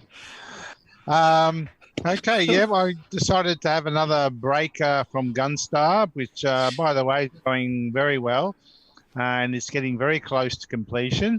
But I thought I needed a bit of a break, so I decided to allocate one day to have a bit of a break, and I had a idea, something I've been thinking about since seeing the CoCoVGA, and one of the features that the CoCoVGA that I liked was the fact you can turn off that dreaded border that's on the P Mode 3 and even P Mode 4 games. You know, every game's got to have either a green or white border. And on the CoCoVGA, of course, you can flick a switch and turn it off, which is good. But unfortunately, I mainly use a Coco 3. On the Coco 3, because it emulates a VDG, well, more precisely, it doesn't allow you to change it just like on a real VDG Coco 1 and 2. So I thought, oh, that's a shame, you know. That's one feature that the CoCoVGA has got over the Coco 3. Then I thought, well, what if these games were patched to not use the VDG screen? Because on the Coco 3, you do have gimme versions of the P Mode 3 and P Mode 4 modes. You can create a 128 by 192 4-color screen, which is the P Mode 3 screen, but you can create a gimme version of that. There is a gimme version that does that. Same with the 256 by 192 2-color, the P Mode 4 screen. There is a proper gimme mode version of that. And of course, in gimme mode, you can change the border to any color that you want, any of the 64 colors. So I thought, what would happen if I took a P Mode 3 game, for example, and converted, patched it or modified it to use this gimme mode instead of setting up a VDG mode. And because I wanted this to be a short distraction from Gunstar, I thought, well, I'm not going to sit there and try to debug someone else's code, but I do have my donut dilemma that I wrote, which is a Coco 1 and 2 game. And I have the source code. So why don't I just go in and modify the source code, recompile it, and try and see if it actually does allow you to run the game in a gimme mode and then change the border color, as well as being able to change the colors being used, as I've shown before, where you can reprogram the palettes and even turn on high clock rate, but change the VDG mode as well. So I did. I went and loaded up my Donut Dilemma, found the code there, and just changed the lines to open up a VDG equivalent mode. And lo and behold, it works perfectly. And I haven't got a version I can actually show you is running yet, because I've still got a few other things I'd like to change now that I've got Donut Dilemma that I'm doing these changes to Donut Dilemma. I thought I might also change it to use joystick, because that was another thing I couldn't stand. When I wrote it, I didn't know how to read a joystick, so it was a keyboard-driven only game. So I'll change that later.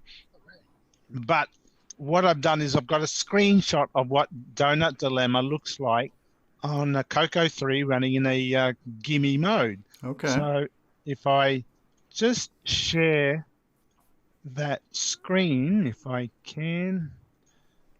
Now, I don't know if someone else is sharing. I'll no, give nobody's sharing. Okay. Kurt. So is that, there we go. Yeah. So that is Donut Dilemma, my Coco 1 and 2 game running in a was running in a P mode 3 screen, but converted to open a gimme equivalent display. None of the rest of the codes changed. The rest of the codes all the same. It just opens up another video mode instead, and I position the screens to be in the same positions as they were on the Coco 1 and 2, and lo and behold, it works. As you can see, I've turned the border color. I've also changed the other existing 4 colors, so they're not the usual Coco 1 and 2 colors. But I've also changed the border to black. I could have made it any color of the 64, but I made it black, and I think it looks better. That's awesome.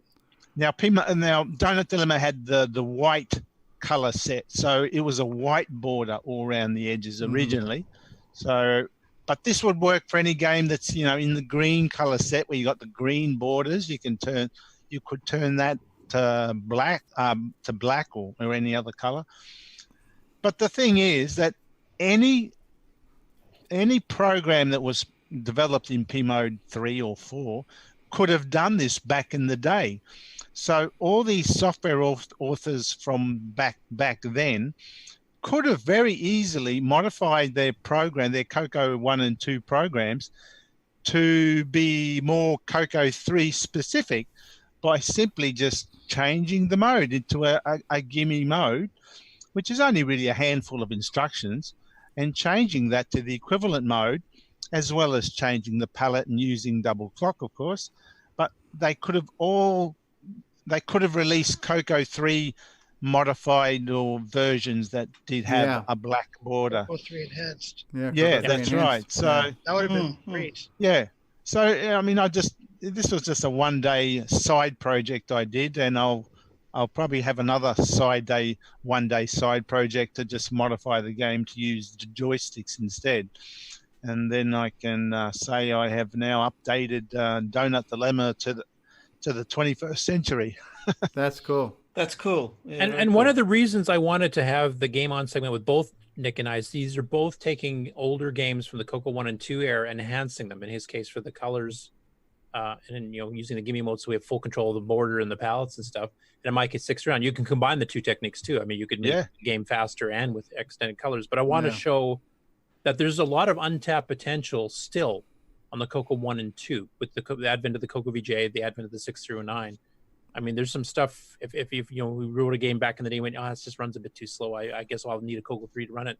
Not necessarily. And the colors are really crappy on this. It's just not going to convert this game very well. Nope, you can fix that too. So you have to patch the games manually on the way to do sort of an automated look for the code that sets the mode. Swap it. Yeah, well, I mean, in Nick's case, and also in my case, for that matter, both of our sets of enhancements actually, in most cases, will take less memory than the original, so you can actually patch it in place. It's not like you have to extend disassemble the whole thing, right? Because in the case of the old SAM modes, you had to set every odd, even byte on the SAM register to set where the video was mapped and all this stuff. So it's usually like a clear FFC0, C3. And then the gimme, it's pretty simple. And same with 6 or 9. A TFM instruction typically takes less RAM than all the setup to do a stack blast, or even just a low distorty loop. So these can be dropped in place without having to disassemble the entire game. Which in the case of 3 games I didn't have the original source code, obviously, and I didn't bother trying to recreate it like I've been doing in Nitrous 9. I actually just found the core couple of routines and just changed them. Nick got to cheat because he had his own source, of course, but. Yeah. Those are both really great stories. Absolutely. Yeah. This has been a great show of revelations that's been going on here today. Yeah, and Stevie, just because I was, I didn't want to listen to Nick prattle the whole time, so I actually found the Halloween demo if you want to see it. Yeah, please. Again, we're a supportive community. Yeah. Well, Nick and I like egging each other on. It's done in jest, but it actually does help push each other to do better. So, and Nick actually knows how to write games, and I don't. So I will definitely battle him on that one. So. I can help him optimize little routines because I know the 6 or 9 a little bit better than he does. But as far as like doing graphics or gameplay or sound and stuff, he's way better at it than I am. So I bow down to you, sir. We're not worthy. Well, we're not it took 20 years for me to convince you to use 6309. So, all right, here we go. And here is something from L. Curtis Boyle. Yeah, is that readable? Yeah, on VCC. on break go to 250. Yeah, totally. So I released this on Halloween of 1986, which, if you remember, is the year the Coco was released. And like I said, I literally had the Coco in my possession only for a couple of weeks at this point. I just bought the RGB monitor, I think that week, if I remember correctly, for massive amounts of money. So it's just a little basic program. I was just learning how the super extended basic high-res mode worked. And because I had an RGB monitor now, which had readable 80-column text, I decided I was going to use the 640 mode to do the graphics. So RGB. Screw that composite. Ooh, look at the pumpkin. Oh my goodness, look at that. You got getting and putting and paletting and happy Halloween. yeah, I was learning how to do all this stuff because I'd never worked with palettes before. No, that's really cool, and it was pretty quick. Yeah, and honestly, the very first Halloween when I wrote this, I actually, because my bedroom used to be situated with a window that faced the front door where the kids came for candy, and I actually set the monitor up to running it, and I had tons of kids ask me how I was doing this. So this is back before computers were all that common. So. Yeah, that is really cool, Curtis. Nice. So that was the little freebie I released on Facebook and on the archive. Yeah, you're not going to charge for this? Not too much. It's shareware. You guys can We need to make send a your Christmas one zigzags now, Curtis. pre-filled, and we'll be fine. Oh, Grant woke up. What was that, Grant? I said, Curtis is. I did not wake up. I've been awake. He's been harassing me in chat. He's awake. He did not wake up. He's still sound asleep. What are you talking about? No, it's like Curtis is doing one for Christmas. You doing? Yeah. I did a Coco 1 and 2 one for Christmas, probably about 82, that I do have a copy of. It's a pretty crappily animated fireplace. Maybe I'll dig that one out because it's for me it's historic. For everybody else, it would just be annoying. But very, very, very cool. All right. Well, here's the thing. Here's the harsh reality of when you run an inferior show like this. I have a plate of dinner waiting for me outside this door that I can smell. So that has severely caused me to prioritize and motivate my timeline here. It's also been 4 hours. It's been yeah. There is such a thing as too much of a mediocre thing. So we're gonna wrap this up for now. Yes, David. Steve's not here, man. Yeah, Steve's not here, man. Steve. I'm going to have dinner. We're going to end this train wreck now at 4 hours. Ben Drake says I'd like to see a fireplace. Earlier, Ben Drake's too was also thanking you, Curtis, for including a lot of the dragon content you've been doing lately, which I've also been enjoying. Yeah, that dragon stuff's really cool. Some of it I've never seen before, Yeah. so it's new to me too. I'd love to see that stuff. So I seriously would like to continue this conversation this evening about developing, because I've got some ideas, I've got some questions, I'm kind of getting the bug again. So I would like us to have maybe some more development talk tonight. I would like to make the Game On segment longer, but I'm hungry, and I think 4 hours is enough for one show. 4 hours. So tonight, if you guys are available, if we can either do it as another live stream, like an After Dark, or we could just do it on Discord. But either way, I got a lot of questions, I got a lot of ideas, and I want to pick the brains. Just for the record, I will fall asleep at this episode. All right, Grant, good. Hey, Grant. Yeah. Spread your wings and fly, you turkey. So gobble, gobble, gobble. So that we're gonna put a fork in this. Speaking of turkeys, we're gonna put a fork in this one. I'm gonna roll the closing credits, and then we'll have our parting thoughts. But hopefully, more development discussions will ensue this evening. So hold on, and we'll be back after these words. This concludes another episode of CoCoTALK, the world's leading live talk show featuring the Tandy Color Computer. For all things CoCoTALK, visit us on the web at CoCoTalk.live. We'd love to hear from you. Send feedback, suggestions, even segments via email to CoCoTalk@CoCoTalk.live. CoCoTALK is rocking the 8-bit world, keeping the Tandy flame alive. We may be mocked, but we'll never stop, 'cause CoCoTALK is rocking the 8-bit world.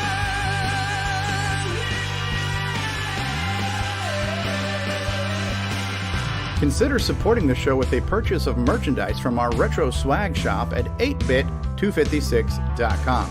If you'd like to become a patron of the show, click the Patreon link at our website at CoCoTalk.live. CoCoTALK is rocking the 8-bit world, keeping the tiny flame alive. We may be mocked, but we'll never stop, 'cause CoCoTALK is rocking the 8-bit world. CoCoTALK would not exist without the community, its past, crew, and contributors. Thanks go to Curtis Boyle, David Ladd, Mark Overholzer, Grant Leedy, Bruce Moore, Nick Marentes, Ron Delvaux, Rick Adams, Jason Reichert, Richard Lorbieski, Jim Brain, Tom C., Rob Inman, Mark Bosley, Brian Joyce, Ken Reichert, David O'Connor, Brian Weasler, Terry Steggy, Nick Marotta, John Strong, and many more, especially to Steve Bjork for production suggestions and James Different-Daffer for making my head explode.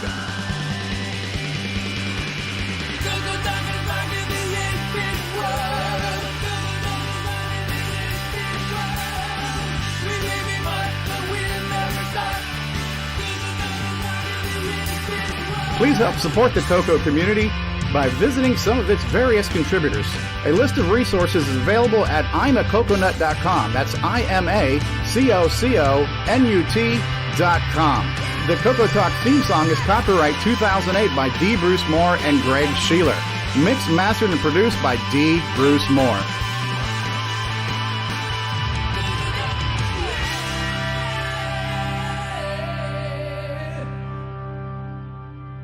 I heard the word thrice used the other day, and it made me Yes, well, we are back, and it looks like Nick Marotta has got an interesting new profile picture here.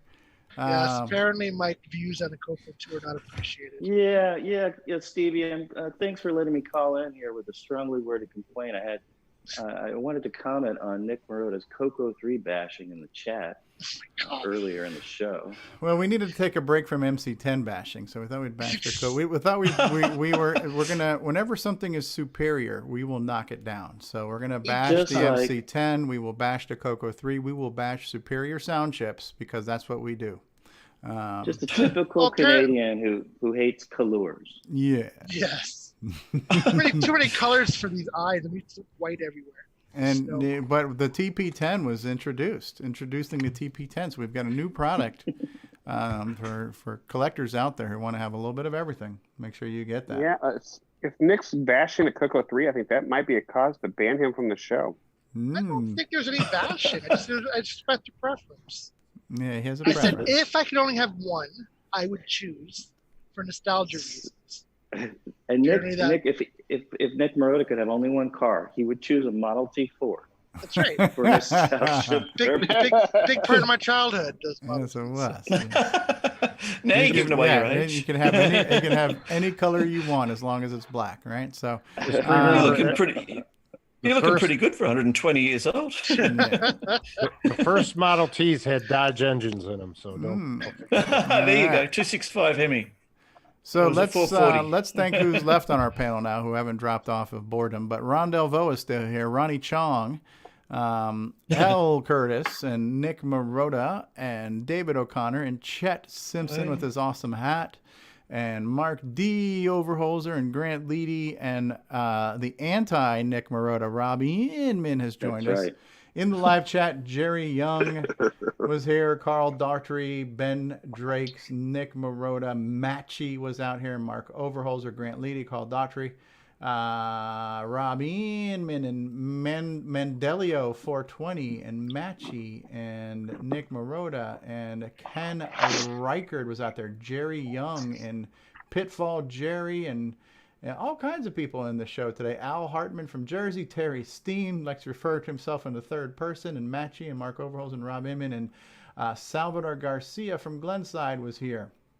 Alexander Wallace from Mexico was here. Robbie Inman, Tom C. from Jersey, Terry Steggy, Matchy, Al Hartman, Sean Ernst was here. All kinds of people was here. We had two new Joeys. Yeah, two new Joeys. Jason the Coco Man Reichert revealed a new product. Today was a day of reveling. We have reveled so many things today, and hopefully we can revel some more this evening. So plan on an after dark. I would like to get into development talk and discussions and hardware and supporting hardware and new modes on CoCoVGA and development tools and languages and all kinds of stuff. So hopefully we can get together later on for some dev talk. And soulful dev talk if at all possible too. All right, guys, we're going to press the button. Parting thoughts, final words. Ronnie Chong, parting words. Good day, man. Good day. All right. L. Curtis Boyle, parting thoughts, final words. Give me some feedback on what you guys think of the games there. Try them on a Coco 3 with a double speed up poke on top of the speed ups I've done and see how the games play for that as well. And give me some feedback on Discord. All right. Nick Marotta, final thoughts. Yes, if there's any product development you'd like to see, just send an email to cocowiner@wa.ca. I will talk to them and get it done. All right. David O'Connor, any final thoughts, parting words? Dave's not here, man. All right. Chet Simpson, final thoughts, parting words, parting thoughts. You're muted, dude. You're duded mute. He must be on something. Aren't we all? Must be a Boyson product he's using. Yeah, I'm just high on life, man. All right, we'll get back to chat. Mark Overholzer, parting words, final thoughts. Another one in the can. In the can. Speaking of the can, it needs to be flushed down the can here soon. Grant Leedy, final thoughts, parting words. Gobble, gobble. Gobble, gobble. Rob Inman, the Nick Marotta hater. What do you got to say for yourself? Hashtag Coco3 forever. Say no. Just say no to Coco3 hate speech. Chet Simpson. Chet Simpson. I'm hoping this thing is working. It's working, dude. It's working, man. Awesome. You literally have the final word now. Always remember to pass it to the left. Pass it to the left. Puff, puff, pass. All right. Sharing is caring. And on that note, we're pressing the button. Goodbye, everybody. It has been Adios, a soulful time. Bye, Take care. everybody. Thank you.